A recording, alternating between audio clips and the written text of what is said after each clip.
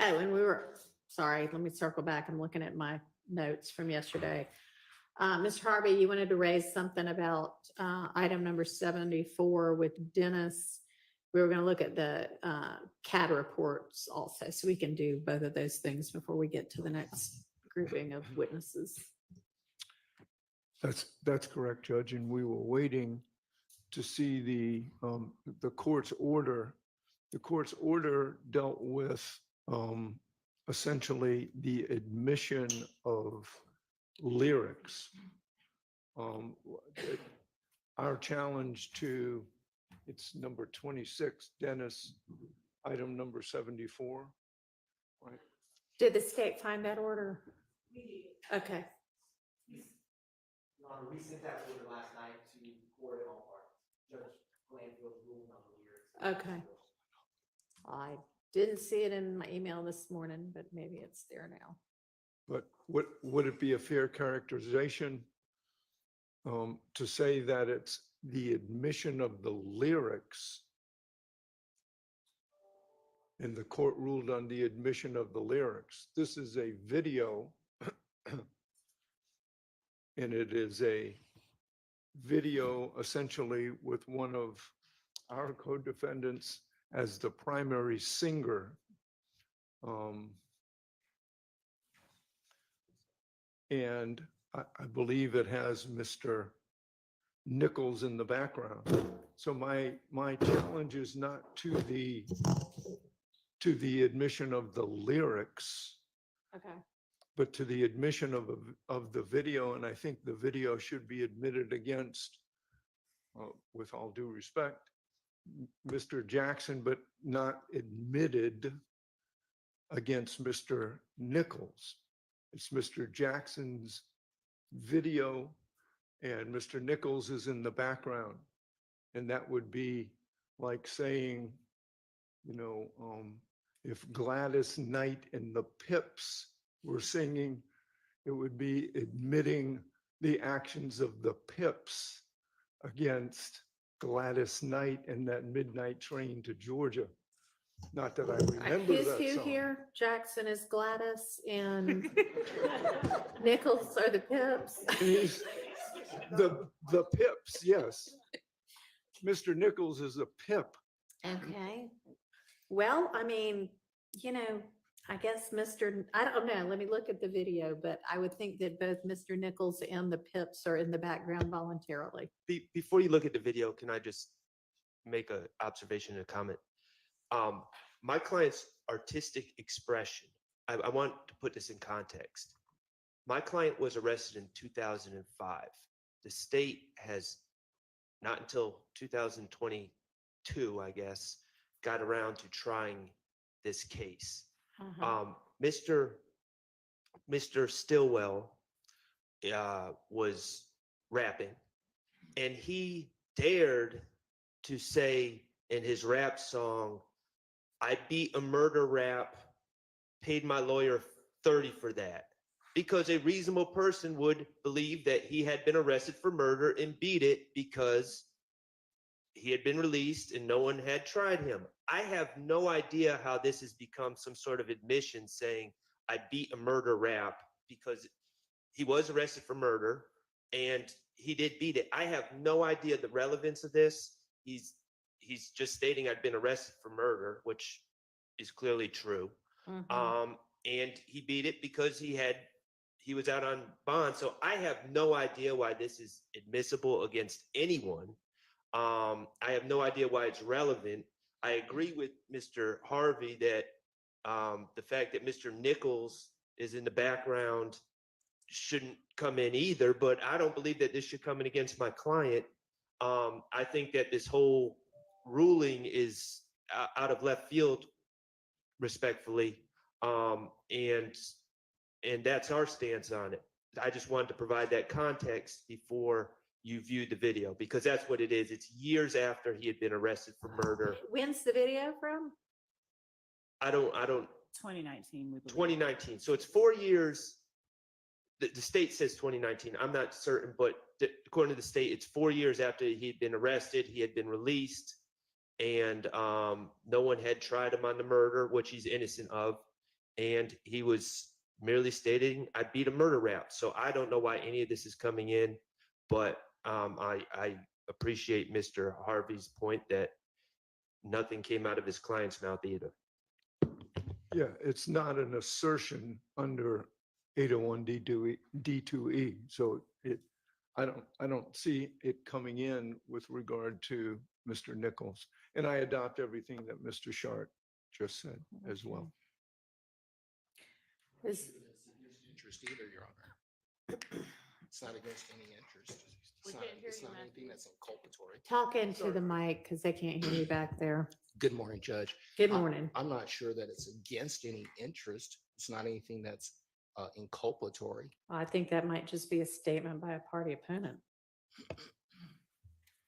All Your right, Honor. but my client made no You assertion. know, I'm talking about as to Mr. Jackson himself.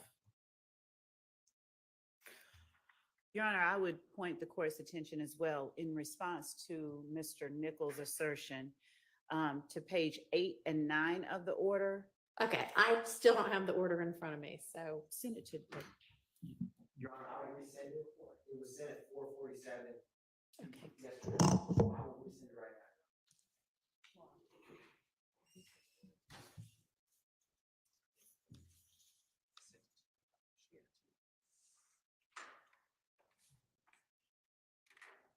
I mean, I thought I perused it.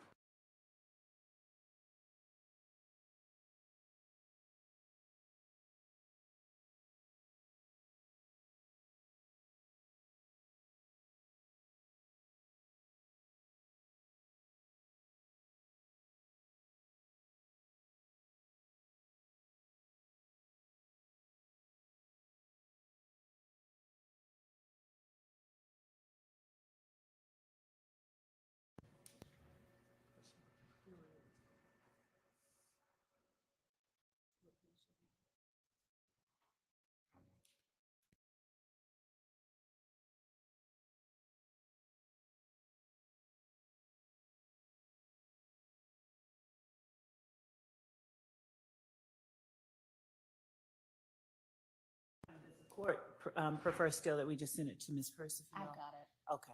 She's sent it. Mr. Atkins, what page of the order are you referring to? No, it was Page this one. 8 and 9. You're welcome.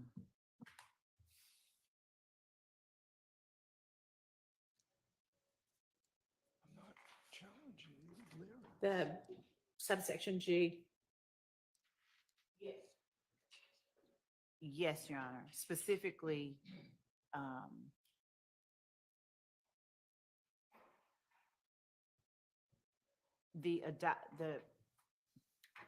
the court finds that contrary. Yeah. Oh, yes, I I'm can sorry. read it. Okay. That goes to the lyrics.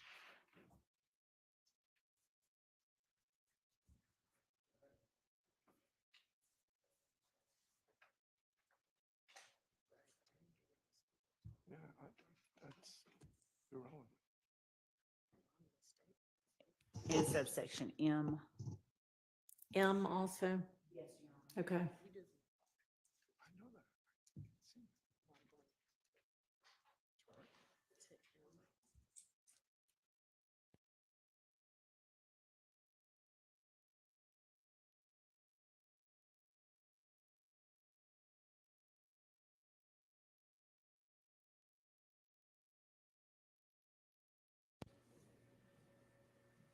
It starts on page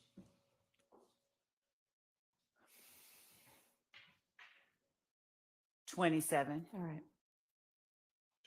and then there's a section 9, Roman numeral 9.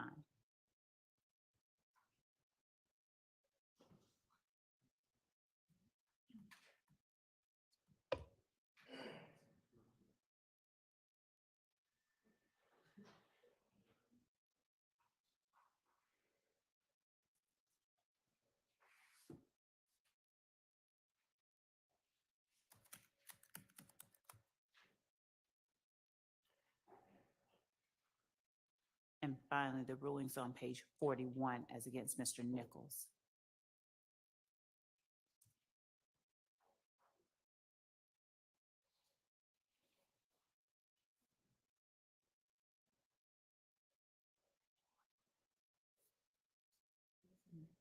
Right, the court rules, there is evidence reference beyond 8.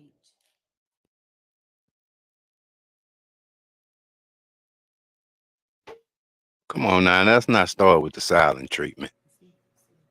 The murder case that Mr. Stillwell Jackson was arrested on and then not tried on or whatever happened, is that asserted in this indictment as an overt act? It's count 2. And it's one of the Oh, overt. okay. So it's the Thomas murder. Yes. Okay.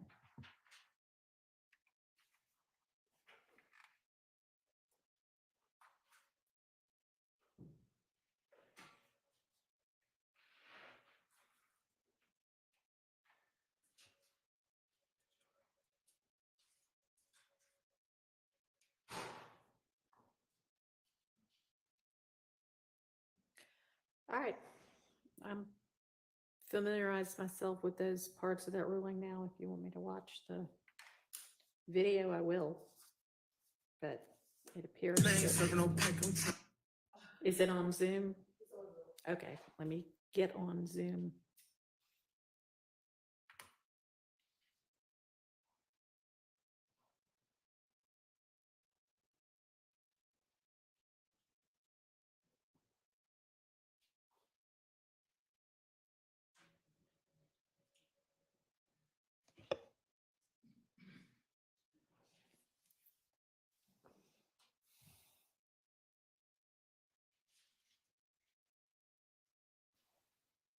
And they done had all night to get this right, and we still gonna go through this today.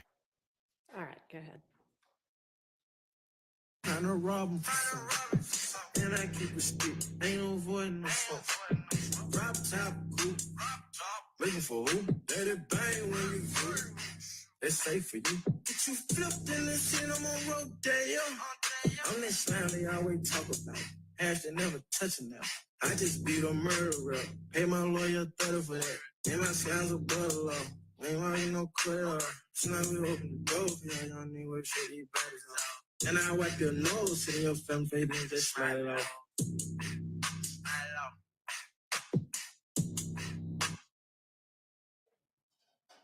All right, I don't see any reason to revisit the ruling. Well, it wasn't, With regard to the, so if we don't show the video, then I mean, the state intends for it to come in as against everybody. And there's no way for it to do that if the jury doesn't see everybody in the background. well, if it comes in, I don't think it should come in against Mr. Nichols. It should come in against Mr. Stillwell. And I would again ask for a 105 instruction with regard to this. It is, again, Mr. Nichols is just a person in the background. Who chose to be in the background. So y'all can argue the same thing you've argued to me, which is, okay, all this is a song. But the state can argue what it wants to argue. The ruling, I don't see, again, any reason to revisit that. And with regard to the video itself, it would be the same rulings. Okay. So how about the CAD calls? Or not CAD calls, CAD reports.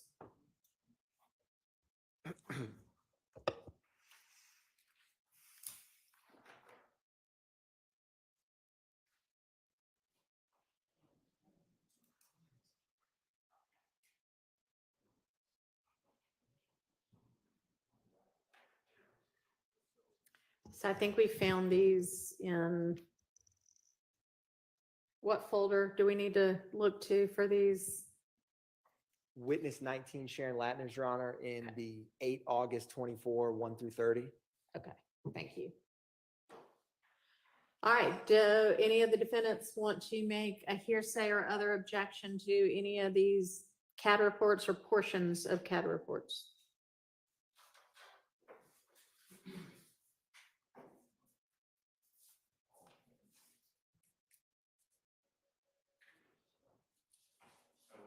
If I was the defense, I would let them bring in all this BS. The jury not gonna be able to decipher through all this mess.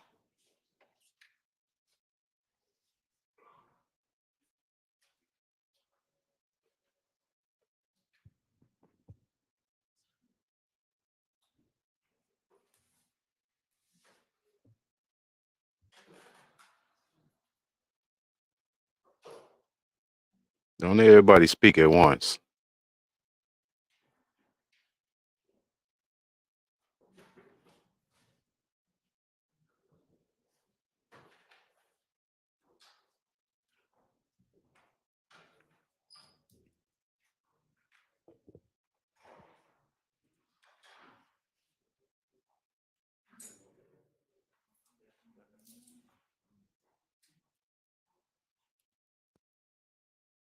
Yes.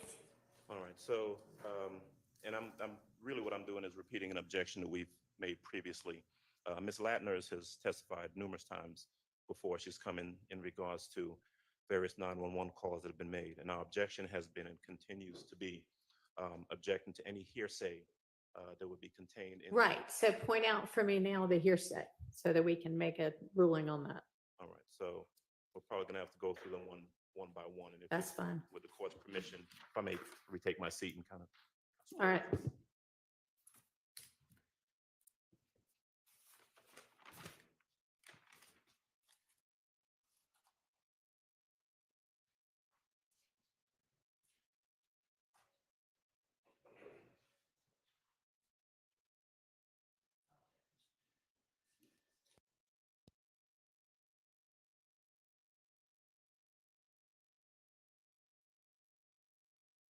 Under the Latner's file, the first CAD report, when you open it, it says page 4 of, I'm sorry, 1JJ CAD report at the top.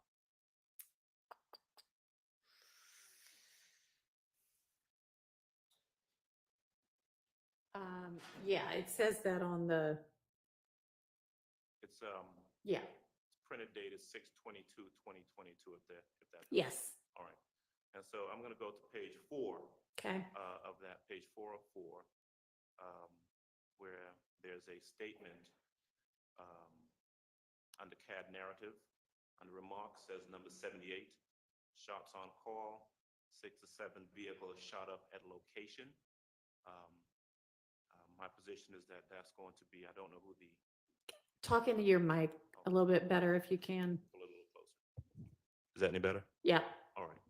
So my position is going to be that that's going to be a hearsay statement. We don't know where that information comes from, the accuracy of that information, who it is that's speaking, and so we would object to that coming in and ask that be taken out from that particular CAD report. So, Your Honor, this is 1J is a self-initiated. It's an officer initiated. There's not a 911 call for this specific 1JJ. There is for 1JJA. And so this is received at the top on page 1. It's received at 2:20:41, so 2:20 in the morning. And 2517 Donald Lee Hollowell is Club Crucial. And if you look at what Mr. Adams just annotated, that first, there's no 78, which means there's no suspect.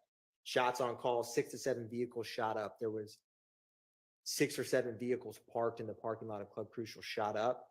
And that time hack is 2:20:41. So when the officer initiated this CAD, the state views this specific one as essentially a present sense impression of the officer who's trying to get help. He's literally there. This is all from radio traffic, and the computer aided dispatch CAD gets generated. So he is in real time stating there's 6 or 7 vehicles that are shot up and to get officers to come. So the state feels that that hearsay exception to this is appropriate.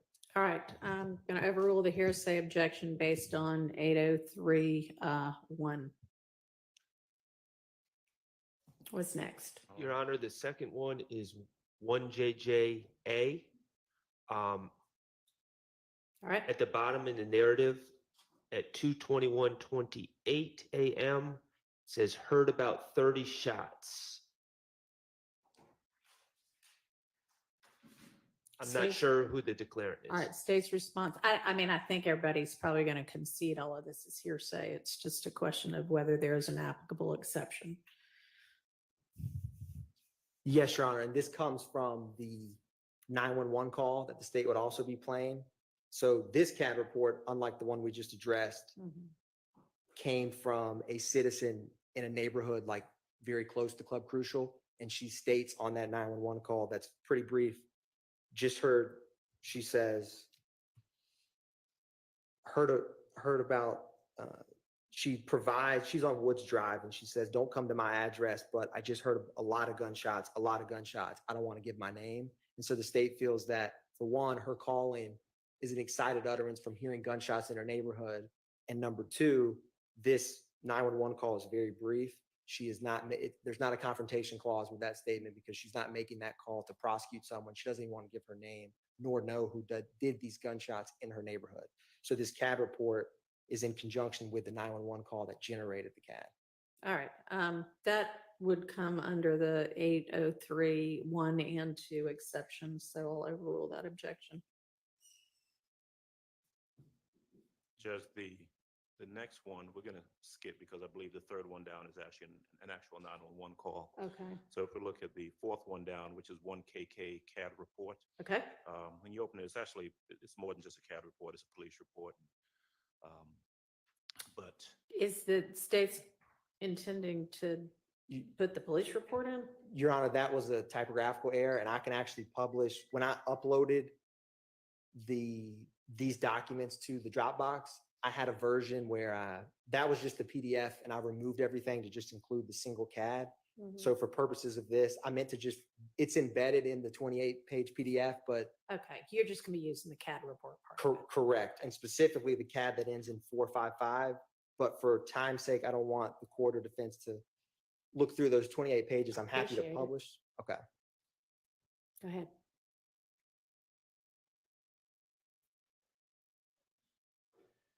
I'm going to join the Zoom right now. Your Honor. Okay.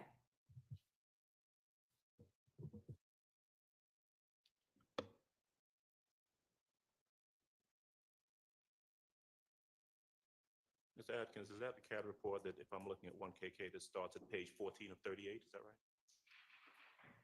I don't have the original PDF I got this from, but the CAD ends in 455 and it's a single page CAD report, if that helps.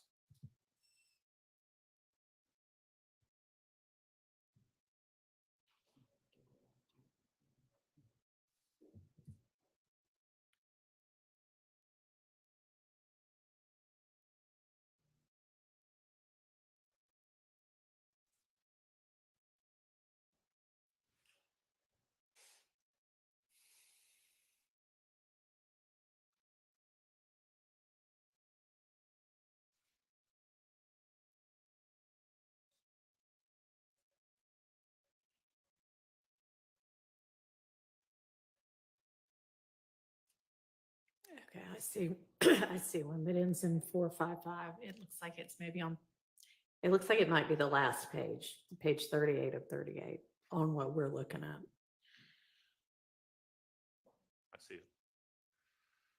All right. And what's the objection? All right, same here, sir. Objection. If you look at the bottom of the CAD report, there's going to be information by a declarant indicating call advised. You heard 8 shots fired in the area. That's the last line of the CAD report. My position is that that's not the officer reporting. That's simply the officer reporting what was reported, and so that would be hearsay. We'd object to that. Your Honor, the 911 call that corresponds, there's multiple 911 calls for this incident. The caller advises he heard 8 shots in the neighborhood, and he states he does not want to speak with an officer. He, again, wants police to come to his house. I think it's about a minute or so. It's a short call. So the state's position is it's a excited utterance from neighbor calling after he heard 8 gunshots. All right. That would be an exception under 803(1) and 2. What's next? Your Honor, 1LL, Okay, it's in the narrative, it says heard 9 gunshots fired near parking deck okay.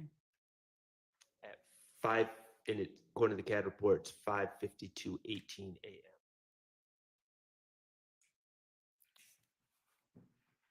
State's response? Your Honor, that's, so we've skipped for a second because there's other CAD and 911s for, so I'm switching to 1LL. Give me 1 second.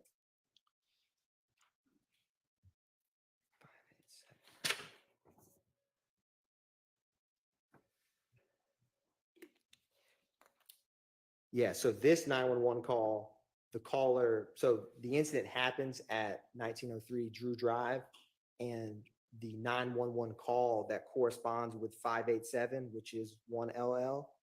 She says, I just woke up and heard about 9 gunshots. It came from the parking deck. This is an apartment. She gives her phone number, the apartment, and the gate code so officers can get in. She does not see anyone.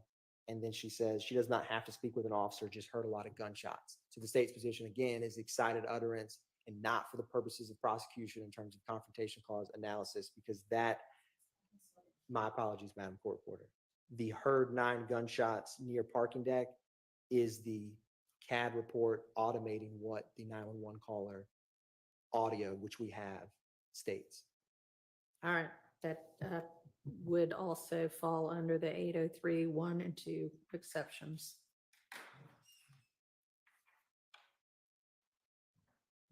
What's next? I think we're gonna have to jump down a bit to what looks to be 2LL CAD report. Okay, I believe that ends in incident number 588. yeah, It's a 3-page CAD report. On page 2 of 3, there is at 4/28/2015, 5:52, there's an annotation that the caller advised she heard banging on her window. Nothing further. And then a line beneath that where it says, there's actually a description. I'm unclear as to whether or not that is a description being relayed by the officer or a description that was given to the officer by a declarant that we don't know who it is, where it says 78C-BF, dark skin, head wrap, black shirt. okay. Mr. Atkins?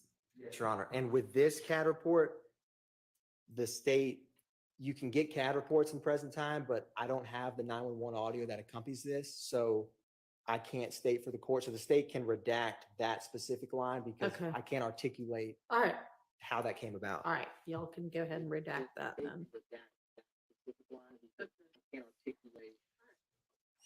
Have a seat, though. What's next? 3KK, 4/28/2015 at 4:05 a.m. There's a note, do not see CLR. I believe that might be caller. Yeah, Caller heard multiple gunshots in the area. That appears to be a police officer after the fact relaying that they cannot find the caller who previously had stated right. that they heard multiple gunshots in the area. So that does not seem to fall under any Yeah. exception. I agree. And Your Honor, to be clear, are we talking about 3KK? Yes, sir. 3KK, yeah. So this actually is a 911 call, and the caller advised they heard, we have that audio. The caller advised heard 8 shots fired in the area, they say someone is Okay, firing off hang AKs in on, the hang on. neighborhood. So Yes, Your Honor. this is a 1-page report, right? And we're down at the bottom, under the narrative, the 3rd line at 4:05:20, do not see CLR heard multiple gunshots in the area. Can you address that?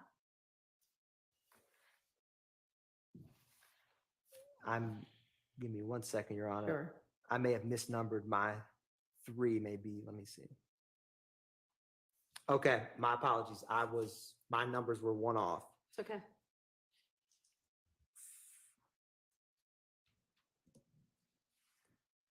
There is a 911 call for this. It's Mhm. very hard to hear. The person's just, I can play it. It's only like a minute. But essentially, that 911 call that accompanies this, and it says source E911 call. He's saying that he hears shots. It's hard to make out the totality of what he states because he's just not speaking into the cell phone very clearly. But my understanding is that comes from his call. All right, why don't we just listen to Okay. it? Yes, Your Honor.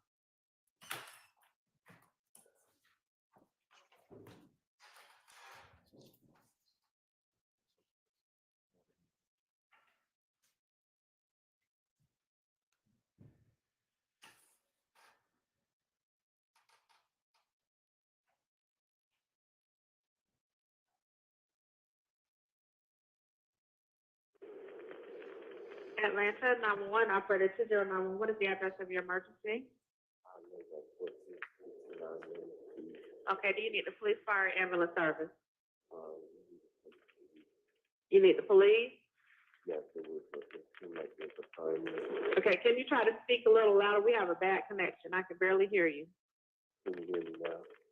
It's a little bit better.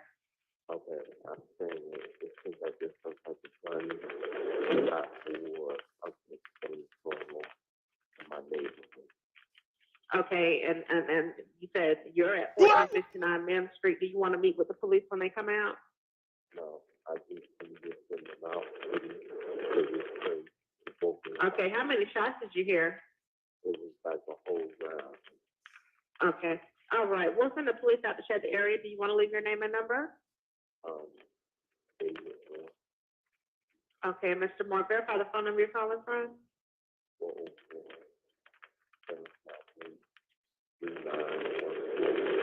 404-758-3914. All right, we'll send the police out to check, okay? Thank you.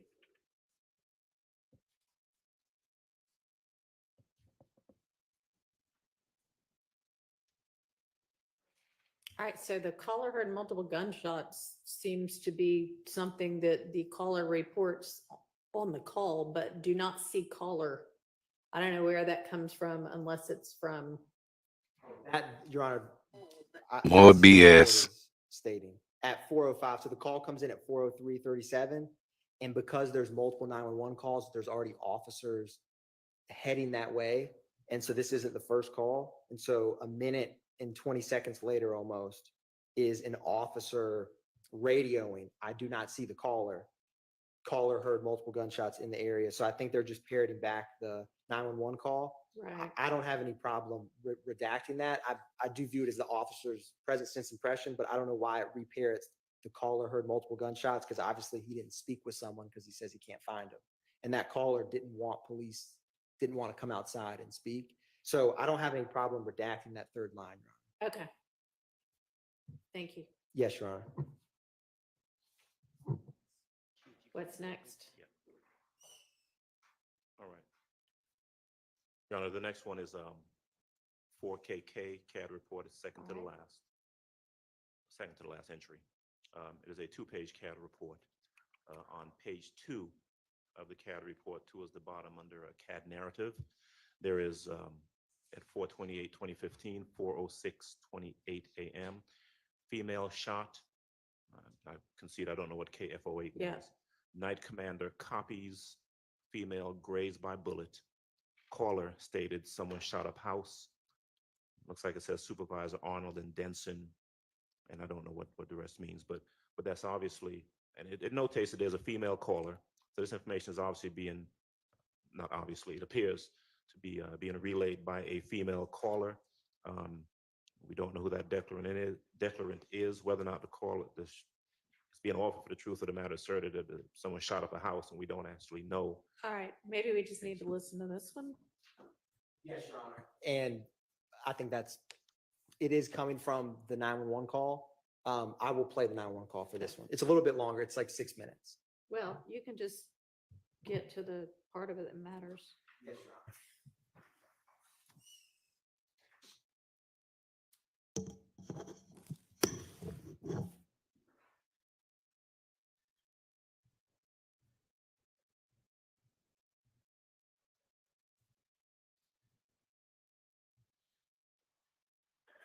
Put that weed out. I'm calling. Atlanta 911, operator 6587. What is the address of your emergency?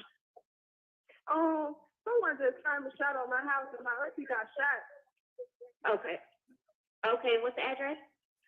1428. 1428. Adair Avenue. Adair? 30314. Is this in a house or an apartment? You said what, ma'am? Is this a house or an apartment? A house. Okay, that's Adair Avenue Northeast? Southeast? I thought it's Southeast. Okay. 1420 Adair Avenue, Atlanta, Georgia, 30314. Okay, it's not coming up Southeast. And Your Honor, around 2 minutes and 31 seconds, this gets to the female being grazed, so I'm gonna jump to that. Okay.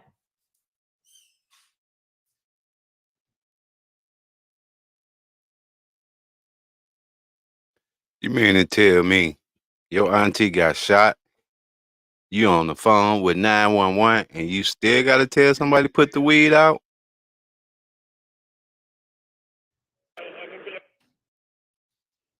All right, and what's your name? Dominique. Okay, Dominique, can you tell me what happened? I was just, I was on some slingshot people. Somebody just told me they were shooting up the house. Okay, was anyone shot? Yes, ma'am. Okay.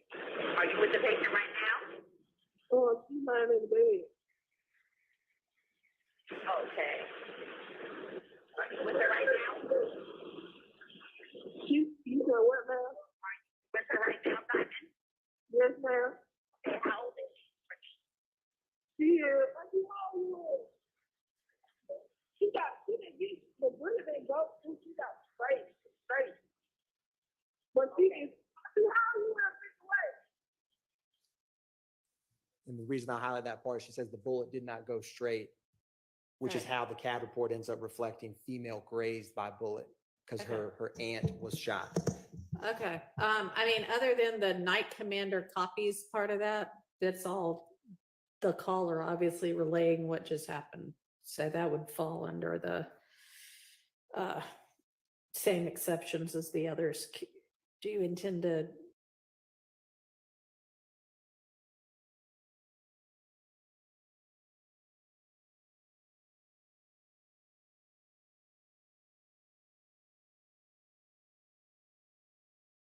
I mean, the night commander copies part, can you I can redact that, Your redact Honor. that out? Okay. Yes, Your Honor.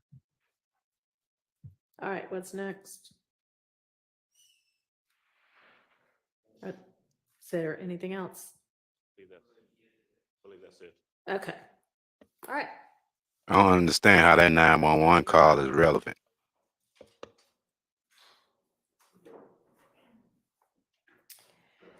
The other thing I had written down from yesterday was Mr. Stillwell jail calls, if y'all are ready on that. If not, we'll just move on to the next. I'm ready. Yeah, let's Your get to the Honor, jail just calls. Thinking about the most logical way to address these issues. They're about 14, 15-minute calls. The state has, to my knowledge, not given any clear direction on what they plan to play. So I think that maybe it makes more sense for them to propose what is admissible, Okay. and then I can respond. All right. And Ms. Hilton, is this the one that you sent over that was like in a spreadsheet, or where would I go? What's the best way to go find these? No, Your Honor, that was the co-conspirator statement. Okay. But in the same Dropbox, these are all in the Mike Sprinkle folder Okay. under Shannon Stillwell. Okay. Your Honor. And Your Honor, it may do well for us to have a conversation at a break with Mr. Sharp and counsel, because there are some that we've identified that we will not use, and then there are redactions that we have. All right. I was hoping you would have provided that information to them before now so that we could get right to what we still need to litigate. As there were some that were excluded as late as last night, I can address them, some of Okay. them. All right. Why don't we Okay. take such a break right now then? All right.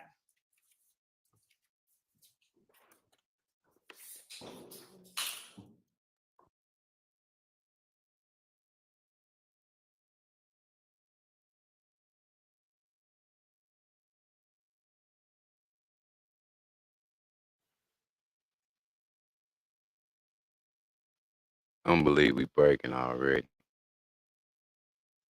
Nevertheless, we gonna fast forward this because I backed it up so we can be up to speed.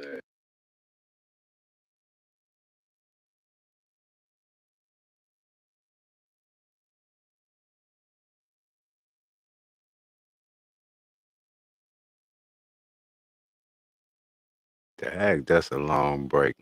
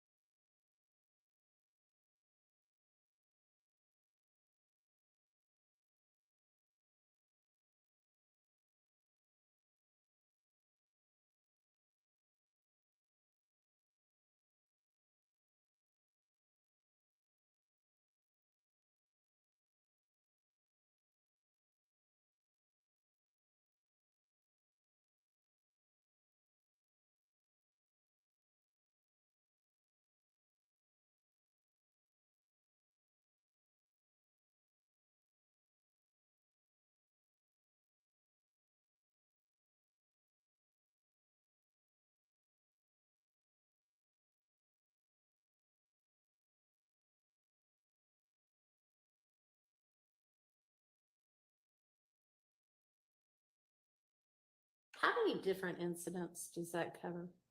Oh, how many? 10?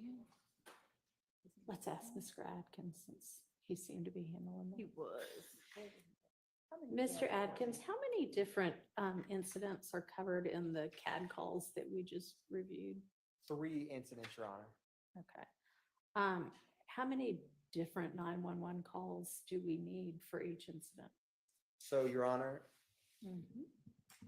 there is, let me get my notes. These are all like, okay, go ahead. So for the Club Crucial shooting, which is going to be letters JJ, like the exhibits are going to have that when we introduce them, there's only one 911 call. Okay. So that one's easy. For Adele Drive, Mhm. there is 4 CAD reports, 4 911 calls. Okay. The state wanted to introduce multiple of these. And why is that? So, Your Honor, a couple of these is, for example, and Adele Drive is a good example of this. APD gets multiple calls from different neighbors. Right. And so in the state's mind, there's some relevancy to kind of some initial chaos of when these, because some of police work or investigation of cases. And so in real time, when it's 2 a.m. and someone's house is shot up, sometimes they get 5 calls. And sometimes they're half a block over, 2 miles over, and it takes APD, as it would anyone, some time to figure Sure. out where it happened. So I think it's important for the jury and evidence to exist to show that process, real 911 calls and CAD reports associated with acts in the case that come in real time. They come in fast, and APD has to decipher and figure out what happened, which leads to investigations. So are we going to need to listen to 4 different 911 calls? I mean, it's easy enough to say, are these the 4 CAD reports? Yeah, they are. They're admitted. Your Honor, specifically with the 911, we will not have to listen to 4 911 calls. Okay. And so there is specifically for at least Adele Avenue, the 462 911 audio, that is the 1428 is the victim's address, and that's Okay. that's the victim's, I believe, niece calling. All And right. so that a 911 call the state wants to play, Okay. and there was, of the 3 other calls, Mhm. the 455 the state wanted to play because these CADs come in sequential order. Mhm. And so The first 911 call that we have audio for and is in the case file is 0455. So the Okay. state wanted to play that because Okay. Ms. Latner's kind of explains how they associate cases together Okay. when they get multiple Okay. calls. And so I will not play the audio associated with 460 or the audio of 456. which Okay, is- you can just say there were two other ones. Here are the CAD reports. Yes, Okay, Your Honor. super. And for Drew Drive, we have one 911 call, two CAD reports. So 0587 has a 911 audio and 0588, which is the one right after it, is just a CAD report. Okay. All right, thank you. Yes, Your Honor. Okay, now, Ms. Love to the, Ms. Love or Ms. Holden, I don't know. who's gonna It was me. handle it. Okay, So that says to Mr. Stillwell's calls. yes. We just narrowed down the area that we were going to be intending to introduce. And of the bucket of calls that are in the folder for Mr.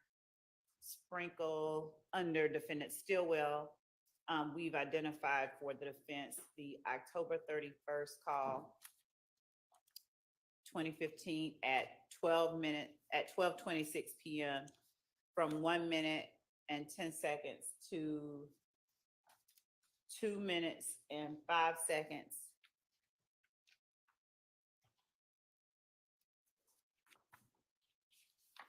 We have eliminated the November 9th, 2015 call at 12:04. We've discussed and do not agree on the November, well, we don't agree on any of them. Mr. Sharp wanted me to make sure that I was clear. We don't agree on, they don't concede any of these, but November 9th, 2015, 1627 and 1645, those are two different calls. We are keeping those. Mhm. We have eliminated the November 9th, 2015 call at 10:57 p.m.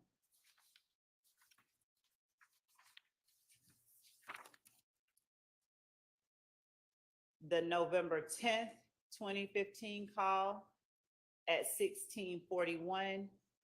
We are introducing the portion starting at 1 minute and 50 seconds to 2 minutes and 30 seconds. And then the portion at 5 minutes and 51 seconds to about 6 minutes.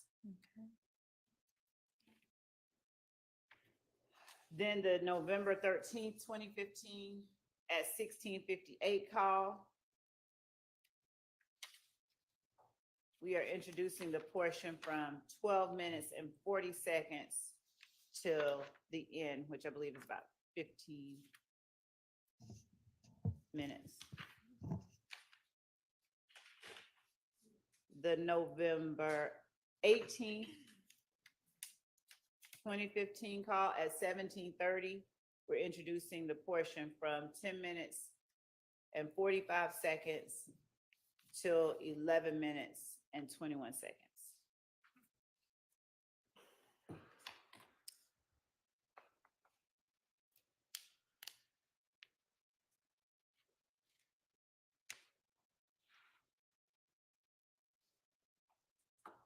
See? You want me to continue? Yeah. The November 18th, 2015 call at 18:43. We are introducing 1 minute and 52 seconds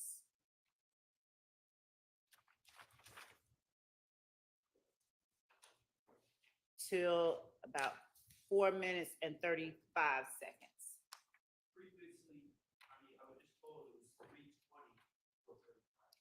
So 1:52, the call starts, and then 3:20 to 4:35 is a specific portion that we have identified to Mr. Sharp, but we may Okay. have to back it up a little from 3:20 just for context, but 3:20 to 4:35 is the portion that we Okay. identified. Is that all of them? No, there's a couple more. Okay, go ahead. So November 19th, at 17:26 from 2 minutes and 15 seconds to 3 minutes and 50 seconds.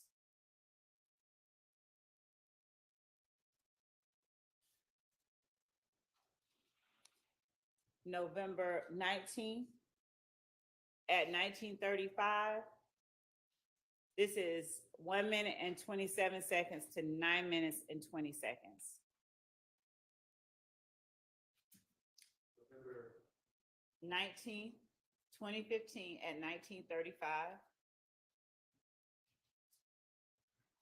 is 1 minute and 27 seconds to 9 minutes and 20 seconds. Okay, give me just a second.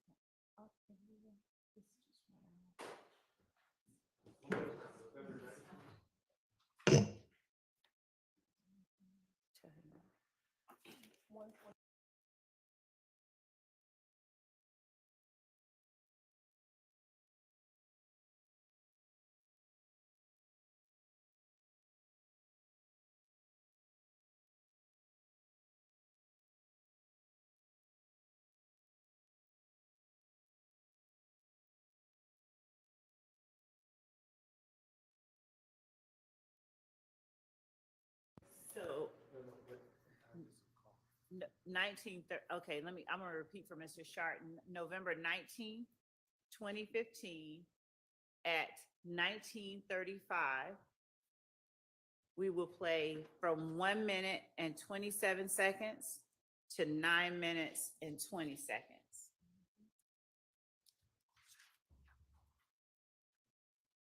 Then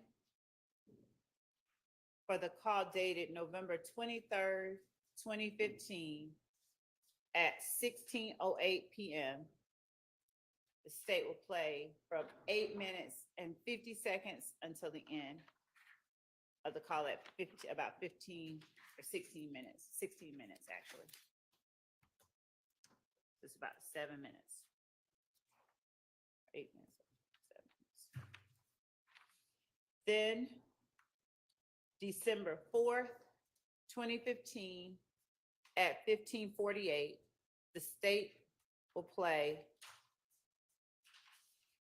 11:57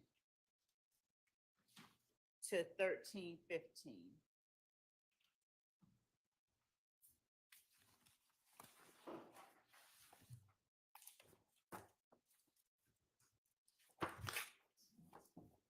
Then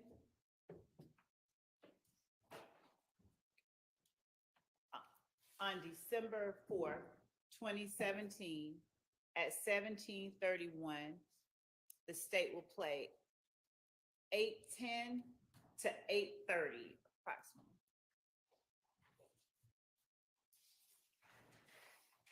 And finally, on December 7th, 2015 at 16:55, the state will play from 13:50 to 1600.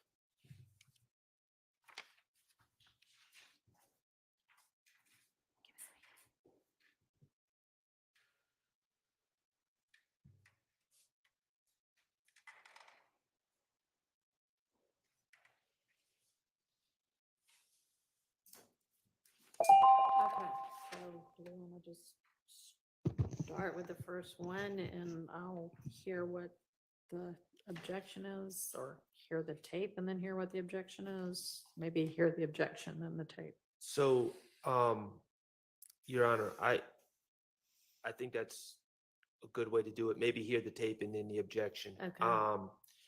The reality is, I've listened to all these calls, but I'm not going to be in an agreement with the state, so we're going to have to litigate it. So there's not really any sense in further negotiations, Sure. respectfully. I mean, we at least have the portion that they intend to play now. Yes. Okay. All right, so if you want to just start with the October 31st one and play that portion that you intend to play, and if I need to hear, well, I assume if you intend to play it, it'll give the jury enough context also. is there like a general objection on all of these, or is it going to be different depending upon? Well, I will note that several of these calls involve people threatening Mr. Stillwell and him reaching out for help to stay alive because the system has placed him in a cage with people who are potentially trying to kill him.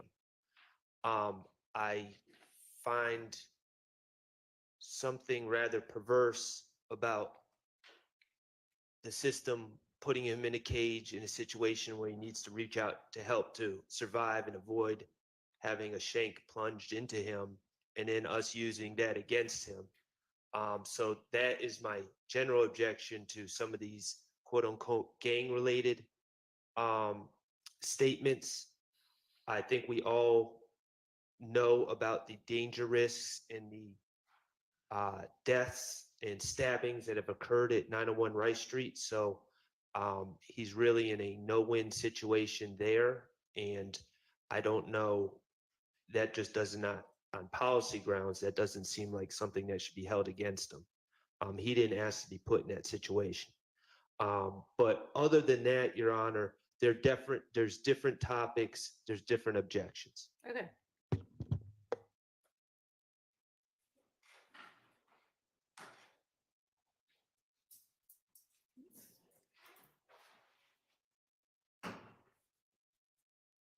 Give me just a second.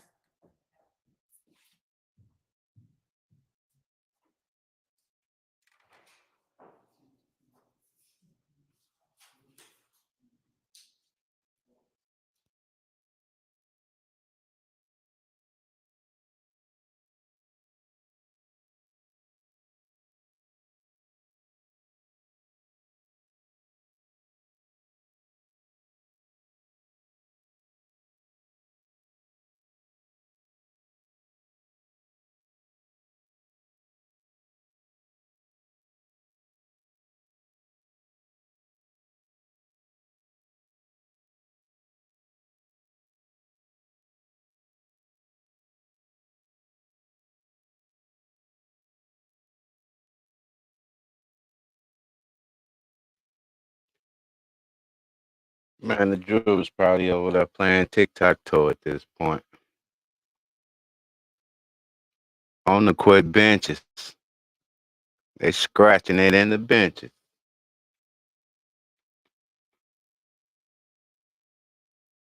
I know by now if it was me, I'd have been etching and sketched my name in there. T the Barber, Fly Production, T something.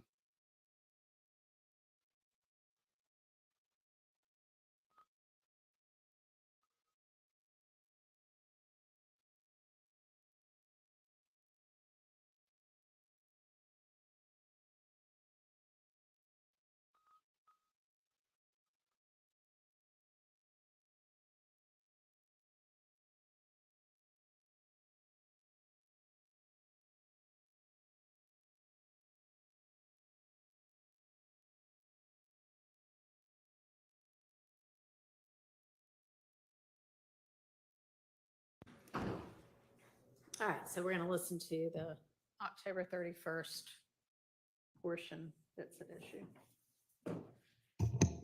Or go to www.visitfromhome.net to learn more. Thank you for using Securus. You may start the conversation now. Hello. What's up? Hey. What happened? Lois and that lawyer, I had to talk to the lawyer. Oh, okay. What is that? I need to let him know he behind me, everything good. Lois sent him down there so I can interview him to see if I wanted him. I'm like, so I can handle the taping. Your Honor, I'm gonna double check to make sure it seems unusually quiet. Okay. So I'm gonna make sure the volume is maxed. All right.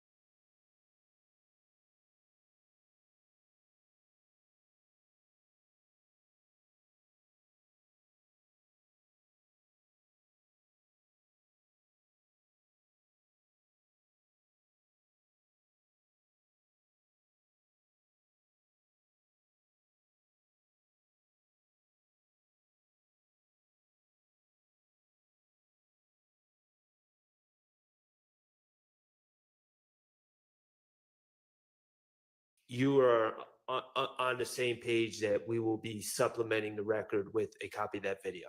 Right, and I think didn't we talk about that yesterday, that would be Defense Exhibit 1 to that motion?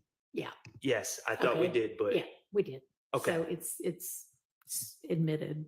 The court reporter will await receipt of it. Yes, All thank right, you. Thank you.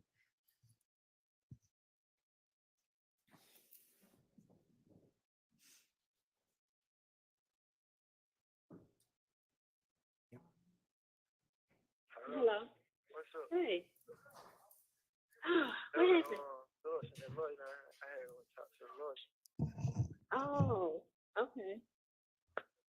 What is that? And you just let him know he behind me, everything good.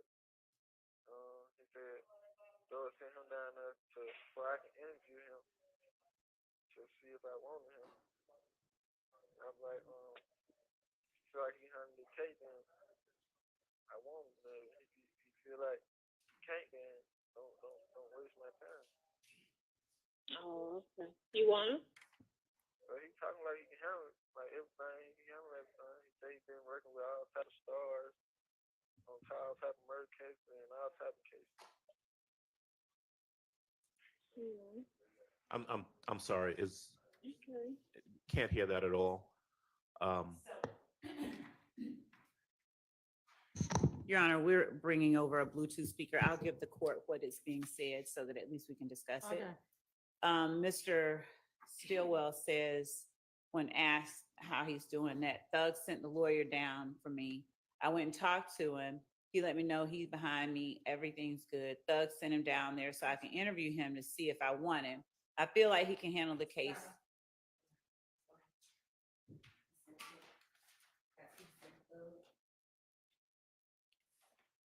Okay. I'll start over. Thug sent that lawyer down here for me. I went and talked to the lawyer.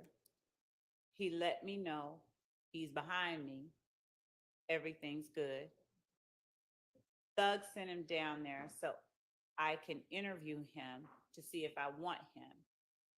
I feel like he can handle the case, and if I want him. If I feel like he can't, then don't waste my time. He's talking like he can handle it. He's been working all types of stars and murder cases. All right, so the extent of it. Okay. I agree with the state's rendition of what that says. All My objection is relevance and 403 specifically, confusion of the issues. So to my knowledge, well, first of all, let me just say this. Factually, I think the state would acknowledge this. I did not represent Mr. Stillwell in 2015. I did not meet Mr. Stillwell in 2015. I am not the lawyer that represented that. I beat murder cases all the time and have represented all sorts of stars. So factually, this creates an impression to a jury that, and I know I'm not a party to this case, but I am linked inextricably with my client. This creates an impression to the jury. A reasonable deduction of the jury would be that he is talking about me, that Jeffery Williams sent me, and let me just be clear, I have no information that Jeffery Williams sent anyone, but Jeffery Williams sent me to talk to Mr. Stillwell, and that this is just a continuation of Mr. Williams sent a lawyer. I'm here representing Shannon Stillwell in 2024, and all that is completely false. I know who represented Mr. Stillwell in 2015. I don't know if that's the individual that's being discussed, but it wasn't me. Furthermore, I don't know of any information or any evidence that Mr. Williams ever hired a lawyer on behalf of Mr. Stillwell, or had any role in that. I don't believe that to be true, but the state has not provided any information. So this is misleading. It's confusing the issue. It creates the impression that Jeffrey Williams sent me, current counsel, and I'm continuing to work on behalf of Mr. Williams, representing Mr. Stillwell. All that is false, and the state, I would hope, would agree that that is, that any impression that it was me would be misleading to the jury. So I'm not sure what the relevance is, but certainly there's 403 issues that outweigh any probative value in this piece of information. And Your Honor, just to add a bit more context to that, certainly we agree with everything that Mr. Shard has said. We're going to have an objection as well, of course. We don't believe that that conversation that you're about to hear is, number one, irrelevant, that it advances any issue specific in this case, but more importantly, and the state knows this, I'm sure they do, there is no indication, and there, in fact, was not any attorney hired by Mr. Williams for Mr. Stillwell, Mr. Jackson. And so any discussion that the court would hear, that the state would intend to introduce about Mr. Stillwell talking to someone else about Mr. Williams sending an attorney down, or whether he's going to hire an attorney, or the fact that he did not hire an attorney for him, I don't see the relevance. And so that's just adding a little bit more context for the court. All right, thank you. I'll hear from the state. Yes, Your Honor. As far as the relevance goes, the fact that the alleged leader of the gang that Mr. Stillwell is a member of is securing for him representation for a murder that is alleged on this indictment, that we allege that other members of this gang committed. And the fact that we allege that, in part, one of the ways that the gang protects its members is to pay bail for arrested gang members and enterprise members, and to obtain and procure representation for them. The fact that Mr. Stillwell is relaying out of his own mouth that the alleged leader of YSL has sent someone down there, and the fact that this person has been, according to Mr. Stillwell, working with all types of stars and murder cases. And he is saying in one of his songs that he's talking about paying a lawyer, having beat a murder rap.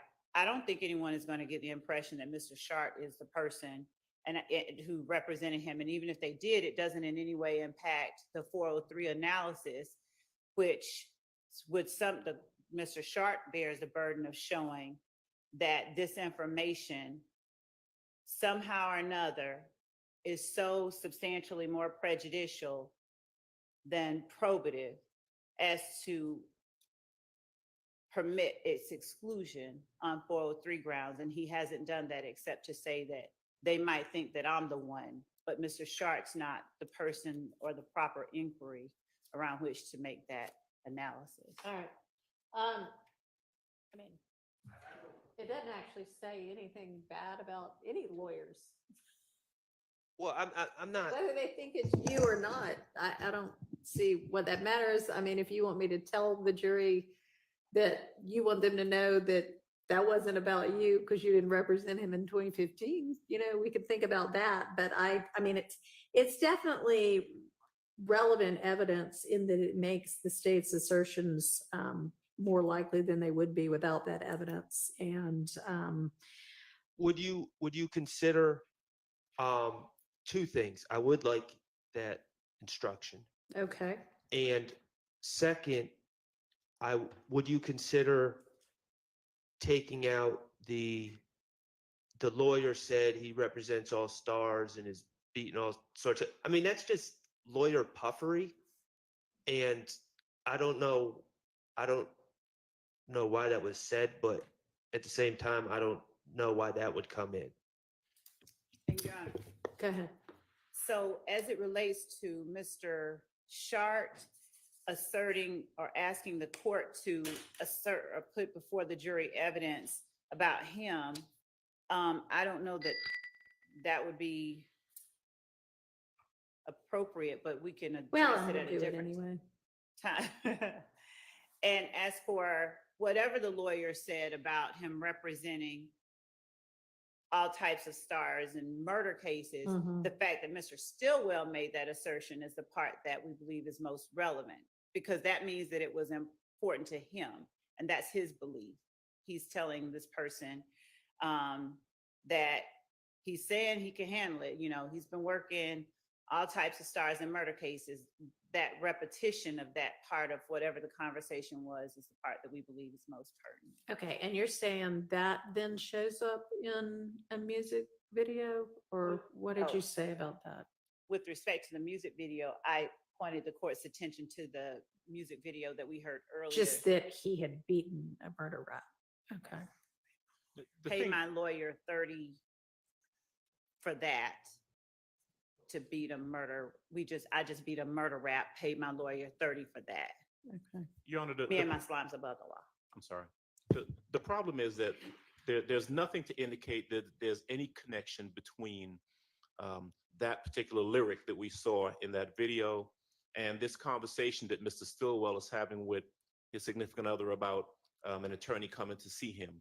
And the important part pardon my seat, the important part, I think, to add into the analysis is that,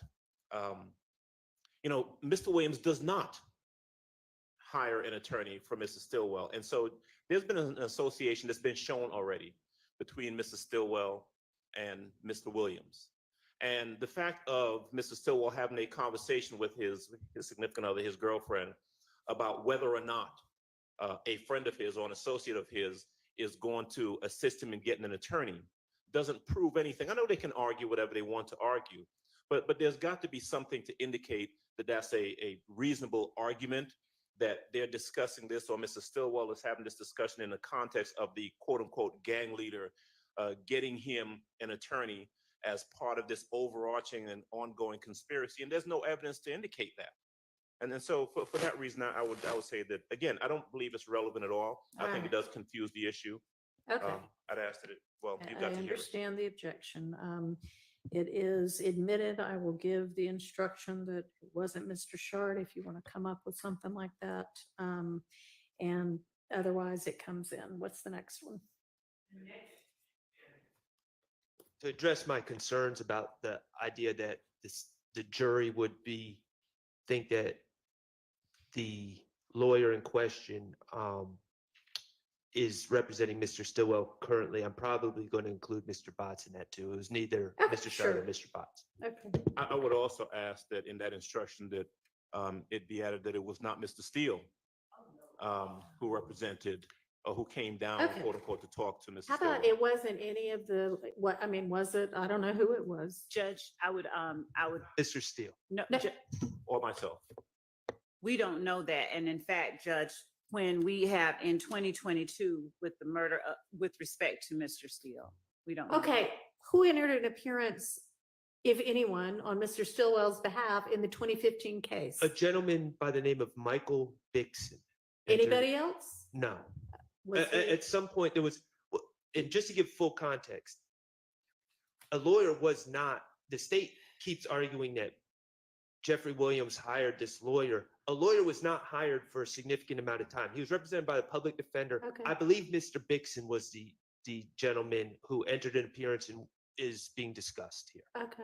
And Your Honor, that's not what we said. We just read what Mr. Stillwell said, and that Thug had sent a lawyer down there. We didn't say someone had entered an appearance. He just said he talked to him. So we Okay. don't know who it was, and that was the point that I Well, was that making. doesn't matter because I'm not going to say it wasn't Mr. Shart that talked to Mr. Stillwell. I'm going to Okay. say it was none of these lawyers who represented Mr. Stillwell in 2015. That's fine. So do you want it to be Shart Bot Steele, or nobody here today? Nobody here today. All right. An entry of Solves that issue. appearance. All right, y'all need to draft it.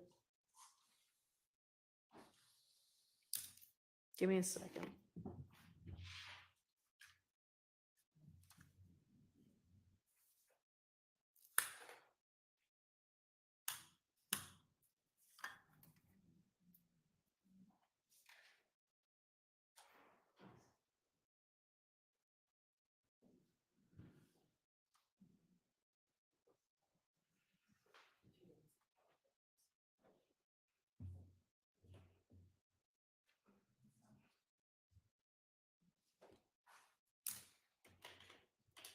All right.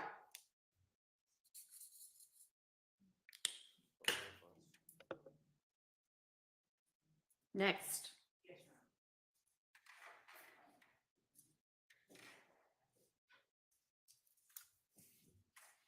Judge, I'm gonna try and play it through a Bluetooth speaker rather than play Okay. it through the.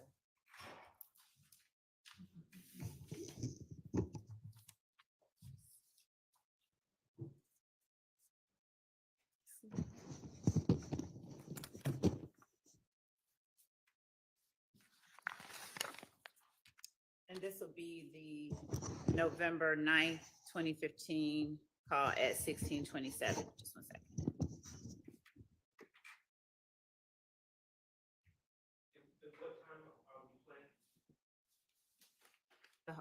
I didn't give it's the call, the whole call. Whole thing.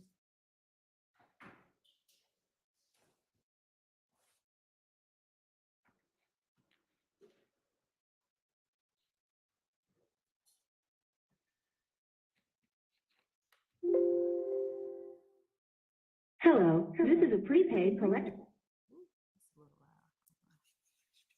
Do it without the mic.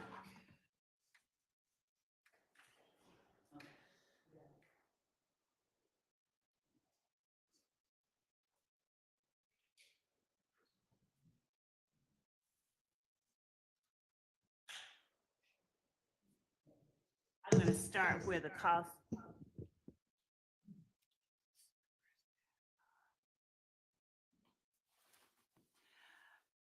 I'm gonna start where the call starts at 1 minute and about 27 seconds in. After the securities.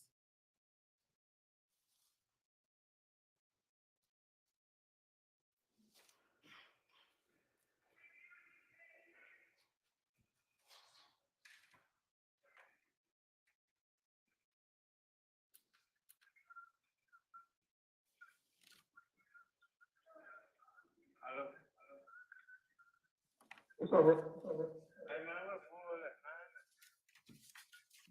It's fine, it's fine. Someone with something like that. Yeah. It is. Maybe it is better going through the microphone. I'm gonna try one more time if you had a microphone on. If it does do that, I will play it. Okay.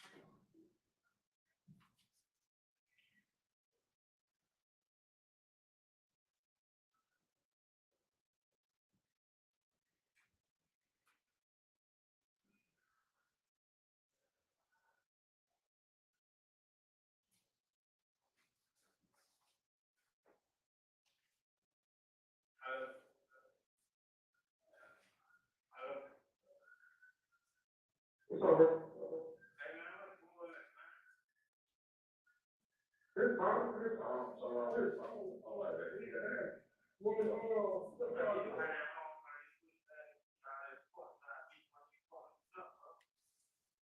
Honestly, if you could transcript, that might be easier.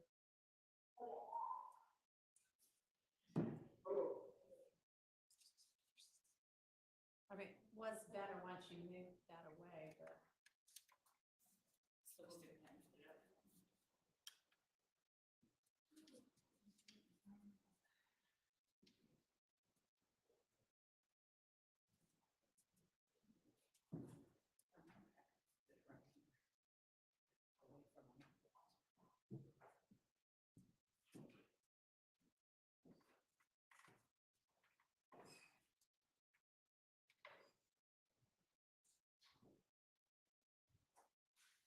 what's up, bro? Hey, man, what's going on?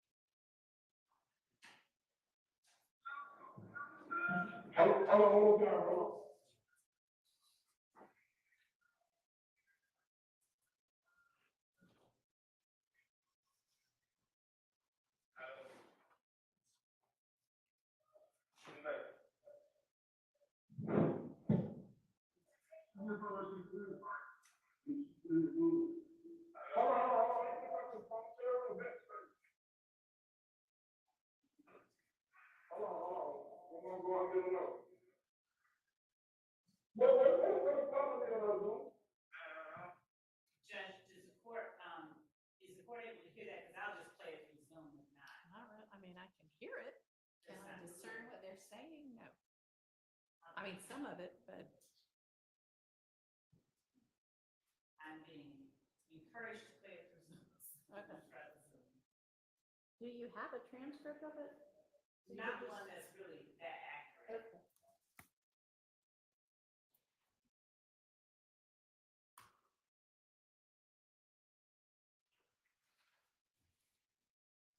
I don't know what paperboy got going on. These niggas tonight, you on hold and all that. Man, y'all just stop playing with me, bro. Cause I know how to fight, bro. Y'all fuck at me, y'all cap ass shit, bro. I ain't with all this suck shit, bro. All this fake ass gangsta shit. And I was just on the street, y'all niggas just tonight, bro, everything good, man. Come on, man. You need some hold. Hello. And Judge, I'll point to the right of the screen where the court sees the lines indicating talk. That's the transcript that's coming up. It's sort of closed captioning. It's not the best, but that's what I was talking about. Hello. Boo. Junior, he on the phone, Junior. Hey, boo. What's up, little bro? What up? Man, what's up, man? You fuck ass nigga telling all this suck ass shit, bro. You shine, nigga, bro. For real, huh? I don't know what paperboy had going on out there, out there like he kicking like he's there with a lower or the fifth or whatever he's doing. Man, Who said that? Paperboy, these niggas trying, they don't know nothing about paperboy, man. Who are they? They trying, they shine. What's their name? Who they big bro? He's my hit big bro, Montana. Bro, what channel ain't got no wisdom? Hey, bro. Come here. My bro said Montana ain't got no rim. Montana, your big bro. Hello? Let me holler at him. Hold on. State, pause it just a moment.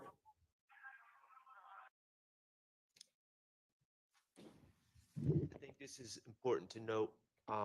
At this point, a jail phone is being passed to a third individual. So we're about to hear a conversation between two individuals. Neither one of them are my client. okay.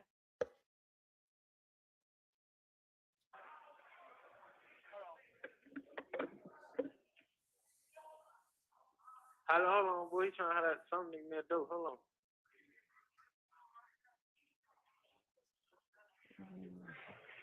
He ain't got no run, no flow or nothing. What you say, Montana ain't got no Shit, flow? bro, a green light and a green floor light. is different, man. Hey, I said here. Bro. Hey, yo. I'm here, bro. Bull.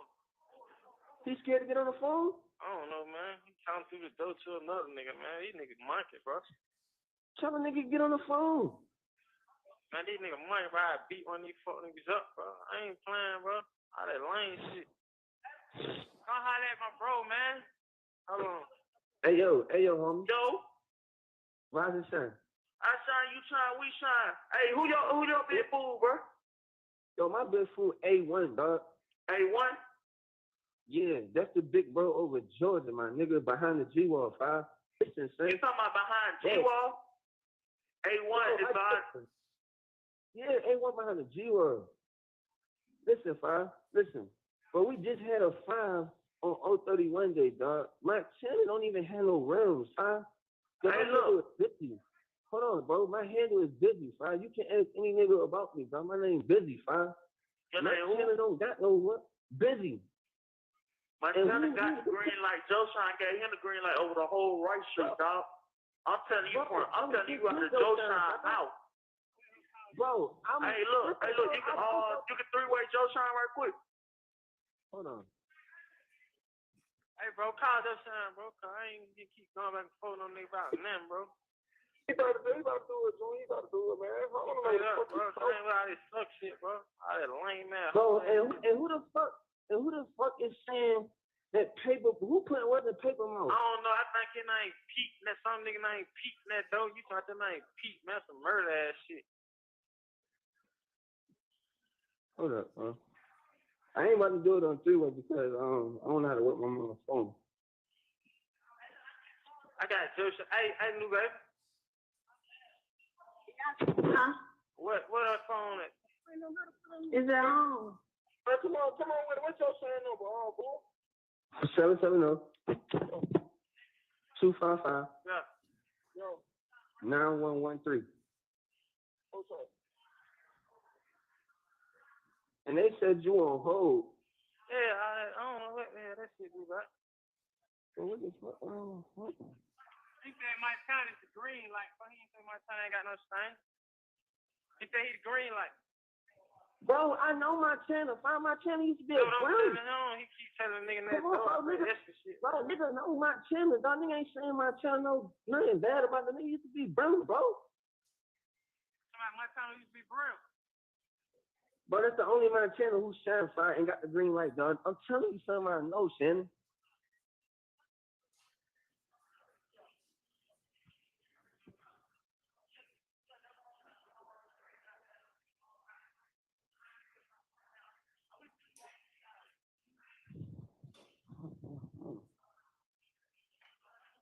Hey, boy, he ain't picking up. He ain't picking up. Where the other man? Where the other straight now?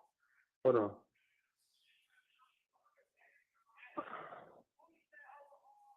Hey, yo, call his number. Hey, who over Georgia, boy? Hold on. 44 632 6586. Bro, Pop got the whip for Georgia right now. Bro, these niggas asking questions and they don't even fucking know who the fuck is these niggas that say niggas on hold and they don't even know shit. I don't know what's going on, man. You be fine. Hell nah, man. Fuck these niggas, bro. I don't know that. Who they saying got it? Joe Shine? Who got Georgia? Who y'all saying got Georgia? Who he said got Georgia? Hold on. Hey, yo, Robin Shine, fine. I saw what's up. Bro, listen, you know Shannon and Rice Street, he just went upstairs, right? You know it. Listen, bro, these niggas talking about 5 is on hold and all that kind of shit. Who this is right here, boy? This buckshot. This buckshot. Hold on. Hey, yo. They talking about what? They saying that there's 5 is on hold and all this my channel shit. Bro, tell these niggas my channel don't even got no fucking room. My channel don't got no fucking rims, nigga. That nigga's a slap, nigga. That's what the fuck I just told these little niggas. These little niggas don't even know shit. What the fuck? What he saying? He got the same. Hey, he said his name. He said his name Vanessa and another bro named Pete. Bro, and then on top of that, these niggas want to tell me that Pop not running the whip. Pop pushing the whip, nigga. That's what I'm telling them. Pop. Georgia. Pop, man. Pop. Yeah, he know Pop pushing. Bro, Pop just running the whip, G. That's who got the rims right now, G. This shit going on. Hold on, like that, bro. Yo. Hey, yo, Hey, yo. Who is saying that Shannon is on hold? Huh? Who's saying Shannon on hold? My the green light over here, Lil Pete. Look, look, let me tell you what the situation going on right now. Joe Shine gave him the green light over on 6th floor. Goddamn, Montana got the green light over the whole right street, right? Goddamn, the hood we pushing is living proof or no proof, right? Y'all say the high is hot. No, pop. The high is not pop, bro. The high is Dub, bro. Dub Ski, bro.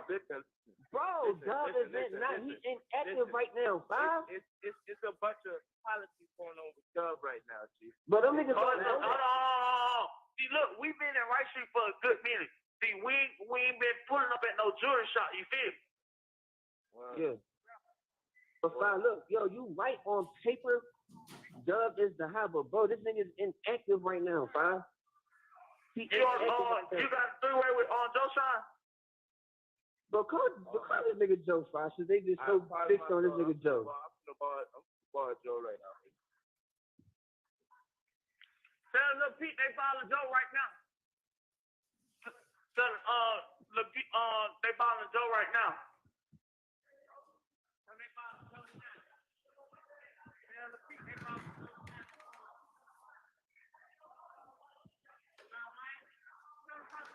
Hello? Yo. But Hey, we still saying though, let me put me on drink. What's going on? Hold on, who you be? Boy, unless I be that started slim finesse on banging that original ice, I said G-Shine, one hell, one hold, double OGs, all I know, banging for G-Shine, what we do, living proof or no proof. Hey, yo, what pop, fool? Hey, fine, hey, Joe Shine, listen, fine. All right, did you get a nigga Montana the fucking green light over Right Street? Montana, yeah. Yeah. All right. Okay, who the fuck is Pete? Pete? Yeah. Petey? But look, really, I don't look, I really don't give a fuck who these niggas is. Bro, these niggas talking about Shannon is on hold and all that shit. You know niggas on the phone now, dog. Get these niggas right. No, they tripping. Leak me in. Look, these Hey, niggas Joe Shine. Yo, Joe Shine. Listen. Yo, Shannon is not on pause. It's not on pause, bro. Shannon is Download. Official hurt, bro. Shine Hey, look, download. 10%, bro. He's hurt. Download. Hey, look, we just Listen, bro. Y'all matter of fact, bro. Listen, bro. Just listen, bro. I'm gonna tell you everything you need to know. Y'all nigga listen, bro. Shannon is not a dub. He's not on pause, bro. He's Shine, bro. He's official hurt, bro. He's in the lineup, bro. He's in tune, bro. So y'all are to embrace him, bro, and stand behind him as so, bro. All right, download. I'm gonna put Pete Drake on that right now. Tell Montana. Y'all listen. Tell Montana I said this. Don't like tell Montana downstairs. They ball me up to shit flow. Okay, listen, you need to let all the bros know. You tell them that you talked to me today. The big bro, you let them know that I said Shannon is Shine, bro. And everybody face him and stand behind him and so. Download. Hey, yo. And tell them they need to be getting at me beat up, bro. I need to hop. They got Trey One to bust at me, bro. Everybody got Trey One to bust at me, bro. I need to hop in all the bros in Right Street. Download. Hey, yo, Doug, you know Shannon's situation. The only reason why niggas called this time is because these niggas really don't know shit, for real. But you know, look. This way it happened. When he bombed in, I was like, you shine? He was like, yeah. I was like, Ride and Shine, twin. He was like, I shine, you shine, we shine. So I was like, all right, what hood you pushing? He said, living proof or no proof. All right, down low. So I bust that Lil Pete. Lil Pete said, do he know his oath?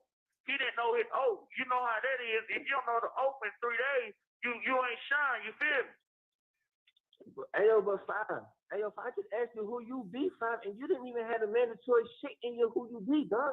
I did just tell you who I be. Bro, the only thing you had in there was double Hit him up right now. Hit him up right now. Unless I be that start slipping this or banging that original ice, I said G-Shine, one hand, one hold. Double 01 G's up is all I know. Thanks for two shine what I do, living proof or no proof. Bro, listen, this shit just said 1 minute, bro. You gotta try to ball back, bro. Y'all need to ball back, Shine stuff. Everybody got Trey One to tune in with me, bro. Everybody in Right Street got Trey One to tune in with me, bro. But you don't know all these little niggas thinking they got stains, I don't know them, bro. I know Montana, bro, and that's the only person that I stand behind, bro. Whatever Montana got going on, that's what he did. Oh yeah, they good brand. All them come from Montana, bro. They good brand. I agree like Montana to do that, bro. They great brand. With everything else, bro, they just need to tune in with me, bro. Y'all, bro. Everybody in Right Street got to tune in with me. Hey, yo, part of my soul, who the heck is that's on the line that's in Right Street right now? Here's your name, though. Oh, Trey, fine. Yeah, we gotta get him the ball back. Hey, look, where the fuck y'all at, Buckshot and Young Boy? I need to hop it down, niggas bad about some more shit. Shut up. All right, look. Thank you for using Securus. Goodbye.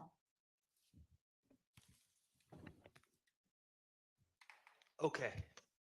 So, just before I get started with the facts, I do not accept Miss Love's assertion that I bear the burden of proving that prejudice substantially outweighs probative value. I believe that they bear the burden that it doesn't. They're the proponent of the evidence. That being said, what we have here, just in context, Your Honor, in November of 2015, Shannon was in a car on University Avenue. People shot into the car, tragically shot a young lady in the face, causing the car to crash and flip over several times. Shannon and the mother of his child were sent to the hospital. Shannon had a collapsed lung, several broken bones. While at the hospital, Detective Thorpe took out a warrant for Shannon for the murder of Donovan Thomas. Once Shannon was finally medically cleared, he was brought directly to Rice Street and dropped into this environment where he is wounded, hurt, and apparently, from the context of this phone call, individuals who seem to be associated with the Bloods started threatening him. I believe the context of this call suggests, if I'm being candid, it suggests that Mr. Stillwell calls an individual and asks him to tell the people that are in jail with him to basically get off his back and stop threatening him. It's clear from the context, and that's why I said what I said before we started with this, is the idea that Shannon has to do this to survive his stay in Rice Street, and now it's being used against him. I don't particularly care for. From the context of the call, it appears that Shannon is associated with G-Shine, which are Bloods. It appears that this individual he called for help communicating that he should not be attacked is associated as well. And then an individual by the name of Busy, who is locked up and apparently has been coming at Shannon, takes the phone and talks to the individual that Shannon called. They have an argument over blood politics. Shannon, there's no indication, has any part in that argument. I don't know where Shannon is at that time, but they have an argument over blood politics, over who runs this, who runs that. One individual thinks a gentleman by the name of Montana is calling the shots. The other individual is saying Montana doesn't have the authority to call the shots. But either way, the message is sent: Shannon is hurt, Shannon is injured, don't mess with Shannon. If this were a case about the G-Shine Bloods, my argument would be more difficult to make. This is a case allegedly about YSL and the alleged gang, criminal street gang YSL. Now, the state believes that they have this unbeatable argument, which they've brought out dozens of times already, and I'm sure they will again. Well, this is a hybrid gang, so therefore everything's relevant. No, it needs to be specific. They're saying that YSL is an entity, is a criminal street gang, and they're moving together for a common purpose. This has nothing to do with YSL. This is internal blood politics, internal G-Shine politics, and quite frankly, my client just trying to survive in 901 Rice Street. Additionally, Your Honor, there's another concern that I have, and I would assume Mr. Adams has too. There's an individual, they're talking about who runs things. There's, and one individual thinks Montana Run sings. And then there's talk, again, when Mr. Stillwell is not on the phone at all, that a gentleman, and what I believe is said, is dub. A jury hearing that could quite possibly misinterpret that as thug. I was concerned, I heard that at first, but that is not the case. So that's another wrinkle into this, but I don't believe any of this is relevant. I believe it's highly prejudicial. It's not relevant to this case, I should say. It's highly prejudicial. It confuses the issues.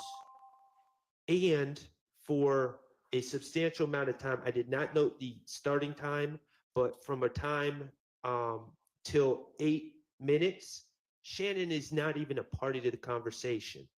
A certain time, I'll say around 6 minutes, but I didn't note the exact time, to 8 minutes, Shannon is not part of the conversation. And from 10 minutes and 40 seconds onwards, Shannon is not a party to the conversation. So it's unclear to me how this could be labeled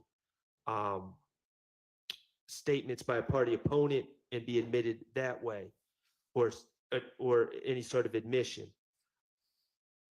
Finally, Your Honor, I don't think I need to say this, but we have not been noticed that any of these individuals in this phone call are on the state's witness list, so we will not have the opportunity to cross-examine any of them. All right. That conversation was clearly not testimonial. I understand.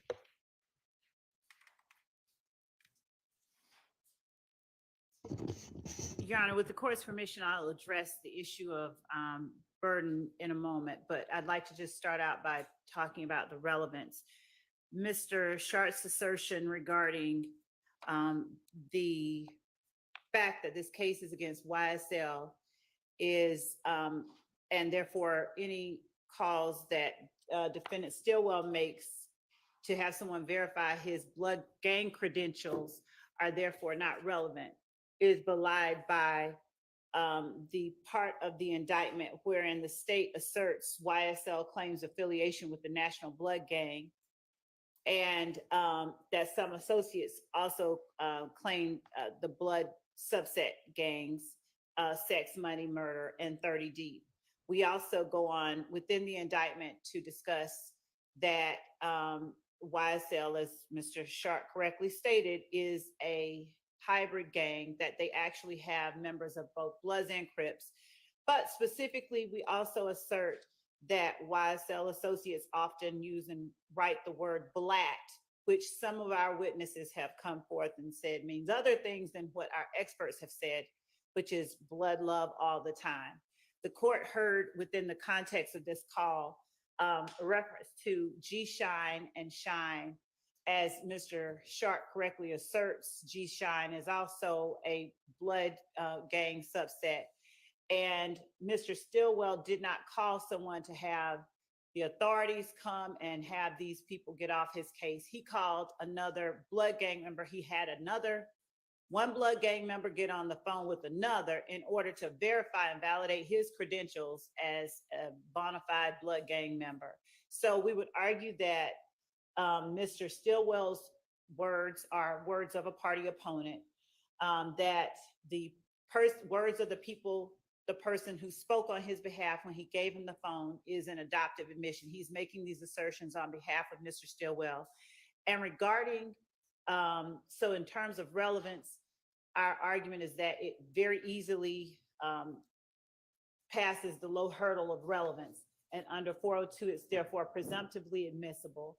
And under 403, Mr. Sharp has not made any showing that it is substantially more prejudicial to Mr. Stillwell, such that the evidence would create a risk that defendant Stillwell would be convicted on a ground different from proof specific to the offenses charged in the indictment. Regarding the objection burden, Your Honor, I'm citing a line from Carlson on Evidence 8th edition that echoing federal authority, Georgia cases have placed the burden of demonstrating a violation of Rule 403 on the objecting party. But the case that I'll cite is State versus McPherson, 341 Georgia App, 871. And the Penn site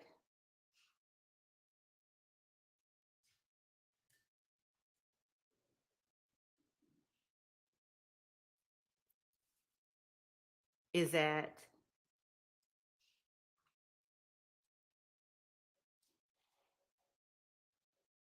874. Specifically, in discussing or analyzing whether or not there is a 403 reason to exclude the evidence, the court says that it finds no basis in the record to support the extraordinary remedy of excluding this evidence as unduly prejudicial, particularly given the strong statutory presumption of admissibility. There has been no showing that the evidence would confuse the issues, mislead the jury, waste time, or be cumulative of other evidence, or that the probative value of the evidence otherwise would be substantially outweighed by its prejudicial impact. And the fact that they're saying that there's been no showing. But it's that because at that point it's on appeal. When the court says, Are you talking about at the trial court level, somebody didn't show, or here on appeal? Because that's I see different. what the court said. Yeah. Okay. I think it's, If the court would give me a moment to analyze that aspect of that case.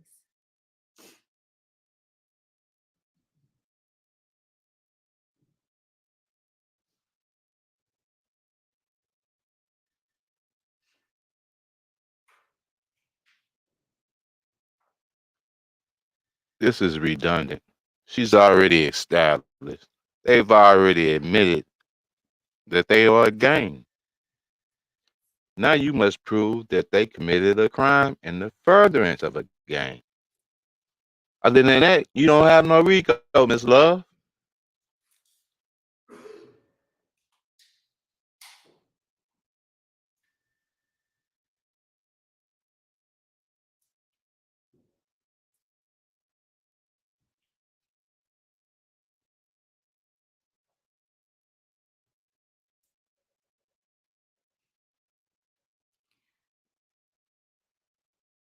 So the court references later on, in this case, there has been no showing that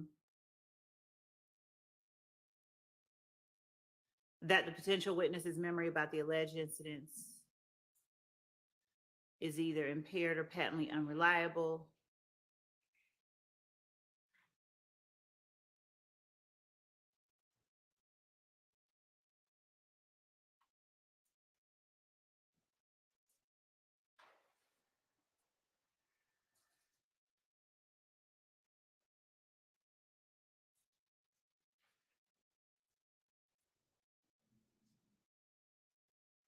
Just one.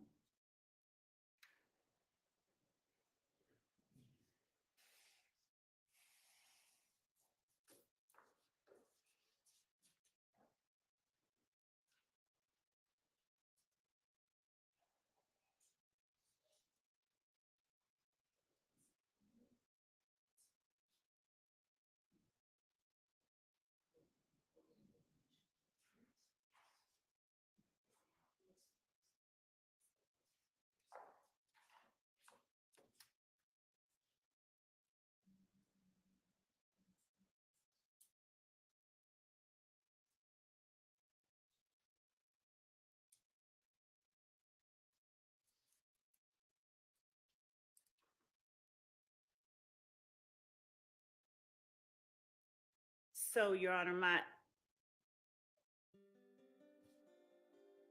my reading of the case is that in this particular case, in the record that they're looking at, the record below, that there was no showing in that record that the evidence would confuse the issues, mislead the jury, waste time, or be cumulative of other evidence, or that it would be substantially outweighed by its prejudicial impact. All right, Maybe well, answer the court's question. be that as it may, 403 is a balancing test for the court to apply. So, If I, Ms. Love, are you done? So I might have a little bit more, but if I may cede the floor to Mr. Sharp for a moment and come back. okay. All right. Two things. The state thinks it's relevant that Mr. Stillwell called someone else for help because he didn't call the authorities. He's in jail surrounded by the authorities, put there by the authorities. I don't know who he's supposed to call. He's around law enforcement. He's not being protected. As far as adoptive admissions, there are 2 phones. There's not an ability to have a party line in the jail where you can just pick up a 3rd phone. There's not supposed to be an ability to have any kind of cell phone, but I agree. anyway.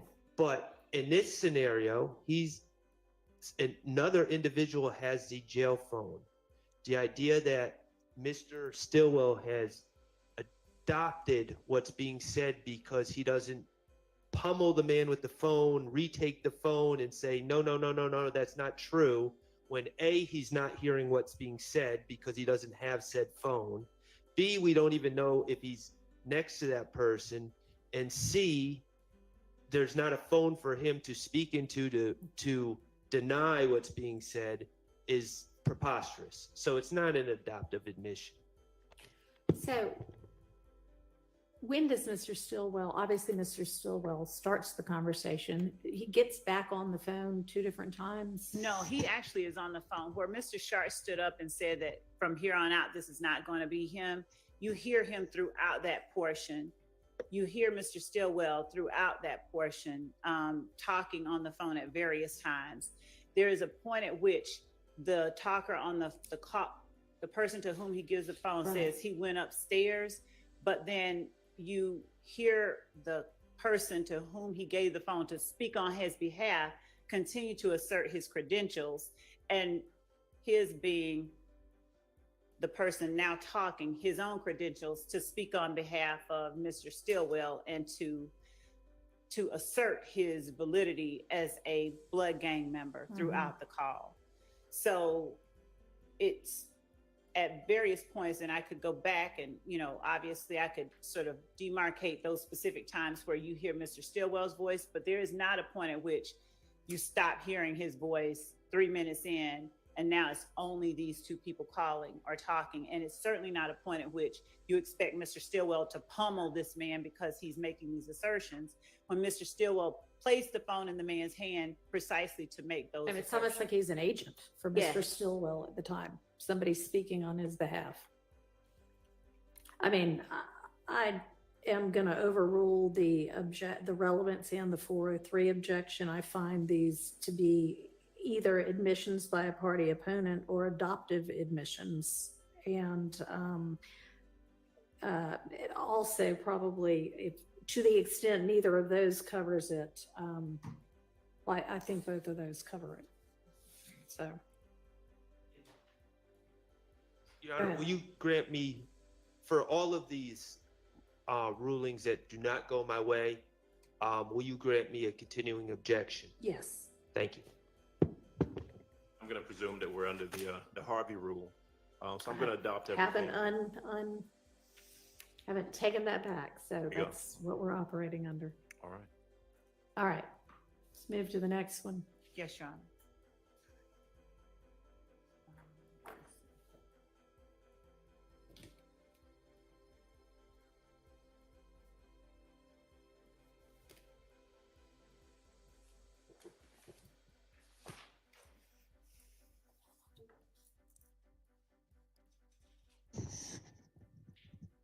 The next one is going to be November 9th, 2015 at 16:45.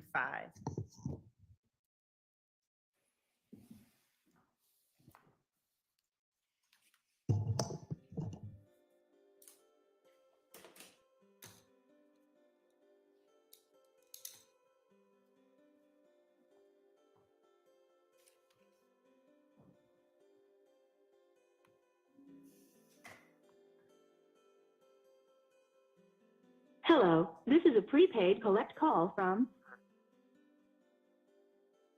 an inmate at Fulton County Jail. This call is subject to recording and monitoring.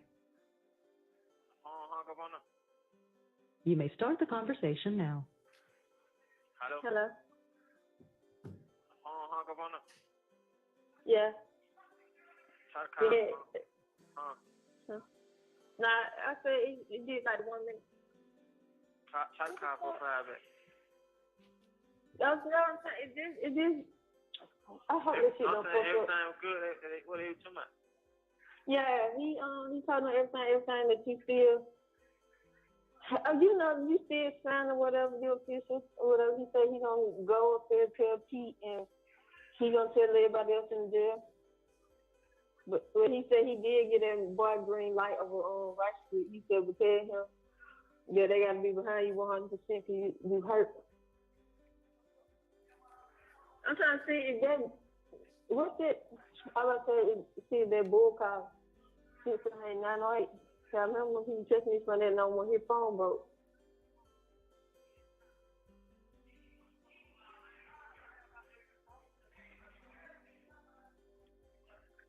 They just told you what was going on. They said niggas supposed to be behind you 100% on my situation. Hello? Yeah.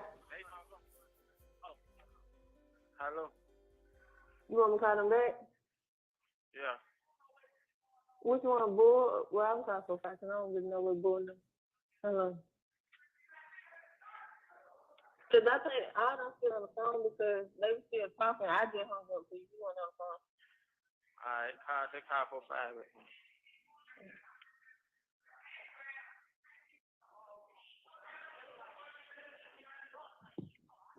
Joe. Yeah, but Joe. Yeah. Hello? Yo. Yeah. Yeah, but what's happening? What's up, bro? Why you niggas screaming this nigga my channel name like my channel just that type of nigga, bro? Exactly, bro. Come on, niggas know this man. That's why, bro, that's why I joke, man. Niggas like, oh, this nigga just be giving niggas green lights and shit. And it's like, come on, son, you not even about that kind of shit. These niggas trick. Pete, the fuck, man, you really need to be a rolling. Niggas don't know what they be getting themselves into. These niggas don't know what's going on, man. And he's so quick to be like, you don't know your oath. You don't even know the real who you be. 5 saying, I told you to get on this shit, dog. I told you I had you, 5. I told you I had you. Like, niggas ain't saying niggas jinx you to go back to jail, but bro, the life niggas is living, it's a chance, 5. And I told you niggas was cleaning shit up, dog. That shit gonna be way, bro, God forgive, dog. Forbid, bro, that shit gonna be way worse behind the G-Walk, man. I'm telling you. Hey, Dread on the phone. Yo, what's good? Hey, you hear me? Yeah. I don't know how niggas gonna get it to you because they fucking that crazy shit, the mail situation. But bro, you got to know that shit, bro. That's the first thing niggas gonna ask you. That's the first thing, especially if niggas don't know you. You just so happen to fall into a dorm, niggas really don't. You know what I mean? Yeah. Bro, you got to know that shit, bro. But still though, them niggas don't even know shit. They just, they've been in the dorm, so they got a little establishment going on.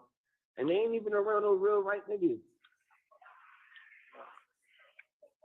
Cause I keep screaming, Joe Shine, Joe Shine, Joe Shine. Man, this nigga Joe Shine is all the way on the fucking east side, man. Niggas, I was just with this nigga. The only people this nigga Joe got, like, right up under him is, like, his brother Bart and some other nigga. All these other niggas, dog, these niggas don't even be real right.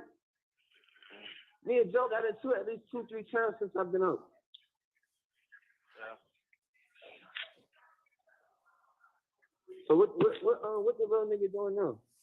Talking to the other niggas too, though. What's their handles?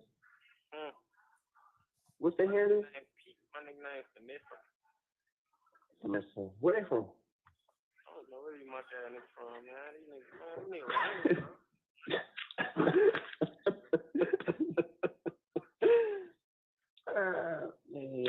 Man, you good though, bro. I ain't so big on fucking hearing Joe. Nigga Joe say you good, so I mean, I ain't too big on hearing Joe. That's why I know them niggas on those shit. right. And then I wish you was over here with me on this side. Man, fuck y'all nigga, bro. Straight up.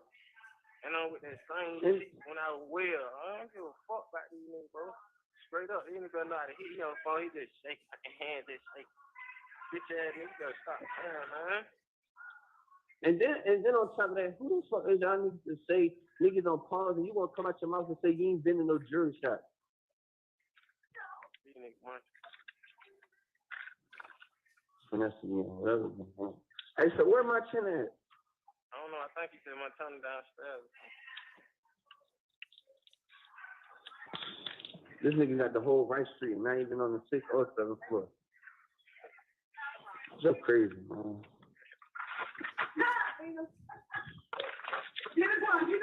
Hey, yo. Hey. What's Man, up? look, man, I love y'all, bro. What's that you, baby? Yeah, I love you too, dog. Alright. Love you, Joey. Love you too, bro. Love you, bro. Alright, love you, bro. I'm calling out tomorrow. Alright. Hello? Yeah. Yeah. Y'all crazy. These niggas monster, bro. I'm just looking at how it works. I don't know. Oh my God. We gotta get this shit straight before the situation gets situationized. Throw it to third degree. So stupid.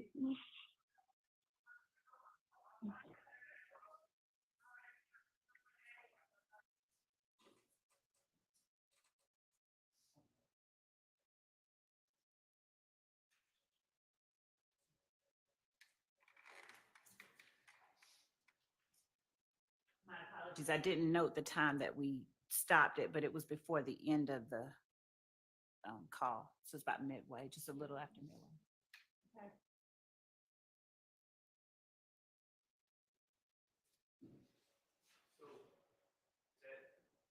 I think that's all they intended. I'm sorry. Yes, that's it.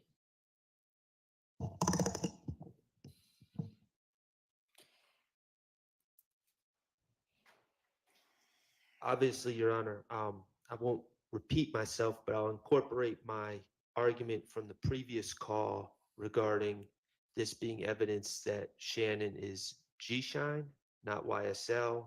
YSL has nothing to do with this call. And perhaps the state wants me to state specifically what the prejudice is, I guess, but I think it's pretty self-explanatory. It's prejudicial for the jury to be informed that my client has alleged gang affiliations that go beyond what is charged in this indictment. And so it is prejudicial to the evidence of my client's gang membership, to the extent, obviously, my stance is if it's evidence of membership in YSL and shows that YSL is in fact a criminal street gang, I understand that would be evidence in this case, but evidence of gang membership outside of YSL is prejudicial. That's my argument. And really, Your Honor, this call is just a recap of what had transpired 18 minutes beforehand in the previous call. So I'm interested in you addressing, is there anything additional in this call that's not covered in the other one? So no, what this call did was belie the assertion that Mr. Stillwell wasn't making those assertions that were made by the person he gave the phone to. This is Mr. Stillwell, but this is it basically coming from his mouth that that's what he was doing. Okay, well, I think it supports them, that argument, but it doesn't need to come in separately to the trial. Yes, Your Okay. Honor. All right, next. Your Honor, so are we saying that that's coming in or not coming in? It's not cumulative.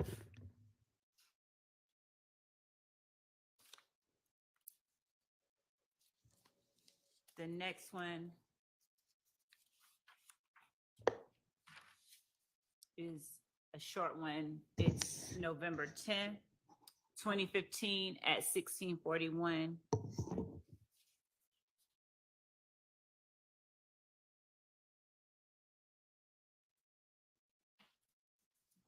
Maybe we'll do this and then if lunches are ready, we'll break for lunch. Yes, Your Honor.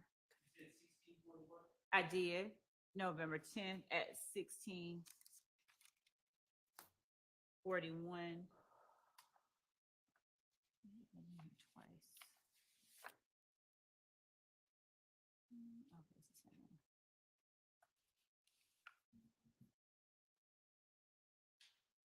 And I'm gonna start, Your Honor, at around 1 minute and 30 seconds to about 2 minutes and 30 seconds, which is 1 minute. And then I'm gonna go from 5 minutes and 51 seconds to 6 minutes, which is about 9 seconds.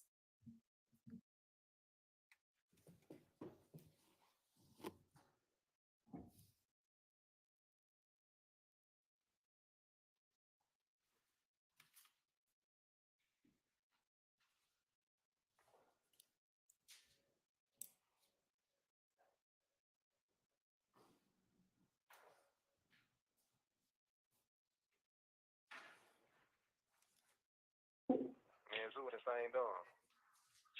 Yeah, what you told those do? Who? What I told those do? Damn, man. You can look, yeah. I'm talking at my man after the phone, man. So I gotta put someone on their book right quick. How much? I don't need nothing but a 20, so I'm trying to make the little store right quick. I know she I got it. You got it, but you can't put it on. You at work, nigga. Yeah. Who need to do it? Tell somebody to do it. I can't let my man. I don't know. Do this shit. That's what I'm trying to see. I think you can call. I think you can do it online. Call 1113 real quick. You still got a number? Nah, I got a new phone. I ain't got nobody's number. I'm giving you number. What it is? 678. Hold on. I'm gonna fast forward in 51 seconds.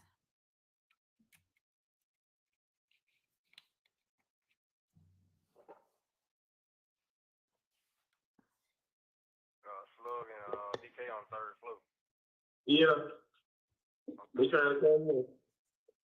Yeah, man. I'm good, really. Though. I'm like, I'm chilling. And Your Honor, that call has to be, the pertinence of that call has to be, is realized when it's played in conjunction with another call that I'll play with the court's permission whenever it's time to play the next call. Okay. Your Where Honor, they. maybe I Hang on. can help us out. Okay. That's not my client. And nor is the other call. The state is attributing calls that are not my client to my client. Okay, well, that might be an issue you'll need to sort out at lunch. Let's go ahead and take our lunch break.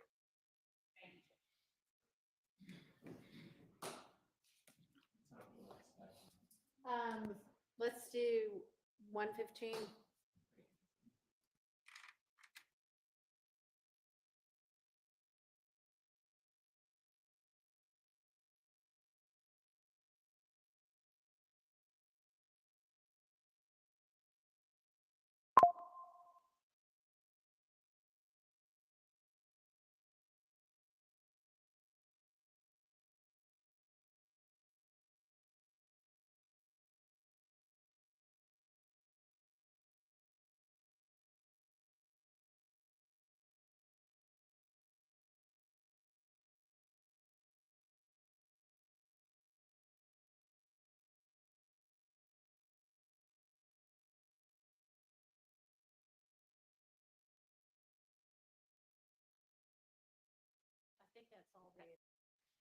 that Shannon, the, perhaps the state wants me to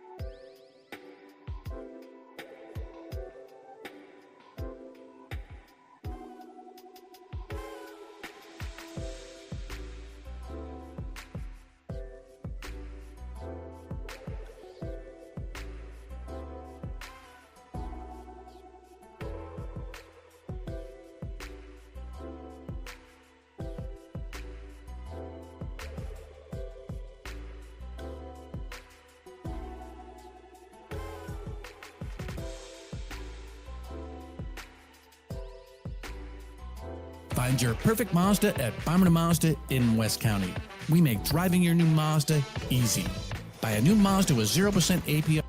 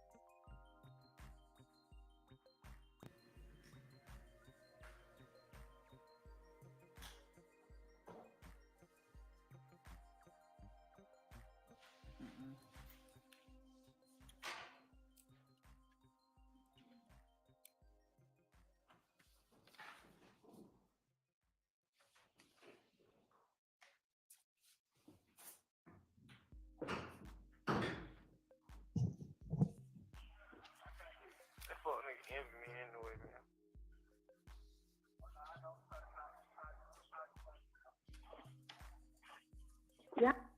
Pussy asshole. Good asshole. Shut the hell up. You don't know. Wait till you get your package.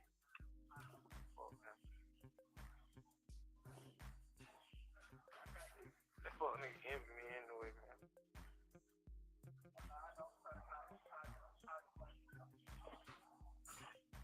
Yeah, I got one crazy relationship. Fuck nigga envy me. He hates everything I had. Y'all be back rocking this all over. Crazy fuck. I don't know that bitch. I really gotta shoot myself in the face. Y'all go back right. I don't wanna fuck that nigga, man.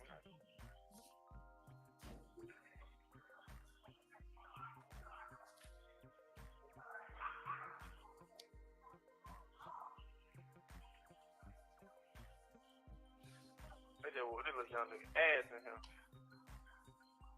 That ain't funny. I know you laughing. I was laughing. I was just like, eat that baby. Shannon, shut up. Your Honor, could we pause this for a second? Your Honor, I understand that this is going to be a statement about my client speaking about Woody, who is Kenneth Copeland. I would just ask for context if we could just start. I believe that they started in the middle of the conversation about Woody. Okay. And so I think if the state's going to insist on playing this, we should start when my client's conversation about Woody begins. Okay. Do you know about when that is? I have in my notes, and these are imprecise, at 10:40. Okay.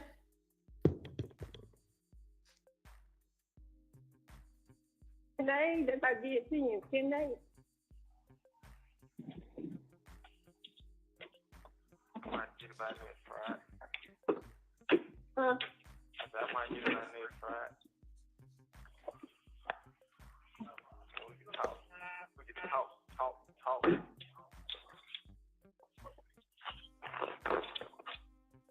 Drew came back with him yet? I guess so.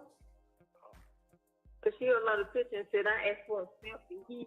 He sent his waist and below to her. She like, I asked for a selfie, but I guess this to do with a heart.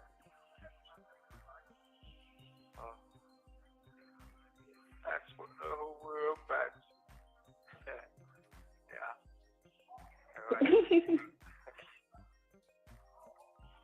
I go put my boot, I go to jail back. Yeah.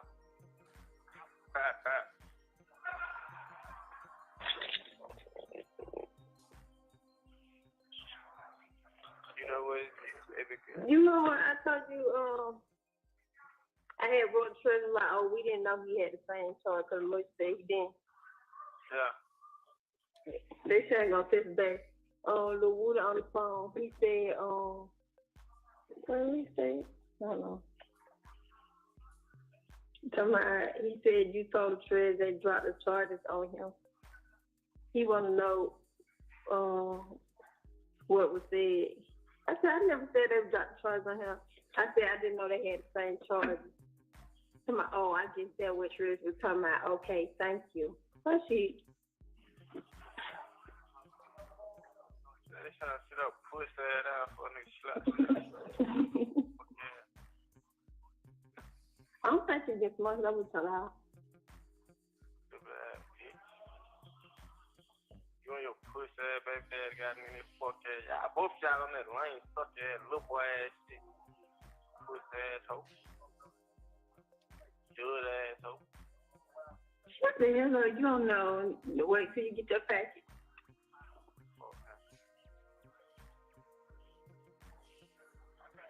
That fuck nigga envy me anyway, man.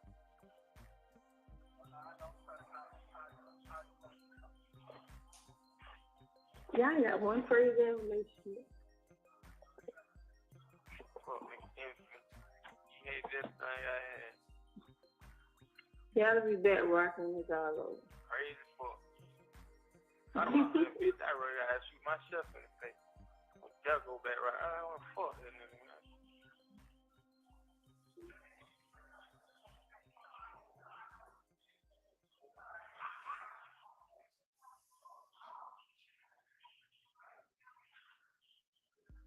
They just this little young nigga ass in him.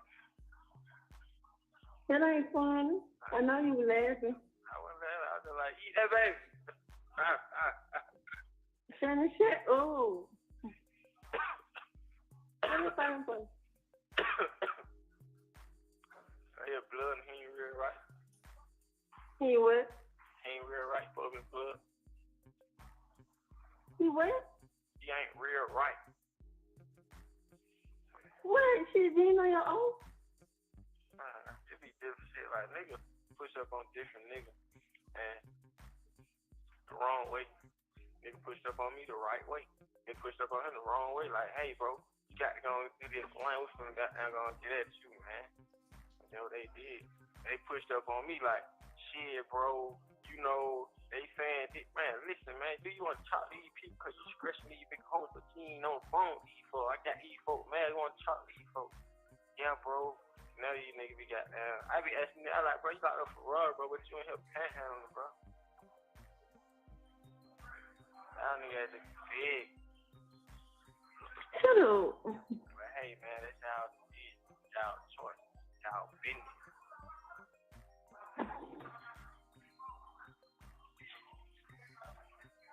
I feel like I'm wild the clock. What I am. You got shit. I can take that. What you said? I said I feel like I'm round the clock. I feel well I am. You have 1 minute left. I'm stopping at 15 minutes and 5 seconds.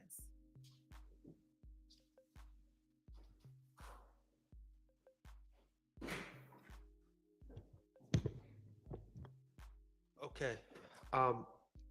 Your Honor, from 11:25 to 13:30, there is discussion about Woody, Kenneth Copeland, lying on my client, and having my client falsely accused of these charges. That is one aspect of what was just played. After 13:30, there is a brief discussion, as far as I'm understanding it, about the previous calls, about the same subject as the previous calls, where we're talking about the Bloods, quote unquote, pushing up on Shannon. Very brief discussion. And then we get into stuff that, quite honestly, I'm not tracking or following, but I don't believe it has any relevance to this case. To the extent that 11:25 to 13:30,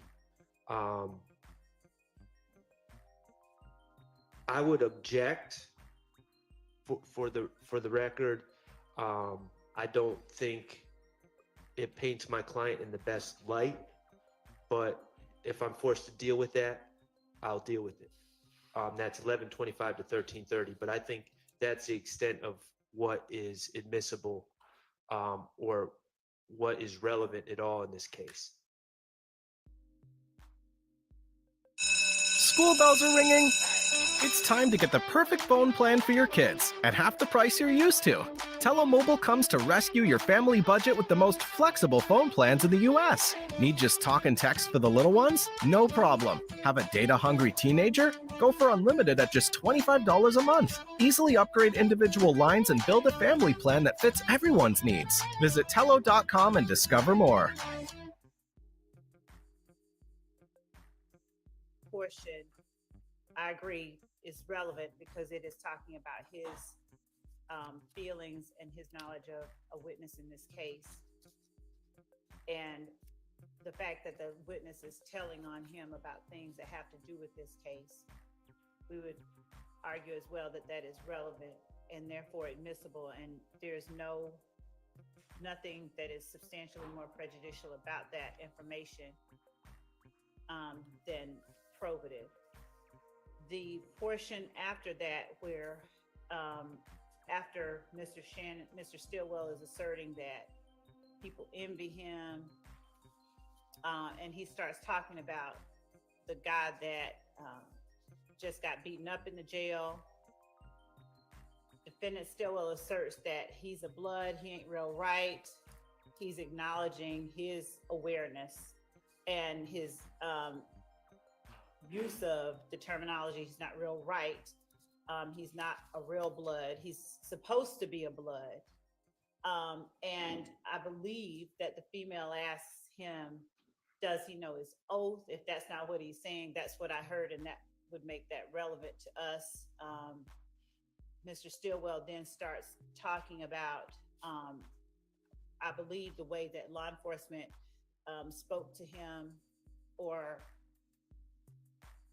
how he was approached about talking, and how law enforcement, how other people were approached about talking about the facts of their case. And that colloquy is relevant.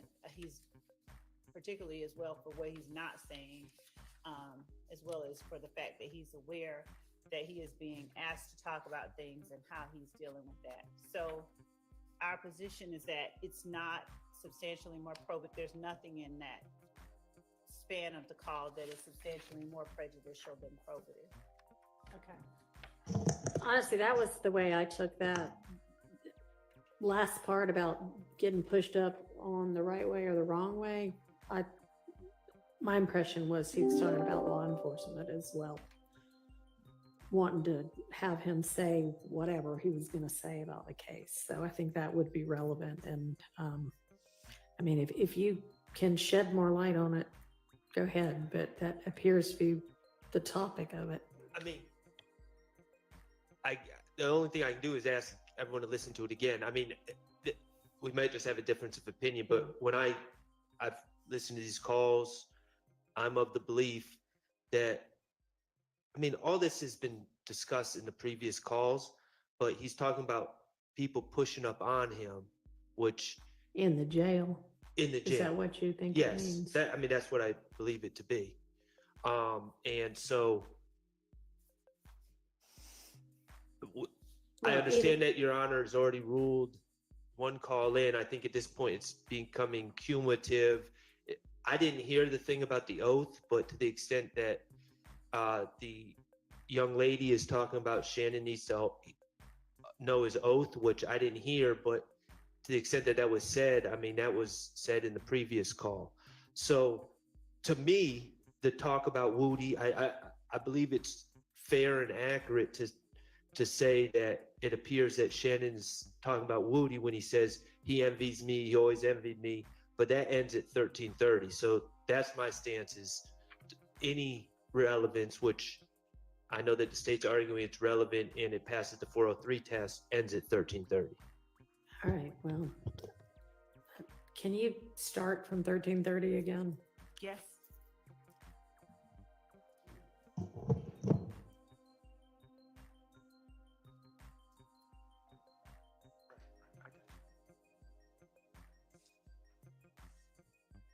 I know you were laughing. I was like, eat that baby. Shannon, shut up. Let me find one. Your blood and he ain't real right. He what? He ain't real right, public blood. He what? He ain't real right. What? Shit, you know your own? It be different shit, like nigga push up on different niggas and the wrong way. Nigga pushed up on me the right way. They pushed up on him the wrong way. Like, hey, bro, you got to go and do this line. We're finna goddamn gonna get at you, man. And that's what they did. They pushed up on me like, shit, bro. You know, they saying, man, listen, man, do you want to talk to these people because you stressing these big hoes, but you ain't on the phone with these folks. I got these folks, man, you want to talk to these folks. Yeah, bro. Now these niggas be goddamn. I be asking me, I like, bro, you got a Ferrari, bro, but you ain't help panhandling, bro. That nigga had to big. Shut up. But hey, man, All right. that's how it is. Whether it's about how people are treating him and other people in the jail or law enforcement, certainly the part about certain people being bloods but not being real right, I think that's all relevant, and not excludable under 403, so I'm gonna allow this over objection. The next call is November 18th, 2015 at 17:30, timestamp 10:45 to 11:21.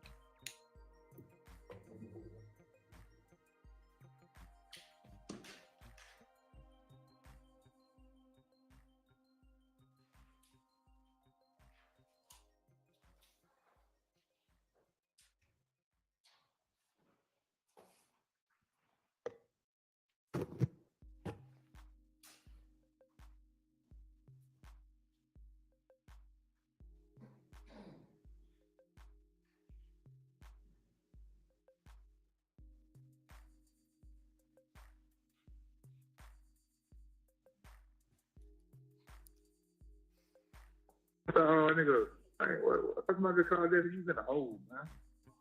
Hell nah. What the hell's wrong? Shit, man. I mean, all these fucking slides in the dome, man. I don't know. Hell, these y'all done come here back to back. I'm talking about all along. Listen, Fat they- ass in here. Yeah. So you were fat man, you were one of the twin in. Yeah, twin in here. Fat in here. I got the same on. Yeah. Oh man, you ain't seen none of them suckers. Man. Oh, nah, I ain't seen nothing on them. Yeah, it's right, man. Thread don't come upstairs. I say, I know this nigga. I told him the same thing. You know, you might be going there now. I know you gonna go there. I had them for, I said, shit, how long for stay down here? They like, shit, we better pay you upstairs today. I like, shit, it was it. Yeah. Well, so what you don't heard? You ain't heard that? I ain't talking to nobody like no one of them damn detectives I can't talk to you, man. I don't went no, I think for the court tomorrow. Yeah, I heard it was on Thursday. I think, yeah, somebody said Thursday. Yeah. You just went on that. So that'll be your first time saying move to all of them. Nah, I think most on last week on the 12th. Yeah, well? On the 12th. We went to court on the 12th. We've been to court like 2 times, 3rd and on the 12th. Oh, but y'all were put together, right? Yeah. Me and Monson being up together, but D, they got that nigga ass, I don't know. They be having him separate. So what y'all heard like for what's the reason they would think you did something? Shit, they keep talking about our 4 names will come common names keep coming up like on some shit like, oh y'all did it. Everybody like keep stressing like we crazy. They keep saying like we crazy, like we just unruly. Oh, that's so true. Oh, that got a name on some crazy shit. Like nigga just. That's all that is. We looking like I just explained them struggles. You know, they were just doing a lot of extra talking. You know, I had got there, got to throw it a lot on. So I'm like, I can't just vouch and say that a nigga ain't been beefing, but I said everybody had eyes on everybody when it was time when they said the boy got killed. Nigga had eyes on these folks. These folks was, you know what I'm saying, around a nigga, you know what I mean? Yeah. So how the hell they can leave in 10 seconds and go do shit like that and be like that around us all, you know what I mean? I'm like, shit, it is what it is, what the police do their job, man, you know what I mean? Yeah, I mean, just saying it because it was on some shit where I told nigga y'all outside something to do with it, whoop, you know what I mean? And you know, shit, I got there I had that, what the nigga name? I don't even know that name. He a lawyer. I had him just looking through it, just through the hell going on. He like, man, so much shit just going on. He said, man, that shit real. He say, she say. Yeah. Yeah. So I was like, man, these folks, they'll be back with a nigga soon, man. You know what I mean? Fuck these men. Yeah, the nigga thug shit down here. He was just like, he was just telling me, he was like, the shit that they saying, it like, oh shit, like, yeah, I can go for it. I can say he had something to do with that. I can say I can say that, this and that. You feel me? But he said, motherfucker not saying I seen home do this. You feel me? So they can't say that anyway because Come on, bro. Look at the name they said. Look at these there. I ain't never seen these. You gotta see these feds, boy. Huh? Yeah, that's No, look, boy. I'm past the federal penitentiary. yeah. Man, they had like 18 marked out cars. Like, he didn't go bust them out of they just eat. Man, it never like bam, explode. Man, them folks deep as a motherfucker. They been go hit somebody jail, hit somebody. They leave out the federal penitentiary. You have 1 minute left. Man, they need to be hearing me, let me know what's going on, man. I be and that word about you, they be asking me about the shit I don't know, man. Yeah, I be check. New baby tell me she be talking shit. I just be like, man, I be so down, bro. I be like, man, I don't want to talk, no. I just be. I know, but you know, like I told a nigga, man, it's a process. Man, y'all coming home, man, y'all ain't did shit. That shit dead, man. And the niggas just so long. I said, man, you should have seen the date that they hit all y'all with. All the suckers come out to my they were there having it. Next thing you know, that next goddamn week, they pick their ass up. Hey, new baby, somebody go to my shit. I was waiting on Shannon to get locked up. They gonna do, man. I can't wait to get new baby. I was waiting on Shannon to get locked up. Niggas suck. They came out leave about 30 days. That day they hit y'all with that shit. All the brothers and all. Thank you for using Securus. Goodbye. I want to make that correction. It was 10:45 until the end of the call at 16:05 instead of at 11:21.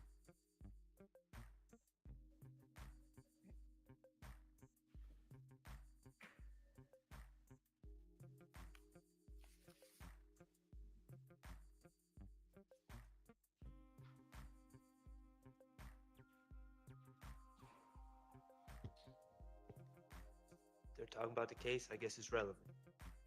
Okay.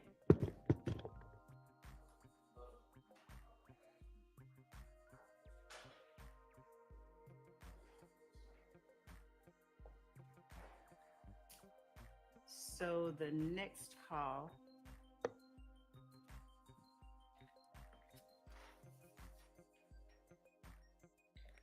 that we're gonna play is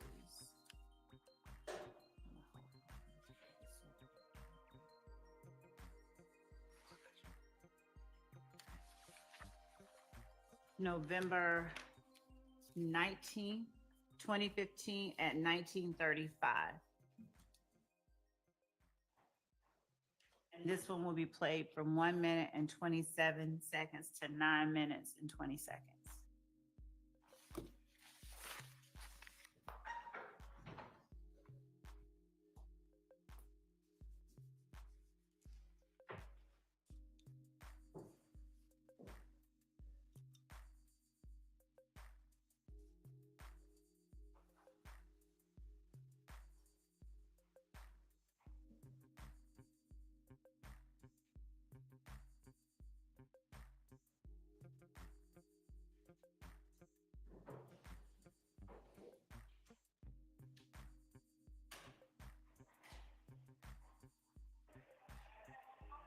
Yeah, I'm gonna just wrote me said D said what's your number. Man, fuck D, bro. Fuck them nigga, bro.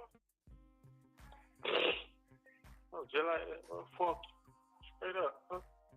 All that fake friend shit, bro. Fuck these folks.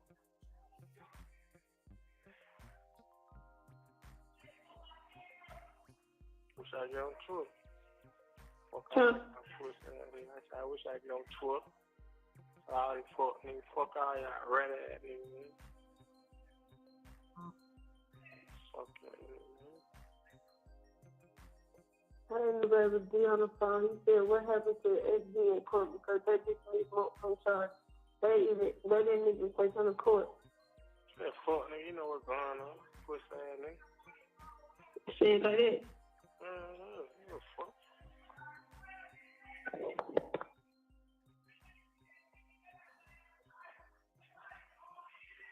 Let's see. Fuck you.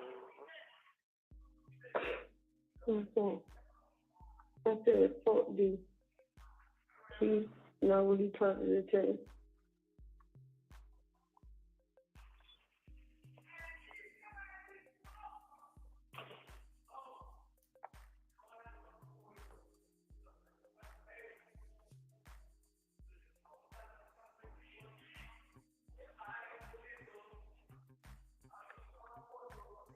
I just said,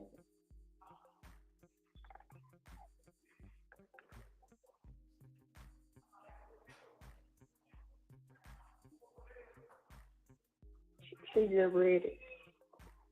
It look like she run it. You text me over your number? Huh? I don't got your number. You only didn't have my number when you said, what you say?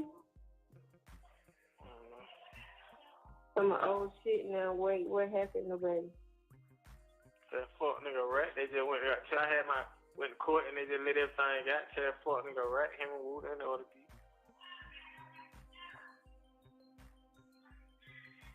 I don't keep going with folks. That fuck nigga know what's going on. Bitch, you in love with a rat hoe.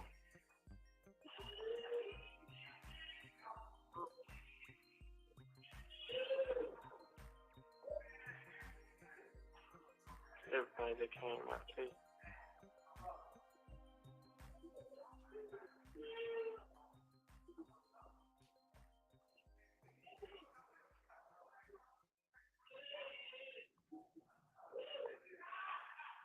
So I don't even qualify for that house arrest, 24-hour house arrest. Hershey. Sure. They say I don't qualify for a fucking bond. Huh? Say I don't even qualify for a bond. I can't even get a bond. You said it in court. Yeah. So I can't even get on house arrest. I have a 24-hour house arrest. They still trying to know. So my record, my history, bad. Just so that I can ease the court's likely concern about this portion from about 450 on, we're not going to include any part about his bond and house arrest. But we're going to keep playing it just to get beyond that point.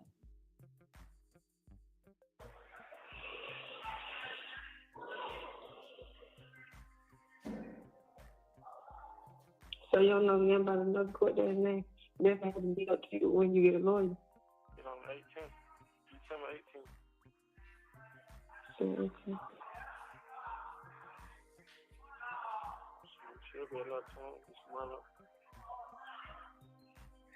That fuck nigga boy, I want to slap that fuck nigga boy in court, right? You got to keep. Did you court with you? Nah, somebody down. Fake ass private China ass nigga, man. Fake ass lawyer, man. I want to slap that fuck nigga, bro.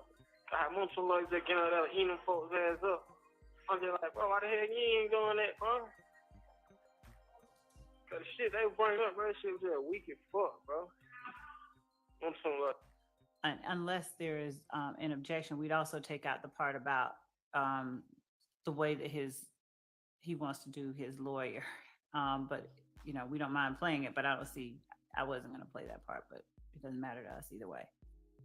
Is there gonna be objection if they redact that part? No objection. All right. Thank you. Like, eating their ass up. Well, do not leave her in here. This is not the time right now. Everybody get out. Everybody get out. Mom, can you get out too?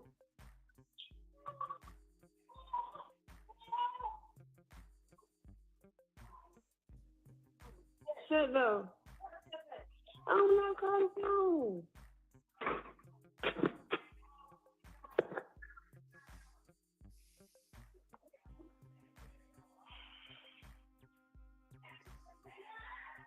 You know what I'm saying? See, that's why I don't pick up my damn phone. People keep telling me that, tell shut and keep your head up. He a real one, for real.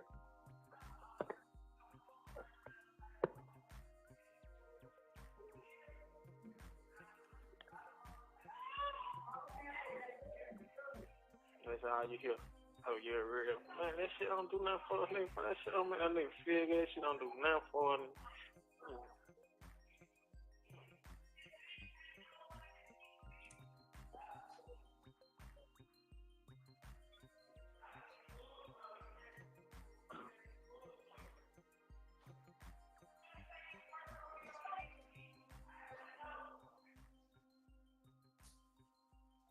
I really get out this house.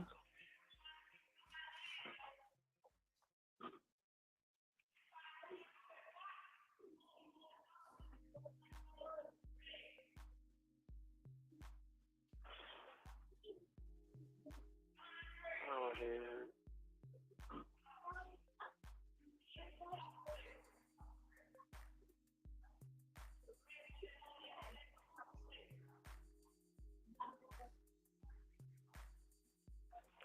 done brought up Duwop name, Nud name, Yet name.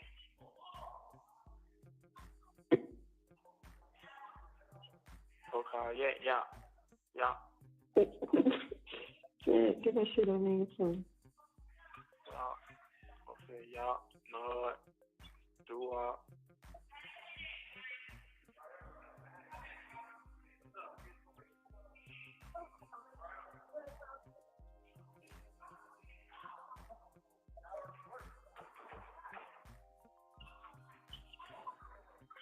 Oh, man. My head hurts, man.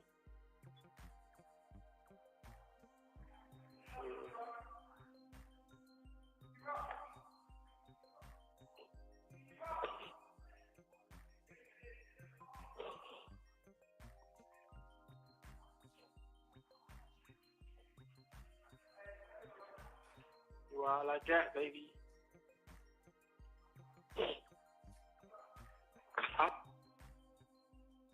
I'm stopping at 9 minutes and 5 seconds instead of 9:20. All right.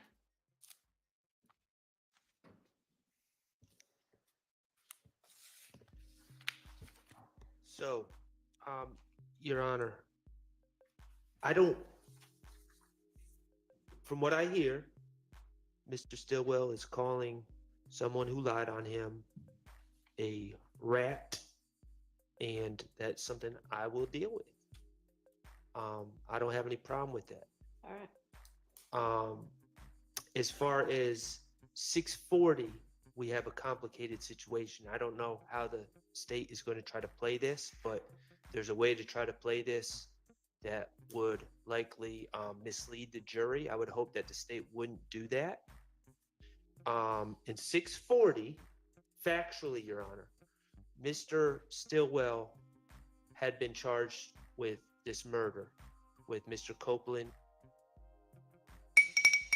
You deserve Cottonelle's softest ever ripples for a comfortable clean. People in the criminal justice system and are familiar with Fulton County know that you have a prelim. And at the prelim, Yak and Duwop came up in the statement, in the testimony about what other people were saying. So it is completely logical that he brought up Yak and Duwop there. However, if the state wanted to mislead the jury and not tell them about a prelim and not tell them about how Yak and Duwop were brought up in the prelim, they could try to twist this into something like Shannon's bringing up people that weren't even charged. But I mean, we're gonna, if we need to have 3 days educating the jury about how the criminal process works in Fulton County and preliminary hearings and all the rest to really complicate matters, to explain that to them, I guess we can. I prefer not to. But he's just recounting what was said at the prelim. So I would object. It seems like a simpler solution is just to take out where he's talking about Yak and Duwop at that time. Judge, June 10th, I believe we are midway, if not further along in the Copeland interview. I believe that it's Mr. Copeland who is bringing up these names that Mr. Shard is talking about. I don't hear Mr. Stillwell talk about a preliminary hearing. I hear him say they're bringing up. So this conversation is November 19th of 2015, right? Yes.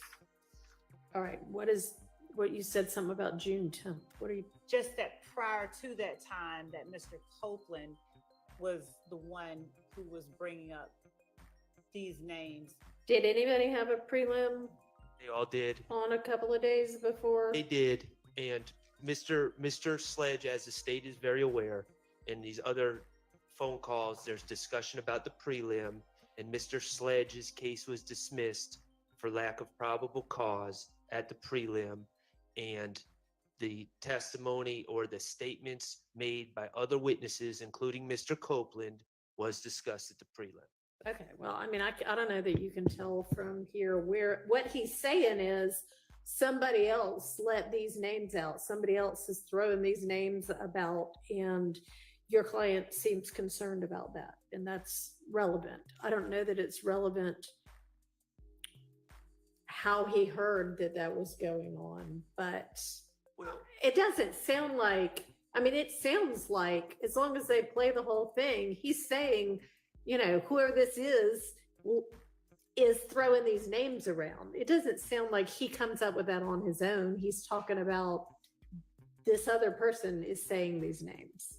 Right, but here's the dilemma. It's an unindicted case at this time. He doesn't have discovery. And what I am concerned of is the state saying, oh, wow, probably in closing when I don't have a chance to respond anymore. Oh, wow, what a coincidence. Shannon Stillwell in that jail call is saying yak and doo-wop, even though they weren't charged at this time. That just proves everything. And the reality is those names were thrown around in the prelim days before. All right, well, they may have been thrown around in the prelim. They may have been thrown around in interviews. Apparently, it's a whole lot of gossip that goes through the jail. But the state needs to make sure that they don't We couldn't do that. mislead the jury during the evidence or in closing with something that not to be true. We agree with that. Okay. All right, so it doesn't sound like there's an objection. It just sounds like there's some caution about how this might be used. And I'm telling the state right now, you better not use it in a way is not supported. We agree and understand. Okay.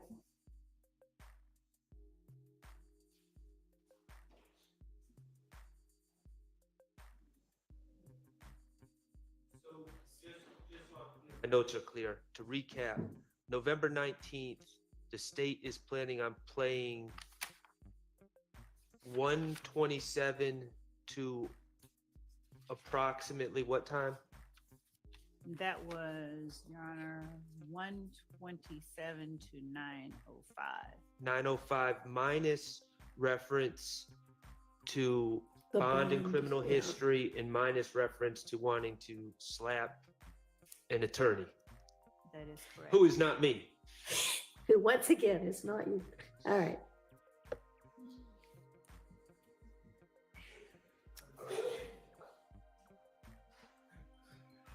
The next call we'll play is November 23rd, 2015 at 16:08 p.m.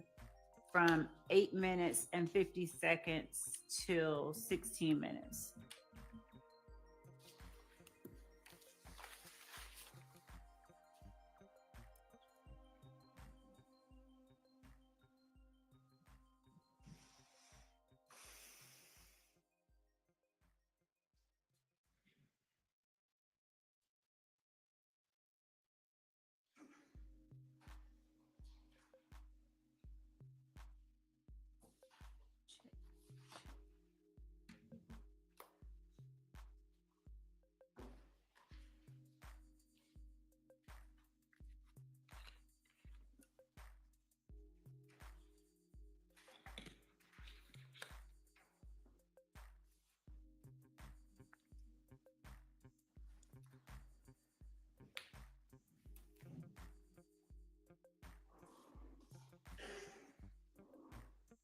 What your book look like? You straight? Shit, I'm gonna have $6 on them.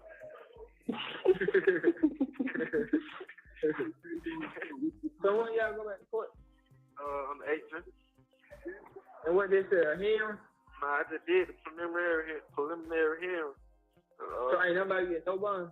Nah, they try all Mutu charge, cause Mutu had a lawyer. They said the same thing about both of them. They try all Mutu charge. They did only thing different was the little nigga's name, Deep Cleveland. He told me, I told him I did it. So they was, he said that's the only different thing. Then he just wrote Mutu to my, man, oh God, bro, I ain't say that, bro. I go to court before no police lying on me, did that third. So Mutu got the lawyer. Yeah, Mutu got all this shit they missed. So if you would have low, you would have got your own than me. Hell yeah. How much, what he paid on it? I called my man. Huh? I called my man and see what's going on. You ain't got nobody else who you think give you nothing on lawyer. Shit, I ain't called. But Kim just telling me got down to call him my knees on and shit. Who? Kim, I ain't calling it though. Who? Kente. Kente? Yeah. Man, them niggas that be talking, bro. Yeah. That's what I be saying. That's why I ain't really just put no like that fucking stuff was been sent the lawyer down here. That nigga he keep coming down here, but he just like shit, dog keep telling me he ain't got all the money yet. Now fuck you, money yet. Who's saying that? Oh, that was the lawyer. Like the lawyer keep coming down here though, but he just like shit. I won't go and represent you, but he keeps saying dog saying he ain't got all the money together yet. How much they charge?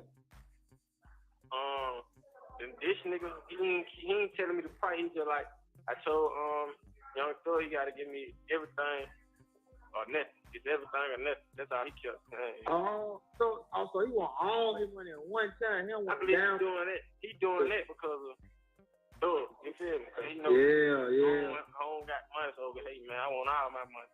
You ready? Yeah, that's what I'm saying. Cause most lawyers they do a payment plan, bro. Yeah, exactly. New lady talked to some lady and she was like 4,000 some shit. She was 4,000 for it. start. Man, that nigga I had, he want that money, bro. Yeah, now nigga who beat my brother on murder case. You know, I'm cool with him. He don't even want that much. 4,000 to start, that's too much. Yeah. I probably give him about 2,500. He probably put me on payment plan like every 2 weeks. Probably pay like $350. Right, what? That's cool, man. Mm-hmm. Hold on, cuz.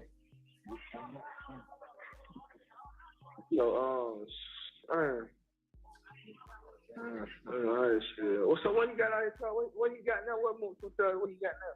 Most of they got now, they got all them aggravated socks shit that they had. Aggravated socks, aggravated batteries, all this shit, them gun charges. No, they had So what part of that truck? That murder charge? Yeah, they just dropped the murder charge out from. Man, that ain't shit. That's based on just like that. Yeah. That's how he got like, you know, they got like 9 charges apiece. That what they'll try to do, bro. Drop that murder and stack some on the aggravated stock. They're like 20 years. Get what the lawyer said to me though. He was like, what? Man, listen. He was like, if everything go bad, he was like, you'll be looking at 20 and Mr. Schliz will be looking at life without parole. I said, God damn. Who is? Musso, he was saying Musso will be looking at life without parole. I said, God damn, why the hell you gonna do that? He like, shit, that man record's fucked up. Then the other choice he facing. Good God. That's what I'm saying. The aggravated stock charge and all that shit. That shit.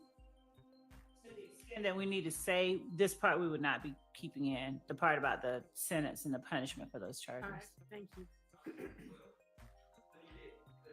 Because I have from 12:15 to 12:40, there was discussion about likely sentences. According to the lawyer, whomever was advising Mr. Stillwell, apparently, according to him, this lawyer said, if everything goes bad, he's looking at 20 years and Muntuk's looking at life without parole.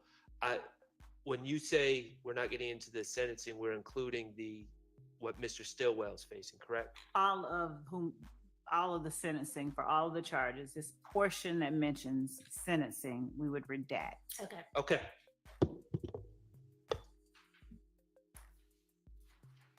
Still the same thing.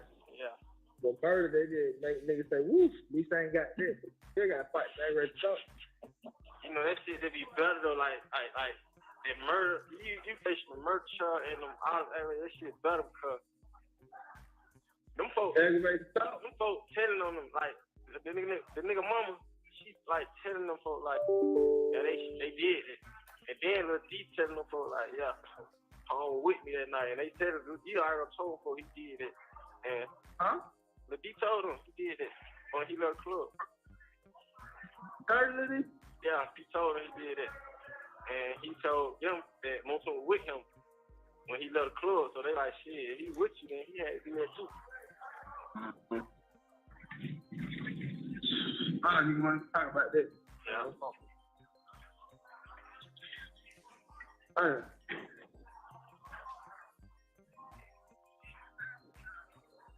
No, no.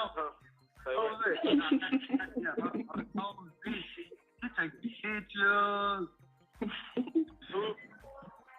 No, the Fed. Oh, yeah. No, babe.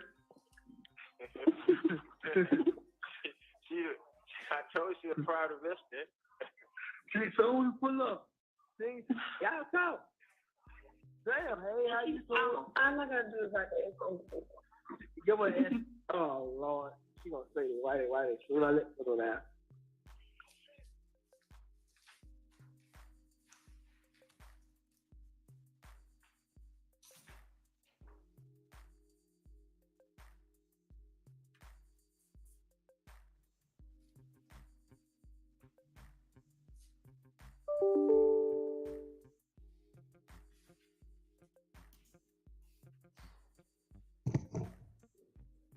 What you say? Y'all talk. Pulled up. Oh, Lord. She once told me there was new baby number. I'm like, I don't know that number. So that new baby, what you doing calling your phone? I'm like, Charlie? She checking. Real quick. She thought she checking.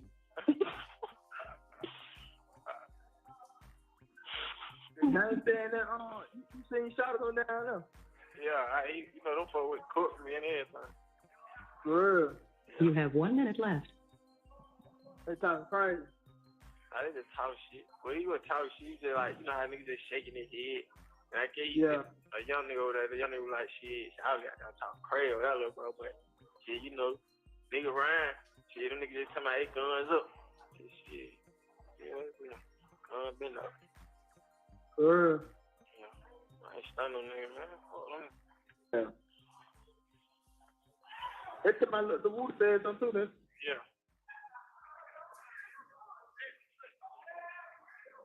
Nigga say anything, try to say they ass, but. Yeah. So you know, that shit be having me down, but I just really be shaking that shit. That's what I'm saying. That shit be crazy. You be with a nigga 380 days, 180 days, whatever. 2 years, 5 years, and situation pop up and you're like, boy, he did. That be fun. That one be me, bro. Exactly. The nigga sit right there. Thank you for using Securus. Goodbye. Bye.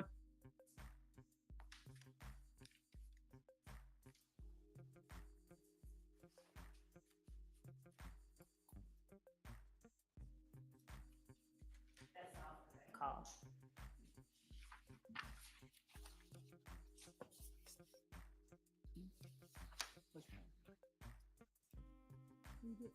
Oh, wait. On this call, there is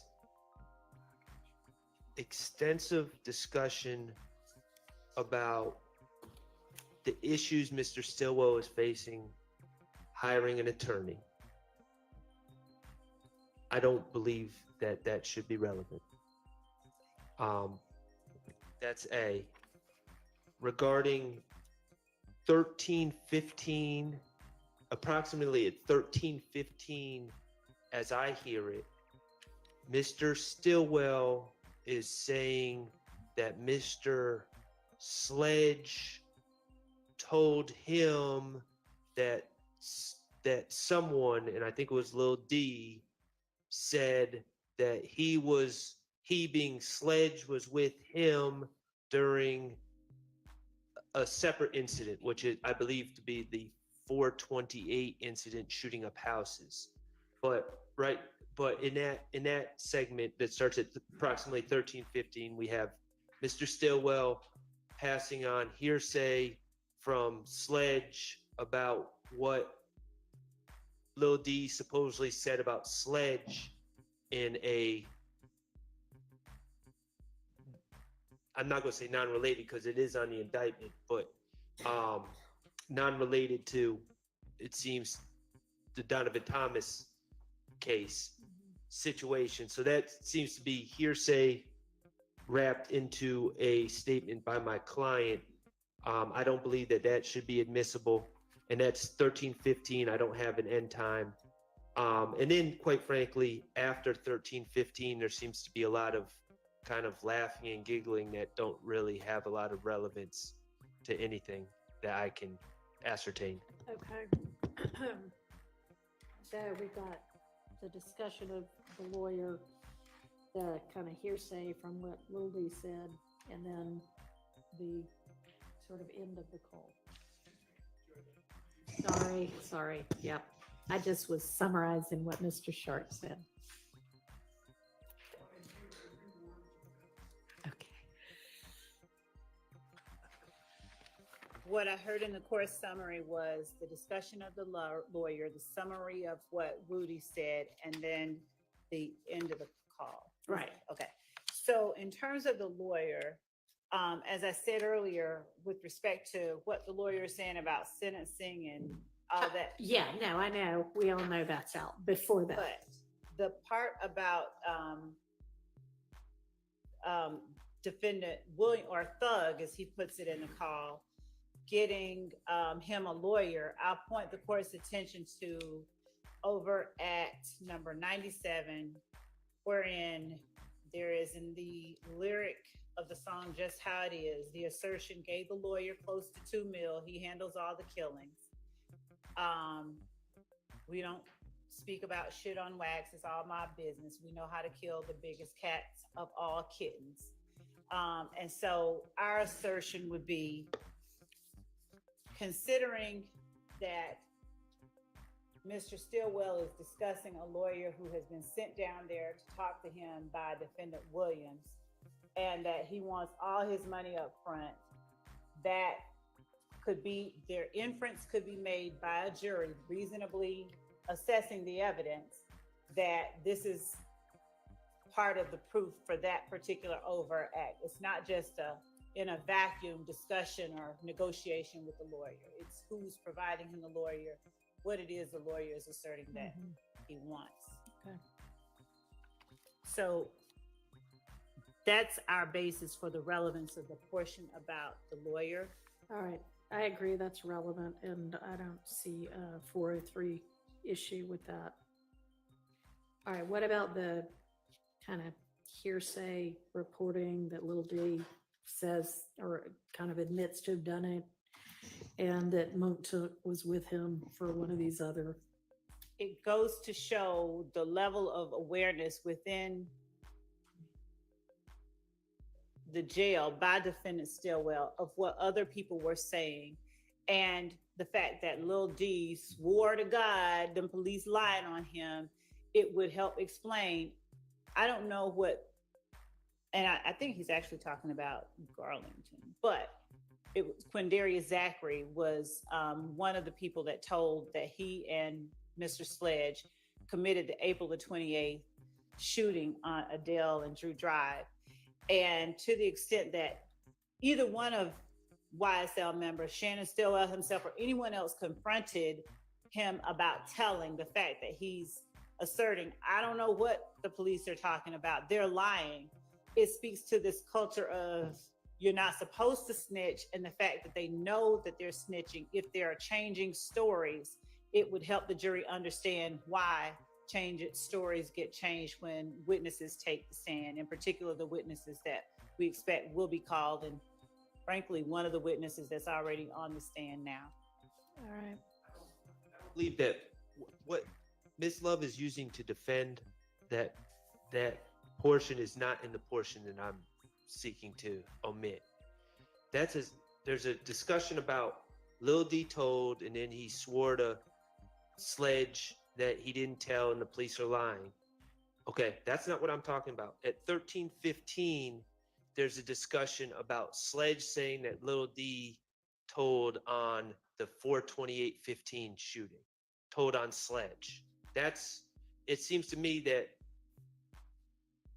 that's a co-conspirator statement. Sledge telling him, or if he's discussing that Antonio Sledge is bemoaning the fact that Lil D told, he's apprising him of the fact that someone's snitching on a member of YSL. Well, we just changed the verb. He was bemoaning and now he's apprising. The bottom line is he was bemoaning, it sounds like to me.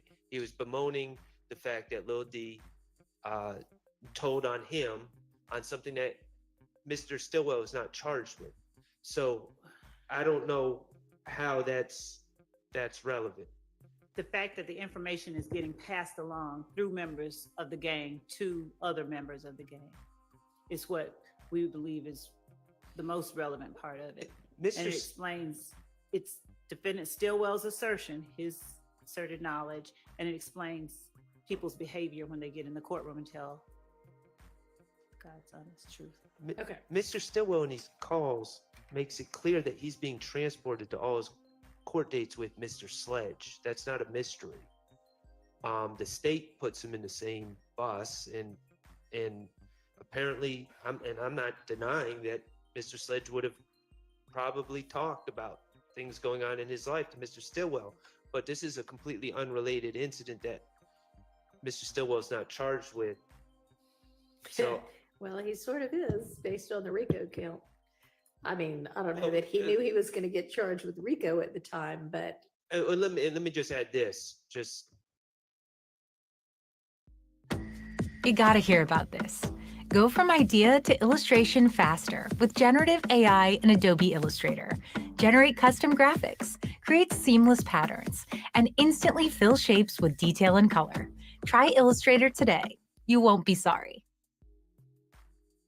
Stillwell, Mr. Sledge and Mr. Garlington pled guilty to this Right. incident. So okay. And Stillwell, Mr. Sledge and Mr. Zachary, I should have said, pled guilty, and Mr. Garlington. right. And so how is it a co-conspirator statement?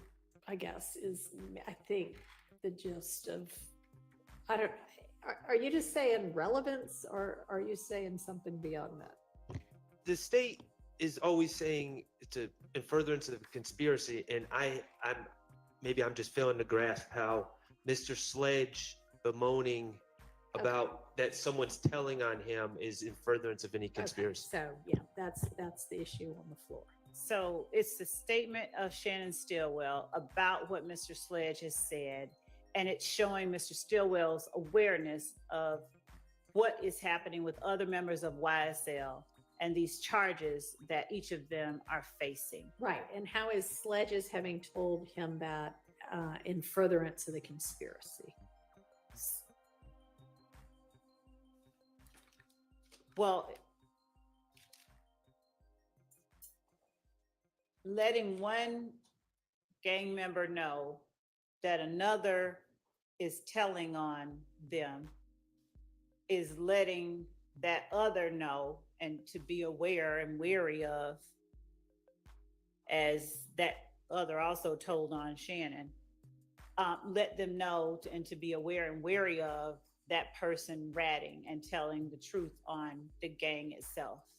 It's apprising them of something that may harm them. Okay. All right. I'm going to let it in under the co-conspirator exception. All right. And then there's the part that's sort of the end. Is there anything relevant in that part? Not beyond the part where he's not at the very end. There's a little bit, and when the court says the end, I'd have to go back because I think I played it. Well, I off. guess everything after that little part is about the, what Sledge says about Lil D saying. After that, is there anything? And there may be. Hang on one second. Sure. I'm checking the notes.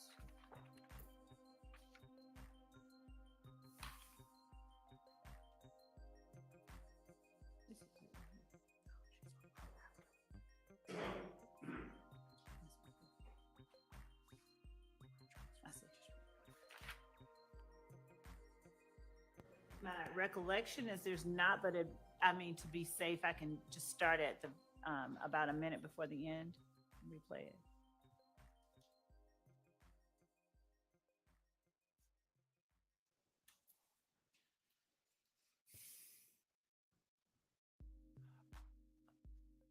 I would ask if we could start at 14 minutes because I believe there may be something.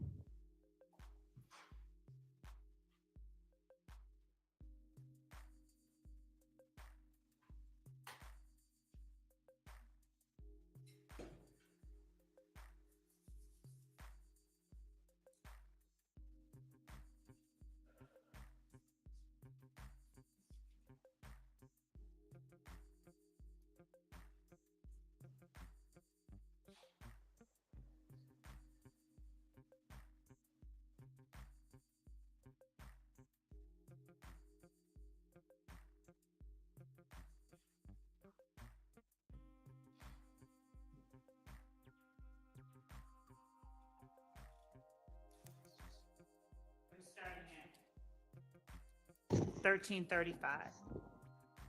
Him, when he left the club, so they like, shit, he with you, then he had to do that too. I don't even want to talk about that. Yeah.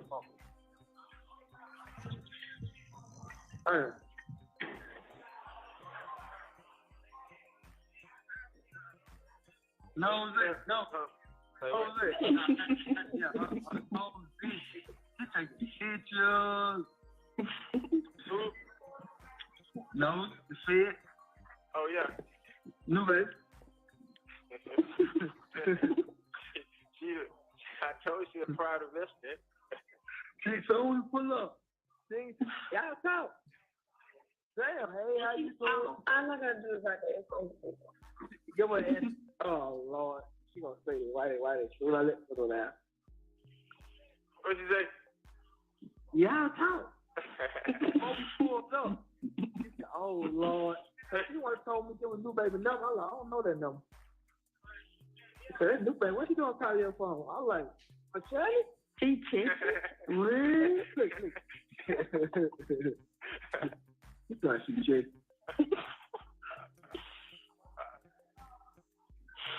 You understand that? You seen Shot go down there?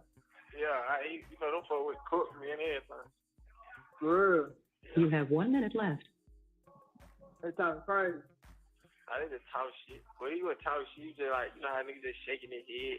And I gave you a young nigga over there, the young nigga was like, shit, I got to talk crazy with that little bro, but shit, you know, nigga Ryan, shit, them niggas just talking about their guns up. Shit, guns been up. Girl. Yeah, I ain't stunning on nigga, man. Fuck them. Yeah. They took my the Wu says on too, then. Yeah.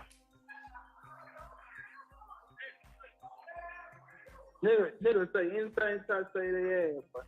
Yeah. So you know, that shit be having me down, but I just really be shaking that shit. That's what I'm saying. That shit be crazy. You be with a nigga 380 days, 180 days, whatever. 2 years, 5 years, and situation pop up and you're like, boy, he did. That be fun. That's what I'm saying. Exactly. The nigga sit right there. Thank you for using Secure. Goodbye. Hello, this is a prepaid collect call. So to answer the court's question regarding the portion after that snippet, there's a minute of between 14 minutes and 15 seconds and 15 minutes and 15 seconds that we do not need to play. Starting at about 15:15 and going down, we think that that portion is necessary to play. It entails a couple of things. They're talking about Woody telling, they're talking about, the little N saying guns up, and I'm saying guns stay up. We believe that that's a reference to Peter Rolak, sex, money, murder, Bloods. So for that portion, we believe it'll be relevant. I mean, those seem relevant. That other part in between, you can redact out. Yeah, I don't know what the state's talking about with the guns way up thing, but I would ask that the last minute be played. I'm sorry, you would or you would not? I would. Okay. Got it. I think they will.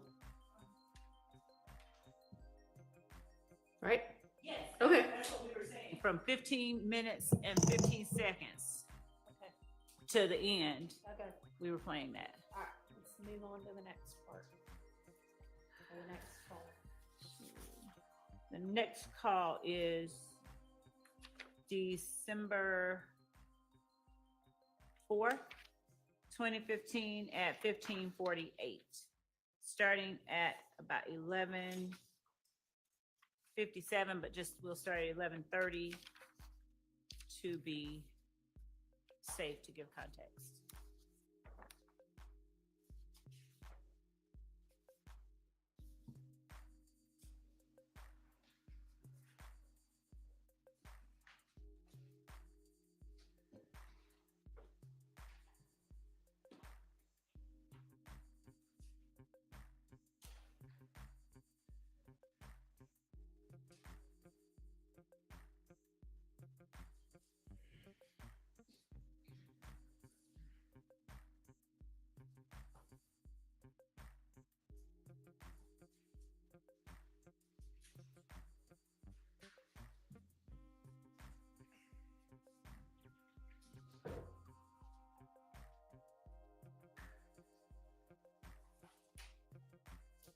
But saying no 2 weeks, we don't wait on no $300, man. That shit, wait, no fuck, man. And these folk off me 5 and 2 yesterday, man. You think I'm finna go? Hey, there's no time. I got burned out, man.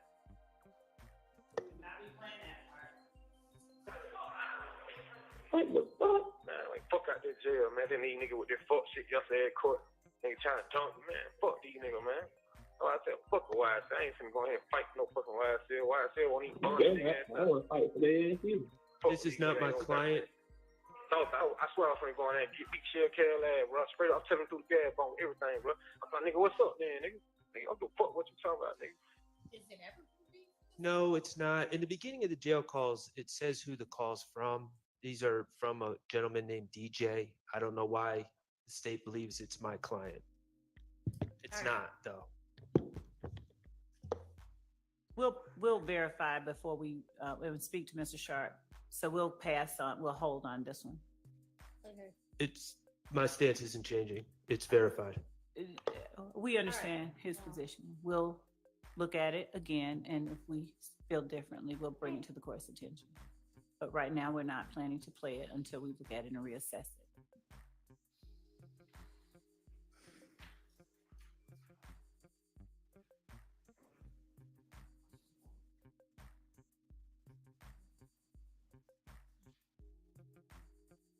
All right, was there another one? There it is. This would be December 4th, 2017 at 17:31. Do you mean 2015? No. You said that before. Is there one of them that's from 2017? Yes. Okay.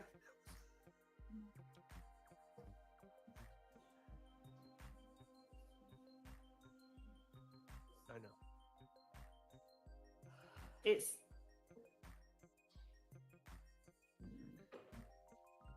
let me make sure we didn't label that wrong.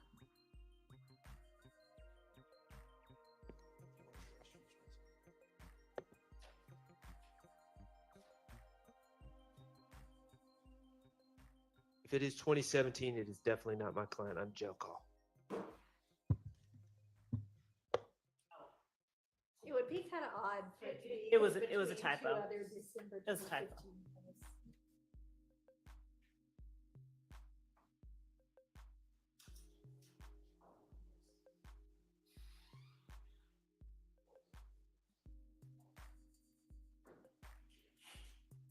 It was, I'm sorry, it was a Okay. typo. 2015. Yes. And we're gonna go from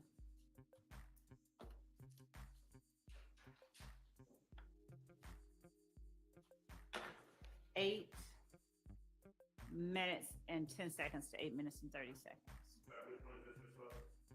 It is, for the court, it is December 4th, 2015 at 17:31. And it is going to be from approximately 8 minutes and 10 seconds to 8 minutes and 30 seconds. Thank you.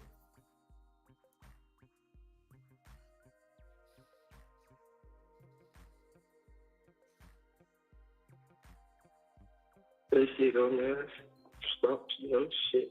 Yeah. But I still want to add one question though, babe. Is y'all fucking with Who? you? You know what I'm talking about. For me, baby?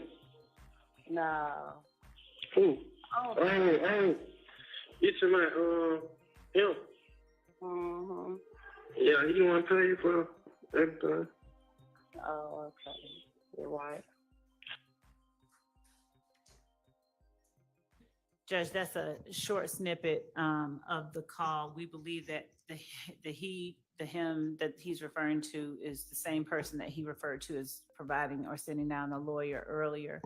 That would be our argument for it. If we need to, there's an argument that we need to play additional portions of the conversation by Mr. Sharp. I mean, is there some context either within this call or what's going on today or something that leads y'all to believe that? The only context, Your Honor, is that prior to that exchange, and I'm not representing that it's immediately prior, but it is prior in the fact that my notes, one note before this is Shannon says he had talked to Kente.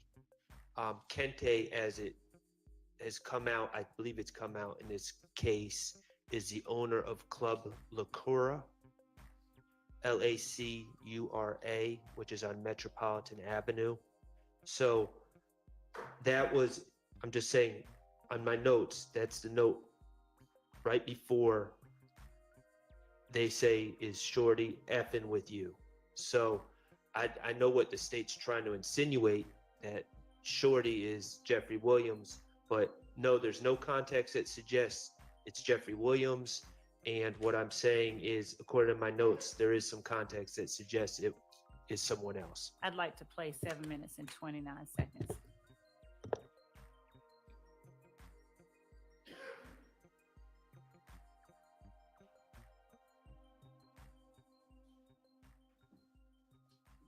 Ain't too much. Straight up. Yeah. I love you, boy. Man, come on, man. You know what's up. Don't nobody know what's up. You know what's up. Oh my God. God, bless my heart back in my life. Yeah. This shit gonna be over though. Real soon. Oh, you gotta come home. We gotta get on the real grind. We gotta get on the grind. That's how I've been telling him can't take everything. He like, man, what the hell? How the hell you get into that shit? Like, you know how this shit go, man. Stop, shit. Yeah. But I still want to add one question though, babe. Is y'all fucking with Who? you? You know what I'm talking about. For me, baby? No. Who? Oh. Hey. You to my, him? Mm-hmm. Yeah, he the one pay you for everything. Oh, okay. You're right. I was saying, you my bitch, my nigga. Nah, I don't care nothing about no hoe. Yeah, Shawty, he doing right, though. Yeah, I'm gonna be hungry like God. I ain't gonna never stop that. You know that's how we all told each other. Yeah, exactly. I love you, though, babe. I love you too. Oh, Huh? I want you home. What we got? So, Judge, what I did was They're talking about somebody else when they start that conversation. Because at first he's like, oh, who do you mean? Oh, you mean him. So they're not talking about the person they were talking about a minute ago. Now, it's an argument that the state's going to have to make. Sorry, it's an argument the state's going to have to make. I don't know whether the jury's going to buy it or not. Y'all can argue differently. But I think it's certainly a reasonable inference. So I'm going to permit that. Thank you. The next call, the last call that we have, outside of the ones that we have just said we're not going to do for now, all right, is the December 7th, 2015 call at 16:55 from 1330 to 1600.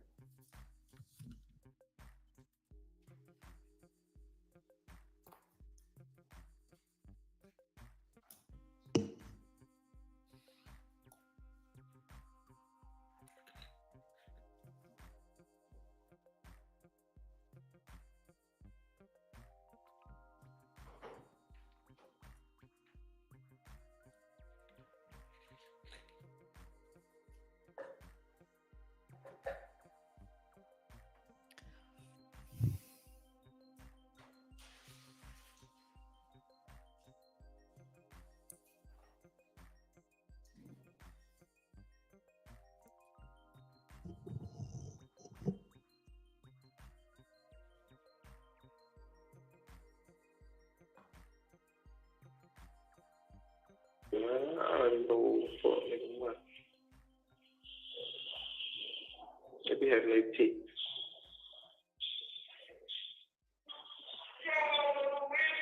I know that like right?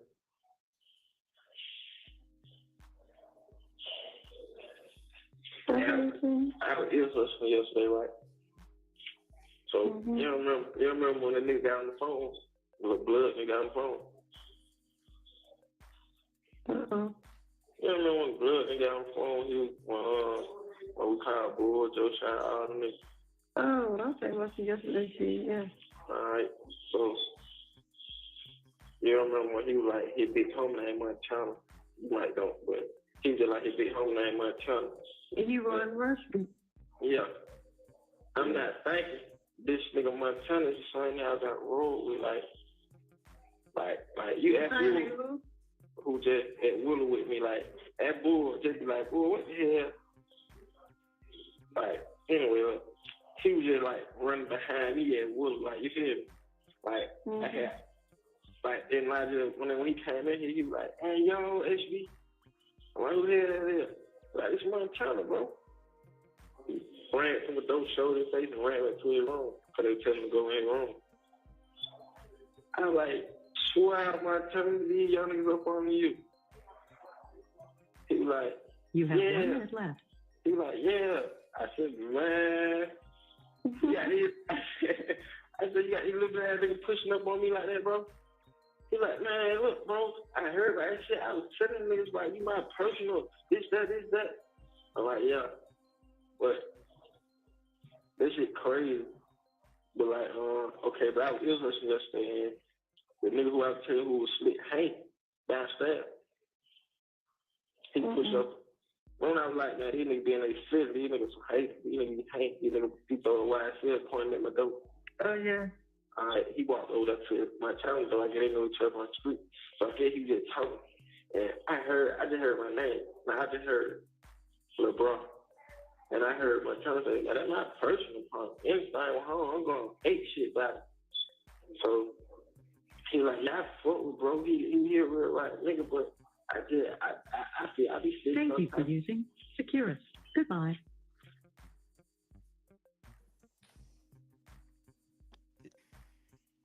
This just seems like a recap of the whole Montana situation. They're just rehashing the jail call that the state's already going to be playing.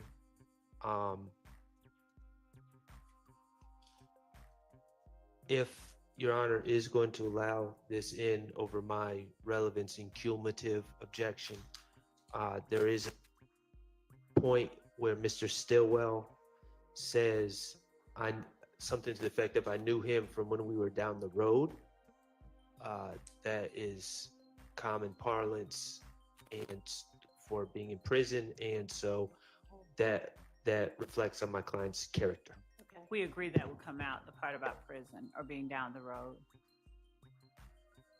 And with respect to the remaining portion of the call, it's the reference to throwing up YSL in the context of that similar call as the other one that makes it different and a little bit more. I mean, there's a specific mention of YSL, so I don't think that is cumulative based on that. So I'll admit that. And Judge, there was one more call. I said this was the last one, but there was one that we passed over. Okay.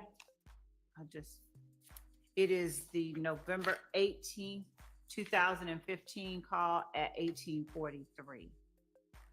I don't believe that we played it. I think we referenced it. Okay. You gated that yet? Okay.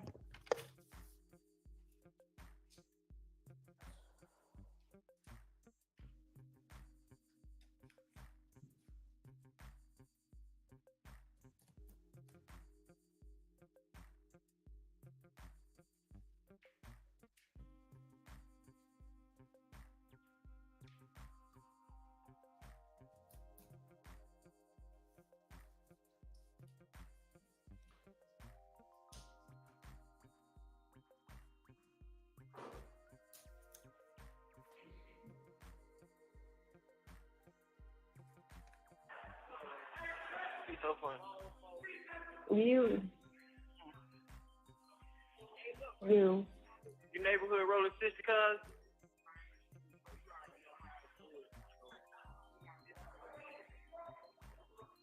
Ain't nothing.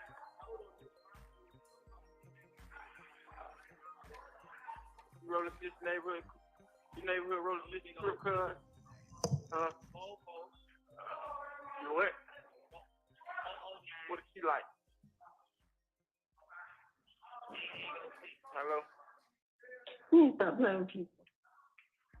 What? I said you need to stop playing with people. Neighborhood rolling 60 cars? What? Yeah, right. We the second fish. We the first. That works. Yeah. Sunny side the fuck up, son. Shine up and line up. Straight up and lay up. Yeah. You know, it's always a shine to the nine, though, you know? Shine to the nine, my dude. Yeah, need shit. Oh.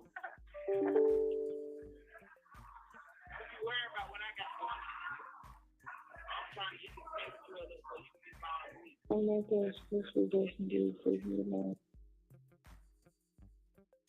Actually, we went to 434, but it was really 428 that the call stopped at, and that was just from about 320 to 428.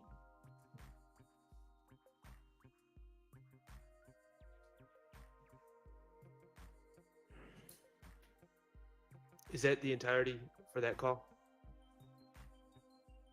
That's the only part that we were looking to get into. I don't understand the relevance. If it, yeah. What's the relevance and how is it not cumulative? The first call with respect to Shines and G Shine and the defendant Stillwell was dealing with his blood credentials. This call shows him interacting with who he believes is a Rolling 60s Crip. Martinez Arnold is a Rolling 60s Crip who we also allege is a member and who has pled to being a member of YSL, the criminal street gang. During the course of this trial, there have been repeated efforts on cross-examination to disprove the state's assertion that YSL is a criminal street gang. And that it's hybrid? Yes. Okay, so this goes to that? Yes. Okay, and I will allow it. All right, that's it for these.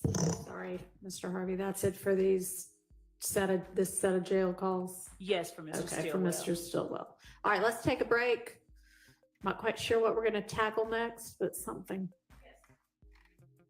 All right, let's take 15 minutes.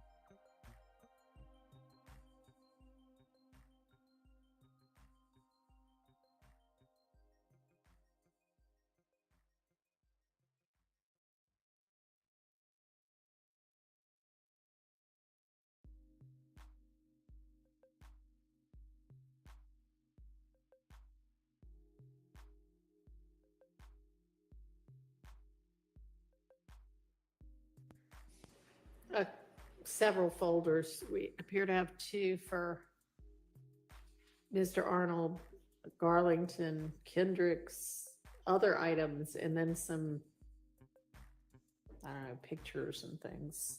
So can we move through them methodically? There's a recording in Mr. Arnold's. Is that what we've already gone over?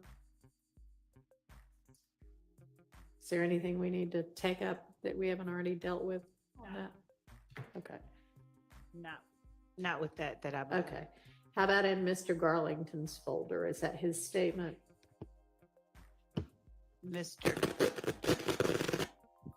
Your Honor, the item in the Garlington folder is a jail call. Okay. And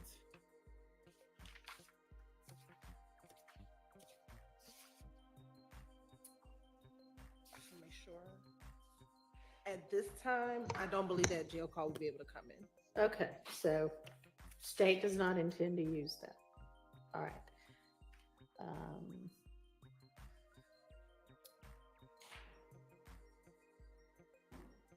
And now I've lost my place.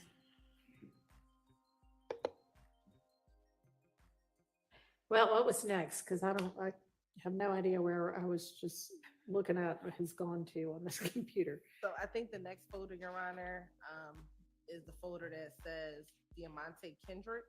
Okay. And there's 3 jail calls in that folder, Your Honor. Can you give me a minute, Your Honor, because the Wi-Fi. Maybe that's what happened to me too. It just went poof.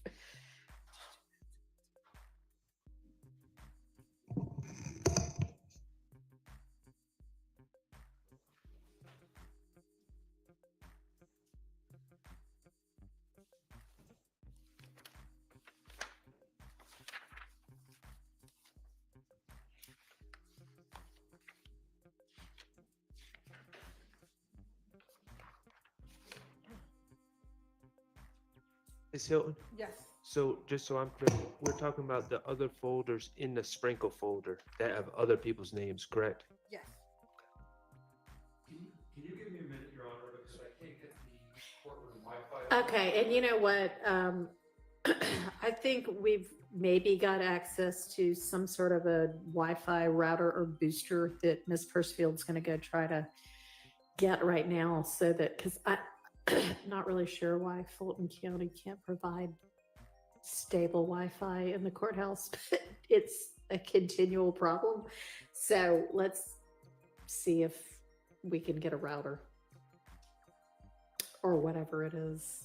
Not very tech savvy, so I don't know what the right term is, but something to help us. Thank you.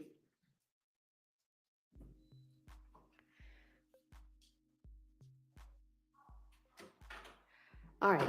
Now, there are 2 different Arnold folders. Do they contain 2 different things?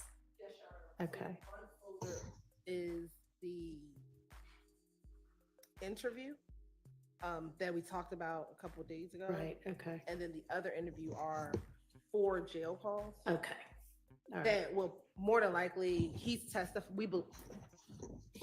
is expected to testify, Your Honor, and so we would use these primarily for impeachment purposes. Okay. All right. So we probably don't need to take those up right now.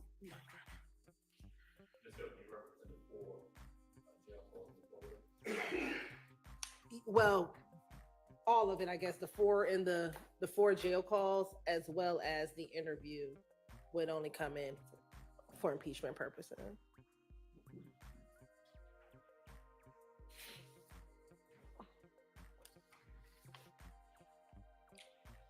All right. What's in the other items folder?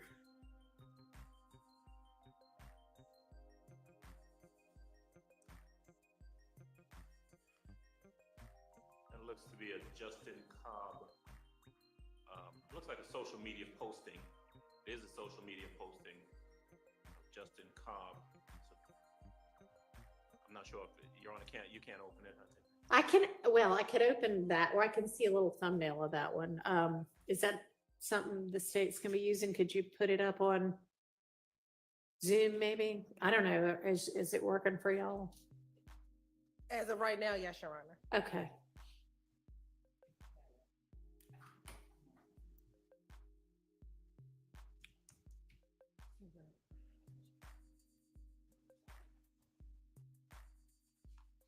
I'm not sure if you have access, Your Honor, to let me in the Zoom room. How does, is it like exclude people once Wi-Fi goes out or something? Or sometime at lunch, it'll kick me out at lunchtime. Don't know why. Okay.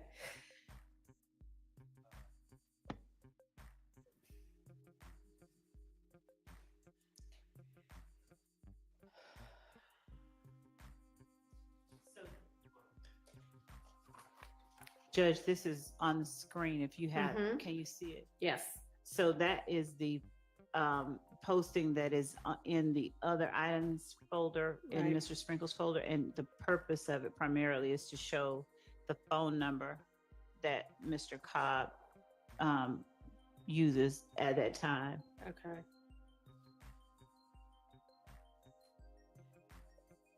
And any objection to that? So, and maybe I need a bit more clarification. I understand it's a posting ostensibly by Mr., I don't know if it's by Mr. Cobb or not. And if they're indicating that he is the one who is posting that phone number, and how that's, if there's information to verify that, separate and apart from this posting. We would be having the person who found the post and who can talk about what they saw in the post, in the social media pages that they were looking in, to provide a foundation for it, like we would any other social media posting. Whether the jury believed that we have that right would be a matter for, I guess, argument. But we believe that based on what we were able to find, that this is Mr. Cobb's phone number. I think Mike Sprinkle is the one that actually found that posting. And he's free _ doo-wop. And he's responding to @Stunna Bumpkin with his phone number. It's hearsay, Your Honor. How is that not hearsay? It's because that is being offered for the truth of that being his phone number. It's how we were able to. Are you offering it to establish that that 678 number is the phone number that Justin Cobb / doo-wop was using at the time? Yes, and we would not need to put that particular picture up as long as the witness is testifying how, he The came about witness it. being Mr. Sprinkle? 88 Sprinkle. So he wouldn't just have that showing that it was his phone number. He would have other items of evidence to show that lead us to believe that it's his All phone right, number. what would those other items of evidence be? I believe that we got his records, his phone records. So who the other Well, then calls. That would be the way to show it then, through his phone records. Right. So when he's doing the deep dive into who did what and how we are able to find out who is where, he starts out trying to get phone numbers for people. And this is one of the ways that do we need to know that this is how he got it, or do we just need to know? Not necessarily. It's not one that at this time I think we would need to put up. It's just one that we had. Okay, well, I would think that if there's some reason we need to hear from either Mr. Sprinkle or a phone records custodian that this is the number for Justin Cobb. And Ms. Hilton's reminded me, we had a number that was being used by another person who was being called. So these jail calls involved calls made to Javaris Bradford, and there were other numbers in his phone logs and in other co-defendants' phone logs. This was one of them. And again, it's going back to the fact that he in an effort to find out who this number belonged to, I think that he, in searching social media, came upon Okay. this. Well, I mean, it might be kind of cool that Mr. Sprinkle is good at finding nuggets in social media, but I don't know that that's relevant to this trial. If this person's phone number is relevant to this trial, then establish that through the certified copy of his phone record showing that this is his number, okay? Yes, Your Honor. All right.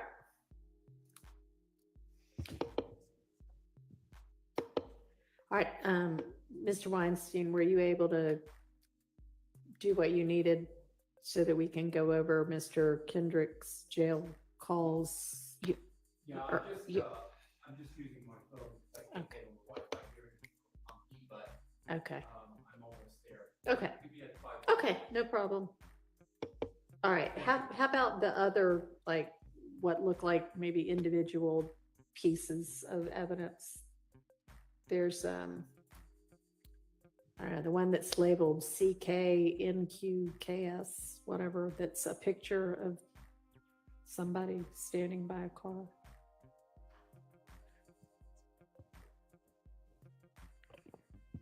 Is there any objection to this picture?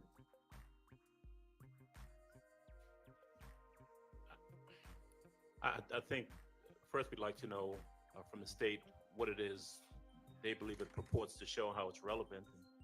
Okay. We can respond. Your Honor, really, this is a picture of Javoris Bradford, who is one of the individuals that we've alleged had a part in, as a party to a crime in the murder of Donovan Thomas. And specifically, Your Honor, we believe he's the driver of the Bonneville vehicle initially while they were at the Texaco gas station. And this is a picture of Mr. Bradford in front of what we believe to be that same Bonneville. Okay. At a different time. At a different time. Okay, that seems relevant. All right, let's move on to the next. Color copy of Sprinkle report.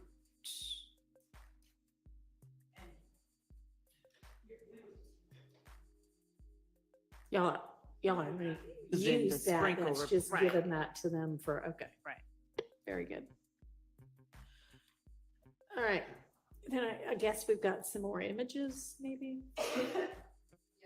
The next few are again of Mr.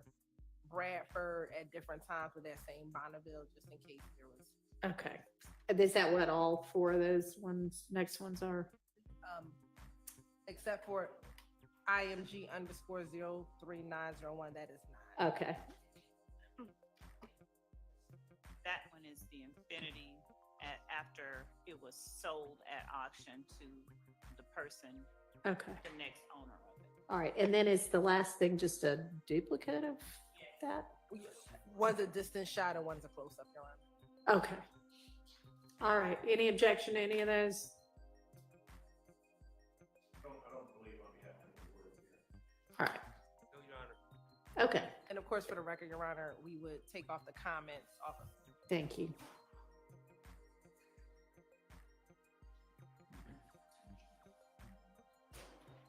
It's working on mine, but Mr. Weinstein might need it.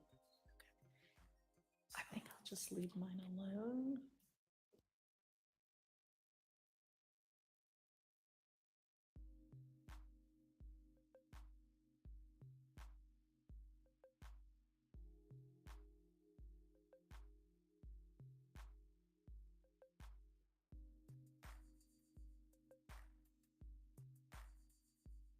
Our new Wi-Fi router passcode, just let Ms. Persfield know.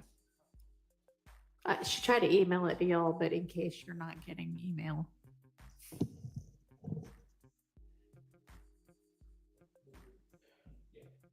Okay, Your Honor, we're ready, but I believe the issue with Mr. Kendrick's jail calls, it's only the first call, and Mr. Adams can speak. Okay, perfect. Thank you, Judge. So we've got three, what appears to be three calls, jail calls here for Mr. Kendrick. The first one is a call that occurs on October the 4th, 2015. I'll just go ahead and set it up because it's an issue that's similar to the issue we dealt with Mrs. Stillwell earlier. On that phone call at about the 2-minute and 50-second mark, there's a conversation between Mr. Kendrick and his significant other, someone named Tasha. His mom, yeah, she's significant to him. His mom, Tasha, it's a conversation about an attorney. I believe my recollection, if my recollection is correct, Mr. Kendrick says something to the effect of, I've got a lawyer or getting a lawyer. And Tasha says something to the effect of, Thug is working on an attorney for you. Number one, same objection as before. I don't believe it's particularly relevant. There has been an association shown between Mr. Kendrick and Mr. Williams. And so the fact that there is some discussion about whether or not Mr. Williams is going to assist him in getting an attorney, I don't think it particularly proves anything in the case other than what the state intends to argue, obviously, as they've said before. And it bears noting that he does not get him an attorney. There's no evidence, there's no factually, it doesn't happen. He never maintains and gets an attorney for him. No attorney ever comes to see him at the behest of Mr. Williams. So I just don't think it's helpful to the jury in any form or fashion in regards to these charges. All right. Ms. Hilton. Yes, Your Honor. I think for the same reasons, Your Honor, it is our contention that when Mr. Kendrick is in jail following a fleeing and attempting elude, but when they are actually intending on going up to shoot up the opposition's home, they get stopped at a roadblock, but they were on their way to shoot at the opposition with a number of guns in the car. They then take the police on a high-speed chase, and he's subsequently arrested at that point in time. This call is important for that reason. Is the state's contention that when YSL members get in trouble, they reach out to Mr. Williams and he provides attorneys. Whether or not the attorney comes or not, it is the fact that they believe he's going to provide them assistance. But what is more important in this call is what happens after that. So Ms. Tasha on the call says, Thug is going to work on getting you a lawyer. And Mr. Kendrick says to his mother, don't say his name, say bro. And what we have found consistently throughout this case, and we'll believe the evidence will continue to show, is there is an effort to conceal his identity, conceal Mr. Williams and who he is. And so they never reference him as Thug, oftentimes on jail calls, but it's bro, slime, or different other terminologies. And so that is also what is important with this call, Your Honor. All right. Thank you. I'm going to admit it over objection. And obviously, if y'all want to cross-examine the right person or put somebody on the stand to say he never got him a lawyer, that's up to y'all. All right. So was that the only of the jail calls? Yes, Your Honor. Okay. Of those three. All right. Thank you. So then I think we've taken care of everything in the sprinkle folder at this point. Yes, I believe so, Your Honor. Great. Okay. So then I think that also means we've taken care of everything in that whole entire 1 through 30 witnesses. Yes. Let's pat ourselves on the back. All right. We can move next to, don't we have this same thing for 31 through 60? We can move to that, or we can move to the wiretaps, or if there's something more pressing, y'all tell me. But we're not going to waste this time we have without the jury getting stuff done. 31 through 60 would be more pressing before the wire. Okay. Your Honor. All right, let's all find that one. And is that a different Dropbox link? Can you remind us what the email would be for that one? Yes, Your Honor. Thank you.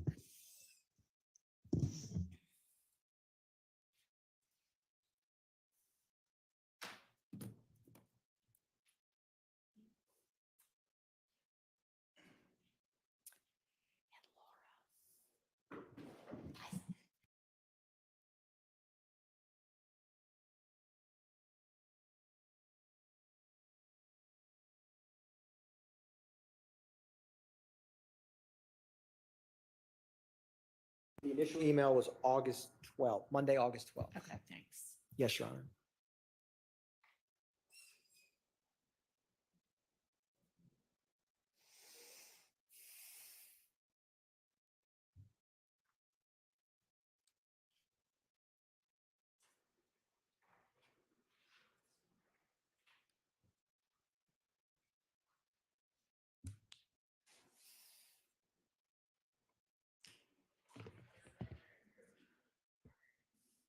Your Honor, for the box 31 through 60, Mr. Ryan has 31 through 35, and that's the one we're discussing with the state in the background. Okay. So we're still working on that. Okay, so 31 through 35 set aside for now. Okay, Working on that. all right, that's fine.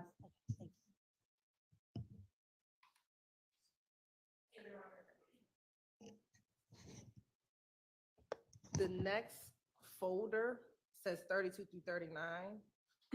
And there's only one witness in that folder, that's Officer Rogers. There's nothing in his folder, so we can move to the next folder.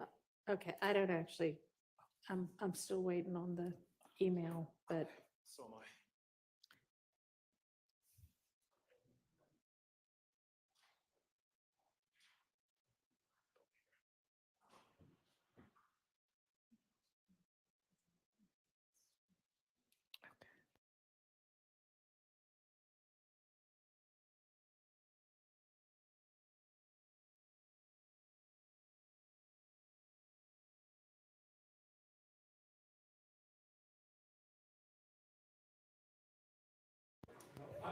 You got it. Okay. Thank you, Mr. Weinstein. well, I know it doesn't come directly to me, and Miss Pershfield's downloading everything now, but that's fine. It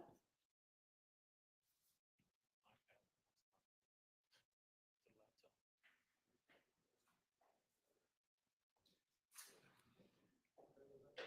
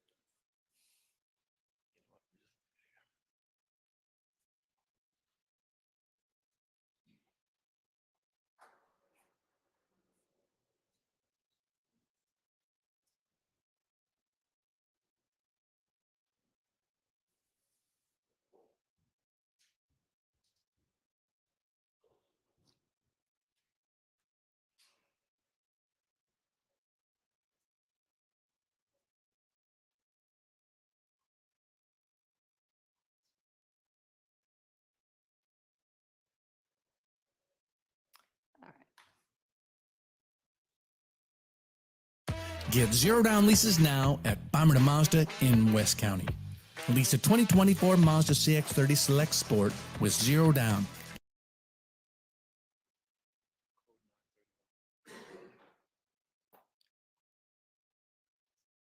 Okay, go ahead. So we can start where it says counts 3 through 7, Your Honor, that folder, X 88 through 90, armed robbery, Dewan Maynard.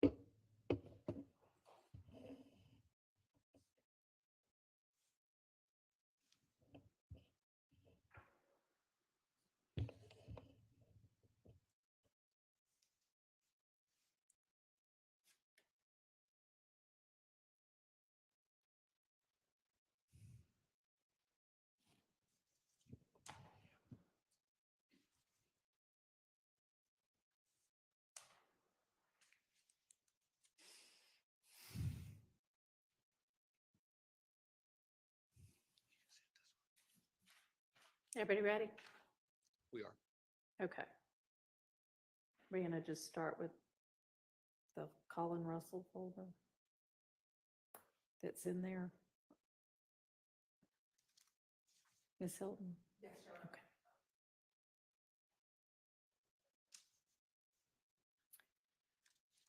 And are these videos or just images? Portion of the surveillance video from Okay. the night of the armed robbery. All right, and does anybody have objection to any of these 3 videos?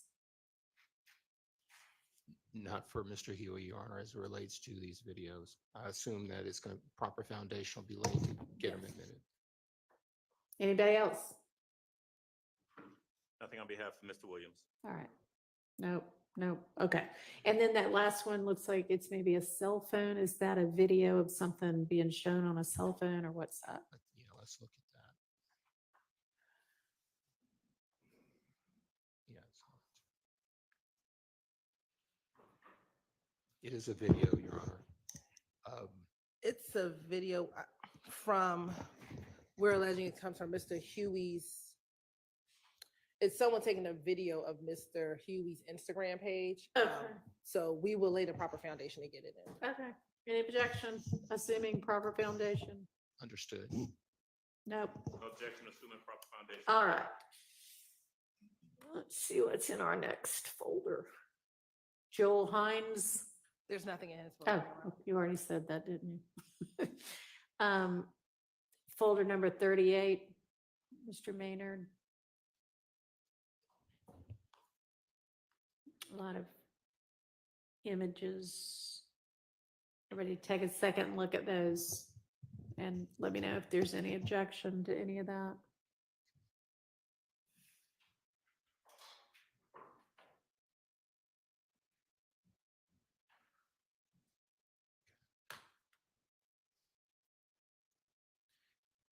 Your Honor, with respect to the second photograph on the first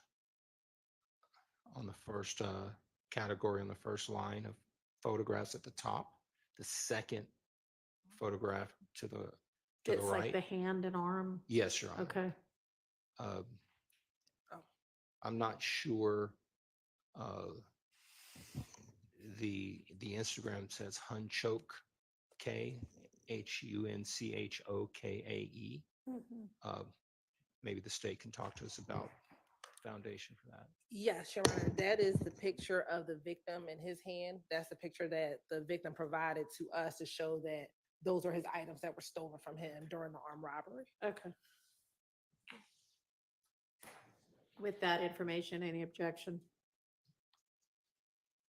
So just so that I'm clear, my understanding, Your Honor, is that this is not the alleged victim's Instagram account. So I guess they'll have to deal with that if they call I them. mean, not really, because what they're offering it for is to show that these were the victim's items that got stolen.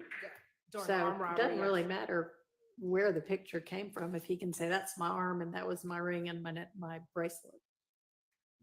We believe we have a different understanding of who the Okay. photograph that is, and we'll deal with that at trial. Oh, you think that's not his arm? That's- Is this victim going to testify? Yes. All right, well, we'll see what he testifies to.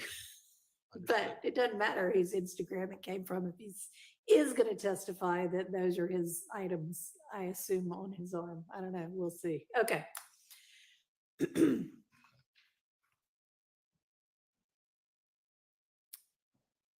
All right, any of the others?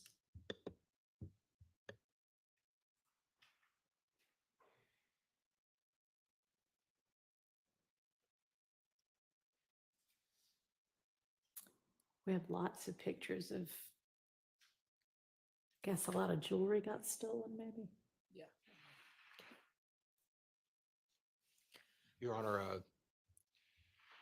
I don't know. Obviously, the state has to present their case as they see fit with respect to all of these photographs. However, I do think a proper foundation would need to be laid for several of these photographs. So there may be some real-time objections as it relates to them, Judge. Okay. Understood. Okay. All right, other than that, then I guess we can move to the next folder. Mr. Jenkins, that's also empty. Okay, Officer Suk. Yes. So he's a crime scene check? He was the responding officer, Your Honor. Responding So we, officer. in order to cut down witnesses, we're going to bring in the crime Alright. scene photos from him. All right, any objection on any of that? Subject to foundation. All right. Then we've got Officer Francis. And what do we got there? Any objection on any of that? It just appears to be more photographs of the same that were contained in another folder. Yes, Your Honor. We put them in, we put the items in places where either of those witnesses could Okay. introduce the All right. evidence. All right, and then we've got Officer Greer.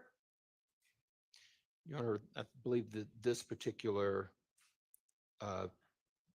piece of evidence pertained to the motion in limine that we dealt with on yesterday that I believe was excluded, if I have that correct. No. No? So Mr. Huey was arrested in 2020 Okay. for this incident initially.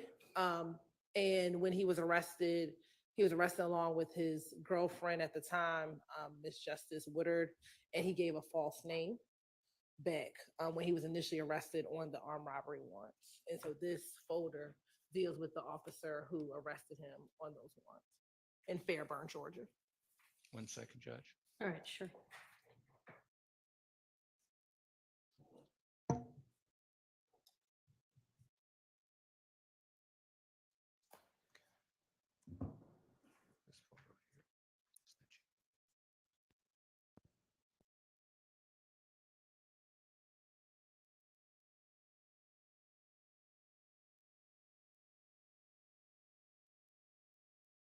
folder here.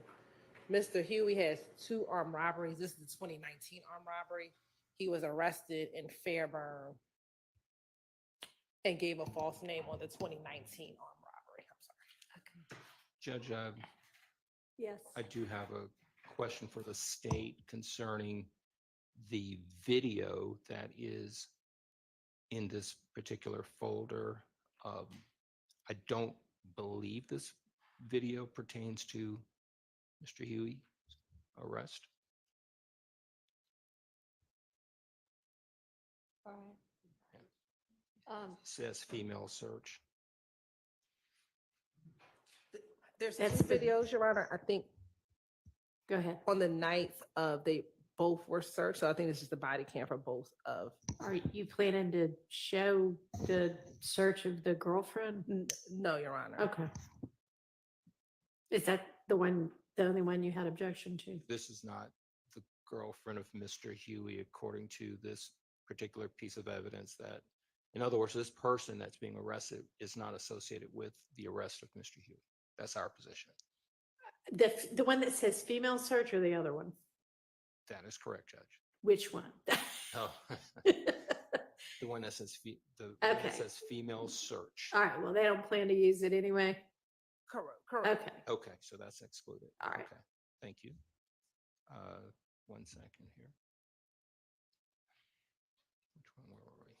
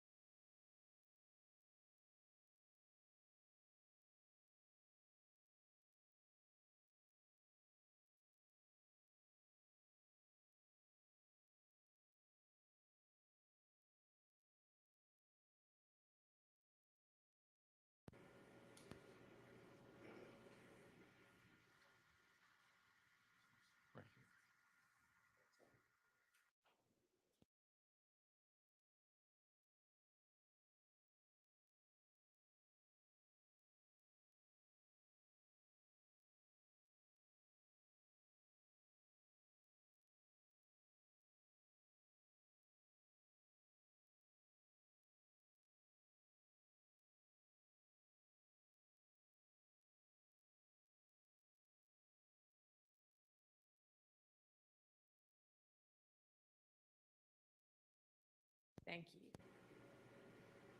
All right, so then we've got the AT&T records custodian. There gonna be any issues for that witness? Just subject to the foundation, Judge. All right, and then we have Ms. Latner's again, and within her folder, we've got, I guess these are new things that we didn't look at in that first time around earlier today. Yes, Your Honor. Okay. In order to try to reduce the amount of time Letters comes back, when she comes up at this particular Sure. time, we're going to try to enter in a few different CADs. and, Okay. 911 calls. All right, and has everybody looked at those? So if you've got any kind of objections like we had this morning, you can raise them. Although I've got to say, pretty much all of those things we went over this morning are kind of evidence 101 that you'll ought to be able to agree to. Not saying you have to, but any chance y'all might take this next group and see if there are actually some legitimate objections to those? Because we know it's all hearsay, but if we also know it's clearly covered by an exception, maybe we should not make those objections. Your Honor, the state's more than happy to meet with any defense counsel, or we can talk after court, or they can email me and we can, before tomorrow, at least speak with one another and hopefully come to some agreement. I mean, that would be great if y'all could at least try. And certainly there were a couple where, okay, this is not sure. Is this something based on the CAD that an officer's saying, or is this what the caller's saying? Those are legitimate. But I mean, a caller calling 20 seconds after a shooting saying, here I am, and I just woke up to hear all these shots. That's coming in, because there is a clear hearsay exception to that. So just see what y'all can do on that. And if you feel the need to go ahead and put forth the objection to each of them, then that's fine. We'll go through it. But, I know everybody's talking about how long this case has taken, and we could cut it a little bit shorter if we didn't do things like that. So I will let y'all talk about those over the evening. And we will circle back on Ms. Latner.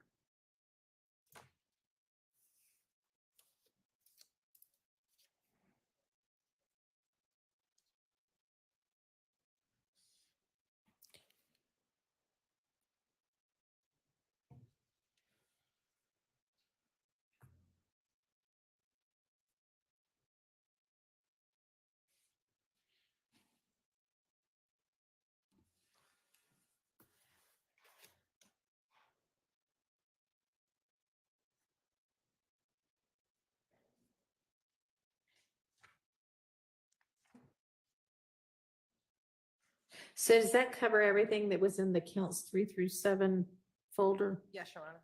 All right.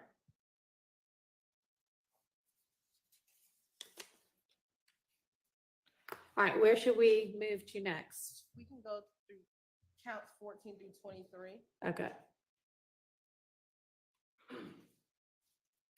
All right, does everybody have that one open? Okay, we'll just go in order. 1 second. Okay, no problem. Just waiting for it to it's Sure. buffering.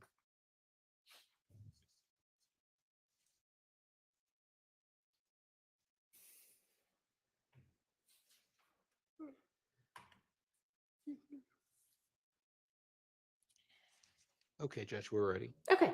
The first folder doesn't have anything in there, Your Honor. All right. Are y'all ready, Ms. Westmoreland? Are you still? Okay, so we are now looking at the counts 14 through 23 folder. All right, and we're moving to item 45 in there, or the one labeled 45. Okay. And that is an audio call between certain people. Yes, Your Honor. So this is a jail call that we litigated last 45 Tiana Stanley. 45 Tiana, Tianna Stanley, Stanley. Okay. Your Honor, this is a jail call between the victim in this case Gary Holloman, who is now deceased, a co-conspirator, Tinquarius Mender, and Tinquarius Mender's mother, Tiana Stanley. We did litigate this, I believe, in October of last year, and it was admitted based upon that litigation. Okay. Anything else on that? Your Honor, it was, just for the record, the court admitted it under 807 residual hearsay exception, Interesting. and it was admitted over our objection, my objection. This was a jail call, and the deceased was having a came on to the call at the behest of the inmate and the inmate's mother, Ms. Stanley. And that person came onto the call, had a conversation on a recorded jail call. And our position was that there was no establishment that the deceased, Mr. Holloman, had a very close relationship with either Tiana Stanley or with the inmate. And we objected on that basis. We did not believe that a jail call was a trusted conversation, that it was done on a public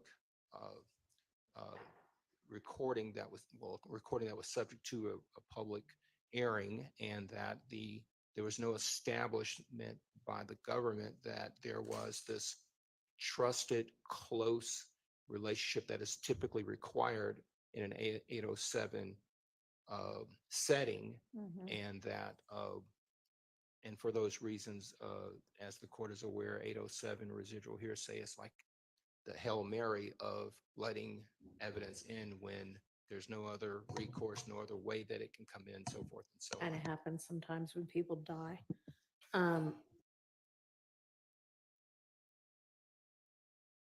So I have an idea. Why don't we just ask people what they want? Here's the thing, aging begins in your cells. Start supporting your cell health today. Who's on this indictment as well. Okay. So we would argue that, well, it was admitted under the 807 exception to the hearsay. We obviously don't believe that it would be anything that would come in under any type of co-conspirator theory or anything of that nature as it relates to Minder, who is on the indictment. It's not furthering any conspiracy or anything of that nature. If the state were saying, hey, it should come in because Minder's a co-conspirator or something of that nature. So it only came in under the 807 basis.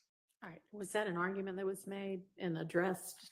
No, Your Honor, we addressed it solely under residual hearsay. Okay. Well, if y'all can, if you want to just let me know the date of the order, y'all gave me that binder full of motions and orders, so I can find it not during court time. I can do that this evening and let y'all know. And I'll tell you, Your Honor, the order, because there were several things we argued during that hearing. There was a 911 call, there was a body cam video, and it was this jail call, Your Honor. And the court excluded the body cam video. And I believe the order primarily addresses the body cam video and not necessarily the 911 and the jail call. Do I then need to look at the transcript? Yes. Okay. Do you know what date that was? It was November, I think it was November 3rd, but I'll pull it up just so I make sure.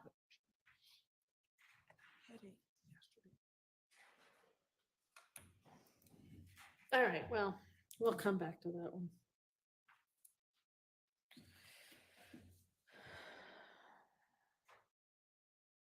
November 3rd of 23. Okay.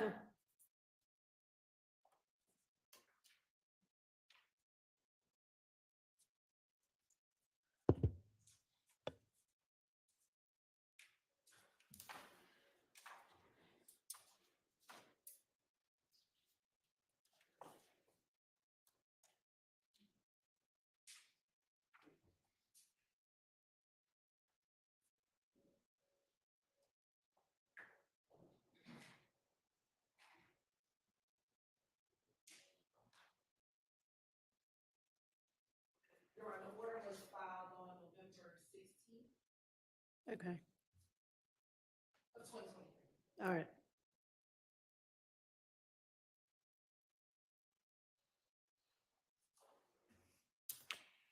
And do you know whether that transcript's been filed? I can always check with Miss, I'm blanking on her last name, Christina Weaver. Okay, it's fine. I'll just check with her. All right, so let's just move to the next folder, I guess.